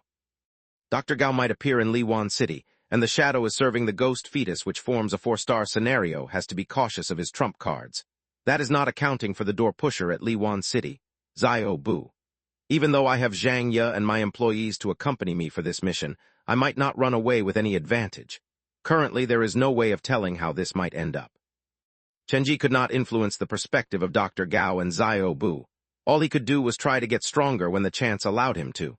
The two red specters did not hold the stalemate for long. As Chen Ji expected, when the glutton ghost saw the two bodies at the door, she went on a rampage. The more powerful a red specter, the crueler and more savage they would be. The ugly red specter that came out from the kitchen had her obscenely large body connected to the entire hotel. The blood gaze that carried with it a horrible stench permeated through the walls, ceiling, and ground. The pulsing blood veins started to appear everywhere.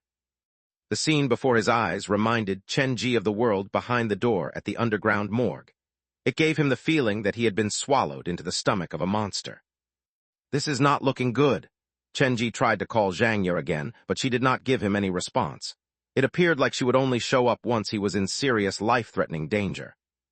The fight between two tigresses will lead to many injuries. This is a perfect chance. But as a living human, it's too difficult for me to attempt to take advantage of a red specter. Chen Ji held his breath as he retreated to the stairs. However, he was unwilling to just leave like that, so he decided to wait for a while.